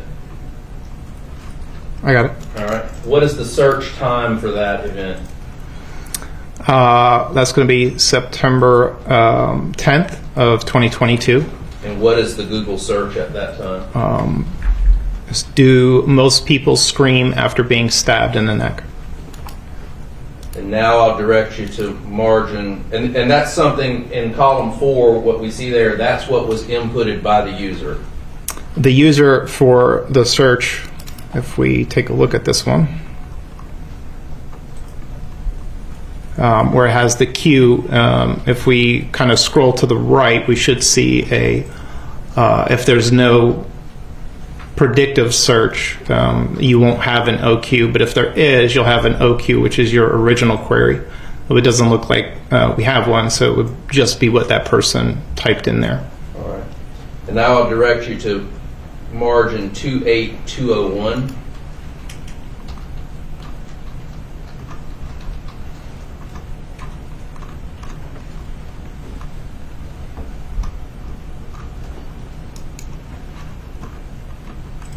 And at 28201, I guess 28202 and 28203 there, what are the searches?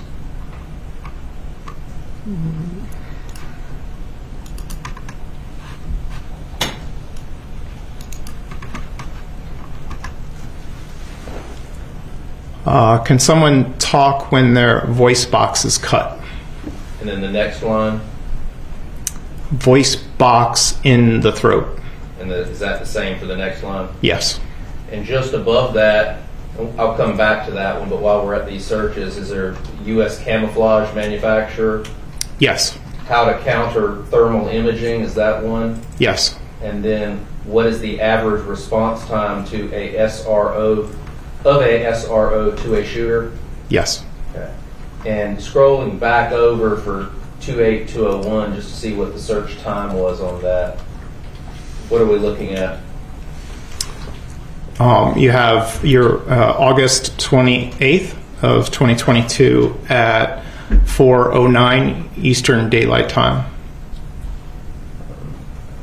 This might take us a minute to get there, and we're going to jump around and come back, but margin 7518, we can go to that. 7518.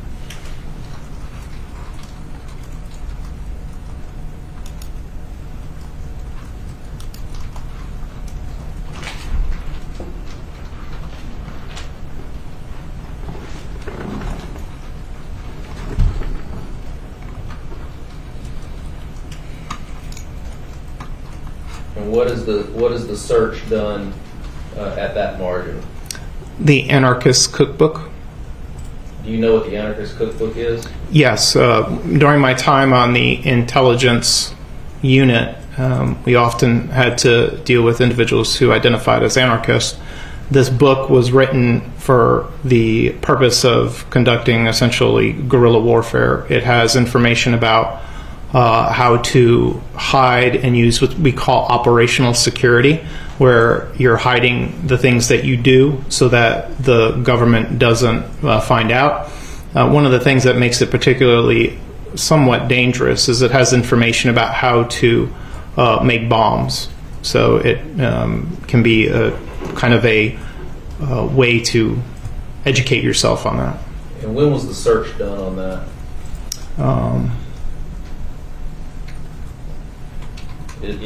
Are we able to tell? Yeah, so it was, so there's no, it doesn't have an EI next to it. So it was when the database was modified is essentially what we have as that timestamp there. So no, we're not really able to tell.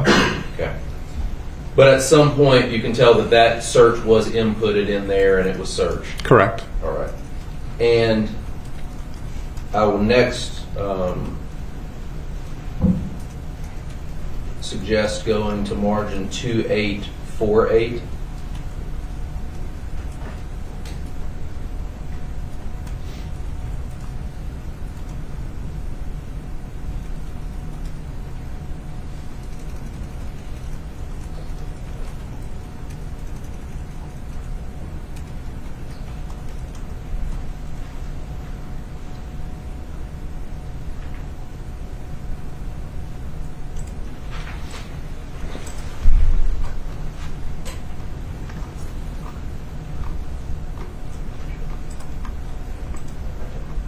One second, Your Honor.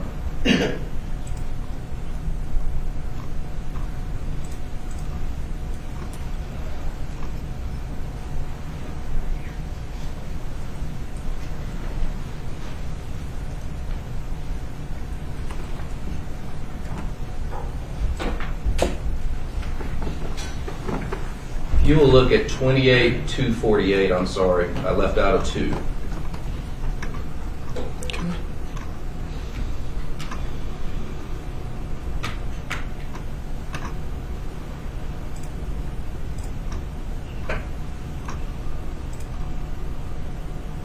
What is the search at 28-248? Humans destroying the planet. Are you able to determine an input time in that for that search? We can see a session time, which is August 30th of 2022 at 18 or 6:38 hours Eastern Daylight Time. We'll next try margin 29316.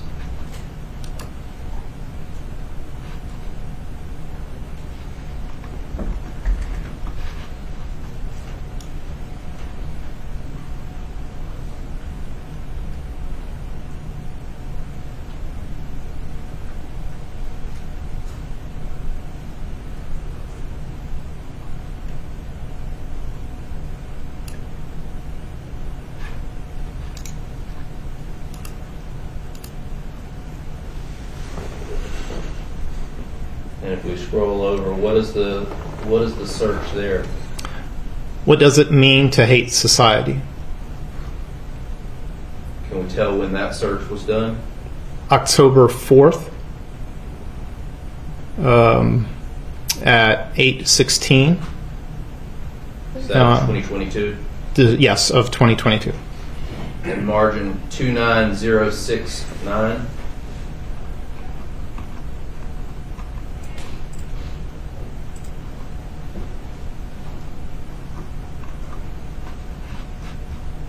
We don't have a EI time, but what is the search on that line? That search is stopping mass shootings. We do have a published time from the website, which gives us May 2nd of 2022. Where do you see it says stopping mass shootings? Oh, I'm sorry. Maybe am I on the wrong one? I don't know. 29069. Was there? A search, I'm sorry. Was there a search in there that was for stopping mass shootings? There was. Okay. And this one is mass shootings shooters who hate society. This one does not have an EI time, but there's one that has similar search above it, which does. What is that EI time in search? That is September 26th of 2022. And what is the search? Mass shooters who hated society. And I think a couple of lines above that, does it say does Miranda have to be read when arrested? Yes. And that's another search? That is. And another search for Beslin Massacre. Just below, what does it mean to hold your own? Yes. And some searches for toxic masculinity. Yes. And worst school massacre in the world. Yes. And usacrime.com below that. Yes. Now, finally, I would ask you to go to 28858.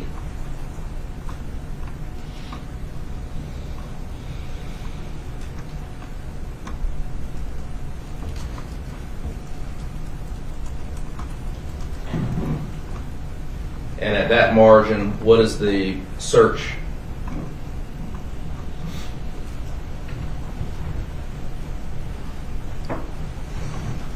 How fast does a .22 or 22 have to go to penetrate a skull? And when was that search done? That was done on September 20th of 2022 at 0609 hours.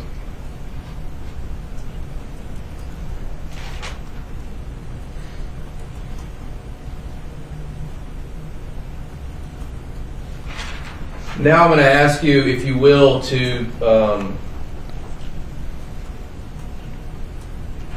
reorganize the chart in chronological order, if you will, from the last search that was done on it first. Okay. So I think that's what, Z to A, if you're searching it. I'm sorry, just for record purposes, if we're going to reorganize, can we save as a new database on that exhibit? I want to make sure that the record's clear about what we're looking at. I think the record is clear that I said we've opened this document up without adjusting it at all, and now we are adjusting it to organizing it from the time Z to A. The problem is we're referring to margin numbers, which if there's any change in that original document is not going to be accurate. Every time you open the document back up, it reorganizes back to its default setting. Is that correct? Yes. Okay. But are you going to refer to margin numbers now when it's reorganized? Your Honor, I think that it's clear for the record that the margin numbers will be different because it has been reorganized, and we've explained why that is, and that it reorganizes every time the document is opened back up. It will go back to what we were just talking about as the margin numbers, and if you sort it from Z to A, it will be these margin numbers. I am concerned about there being differences in what we're talking about here and what is done later on. I would just ask that a new document be saved in the format that it's reorganized. We can call it A on the thumb drive.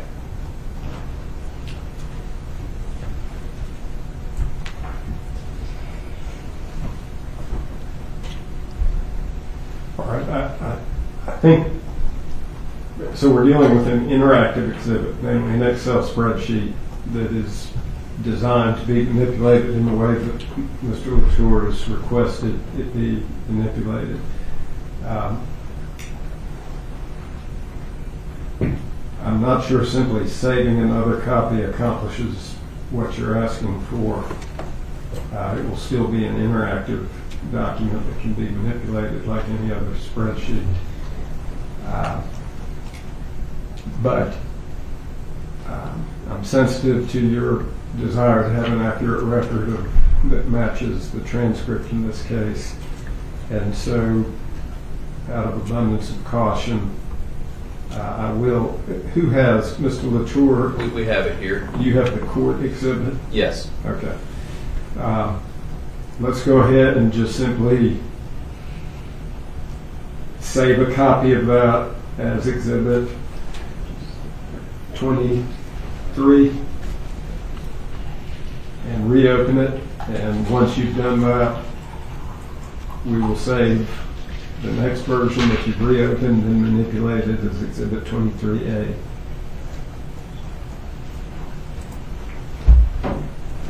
Okay, if I may have a moment to try and accomplish that.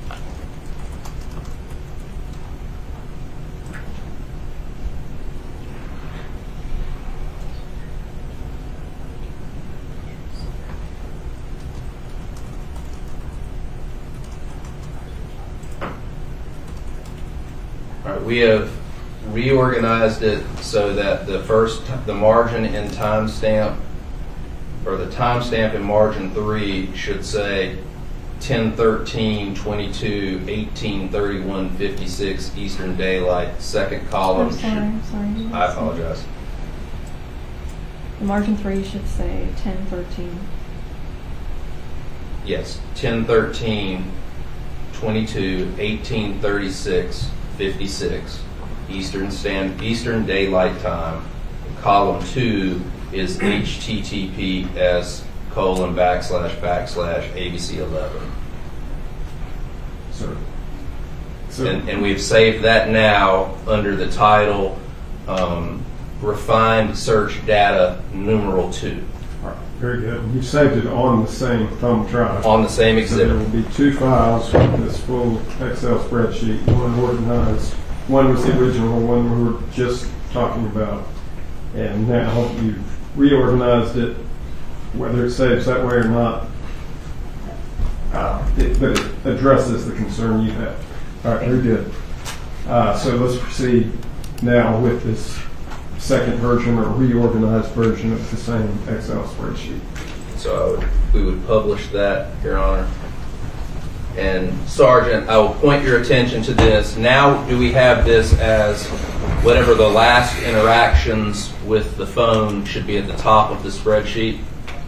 The timestamp is, again, when the information was added to the database, so the database changing, the modification. So it doesn't necessarily mean that is when the site was visited for these particular, the first few, but is more of a timestamp for the database modification. So. But from margin on this screen, margin 11 down through 26 has EI times, and so those would be when those sessions were open. Correct. Okay. So then in looking at this, the first, if you will, kind of, I guess before we get to the EI times, what are the, they all appear to be abc11.com URLs, is that correct? Yes, the first appears to be 8 or I'm sorry. Yes, 8 are all abc11.com URLs. And can you read for us what those, in those URLs after abc11.com, what the article content would be about? So the first one is abc11.com/tag/man-killed. The next one is just the abc11.com domain. The next one is abc11.com/tag/homicide. The next one is abc11.com/amp/Nightdale Special Olympics Spring Carnival Shooting. And then a reference number after that. abc11.com is the next one /amp/shooting/Raleigh/hotel/quality inn. quality/inn/1181947. The next one is abc11.com/tag/police-officer-killed. The next one is abc11.com/amp/wake-county-sheriff-chase-policy-crime/ and then a reference number. The last one in reference to abc11, abc11.com/amp/raleigh-active-shooting-Neuse River Greenway / string of reference numbers. Right. And so then I suppose we've made it to row 11 and row 12. Those include EI times and dates, correct? Correct. And what are the EI times and dates for those? Those are October 13th, 2022 at 1800 hours or 6 p.m. Is that the date of offense that we're here dealing with? Yes. And if we scroll over those Google searches? Both of them are active shooter NC. And then looking down a little further at 21, 22, and 23, what are the searches at that point? 21, 22, and 23 are, do police go in the woods to, it's Karch, but I believe it meant catch, or the third one is search, if the third one down here. A armed and dangerous suspect, and the last one on the third one on the bottom is for a armed and dangerous suspect. These searches were conducted on October 5th of 2022, around 8:16 p.m. Okay. Thank you. You're welcome. I don't have any other questions about this now. I would like to talk to you briefly about the video that is also contained in State's Exhibit 23. You've kind of explained how you set that up. What was the purpose of you setting that up?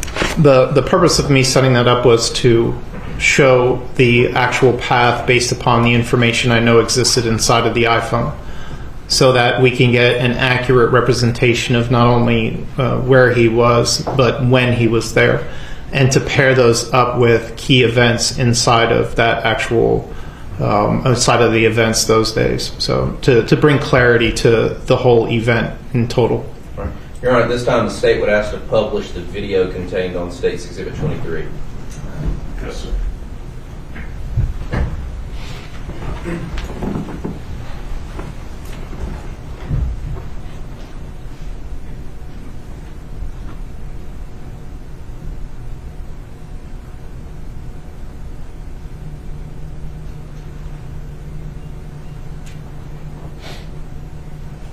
Are you ready? Yes, Your Honor.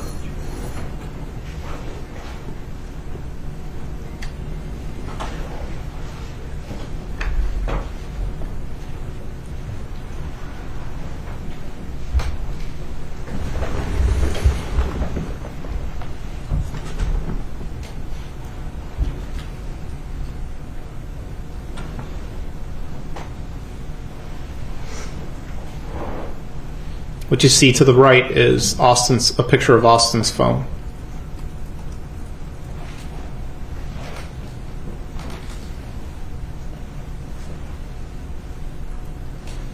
That highly accurate database is the cache.sqlite database.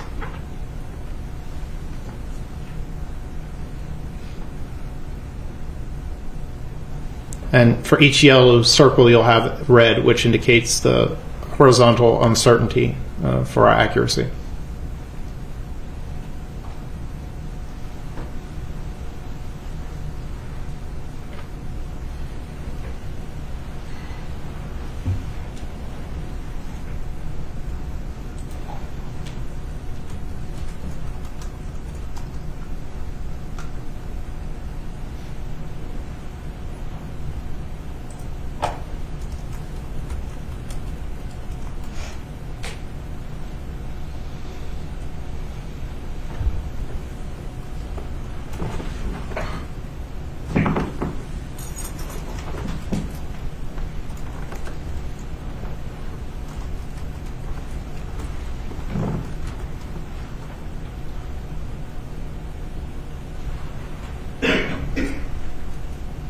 Again, in this video, you can see each yellow circle has a red tint to it, and his device was in that location, anywhere within that circle.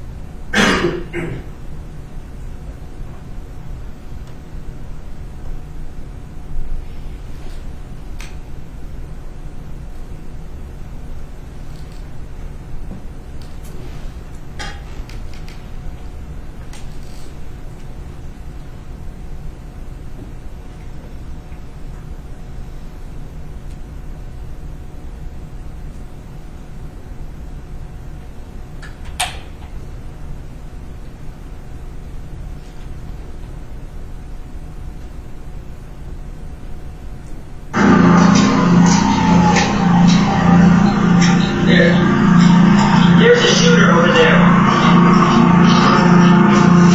There's a shooter over there.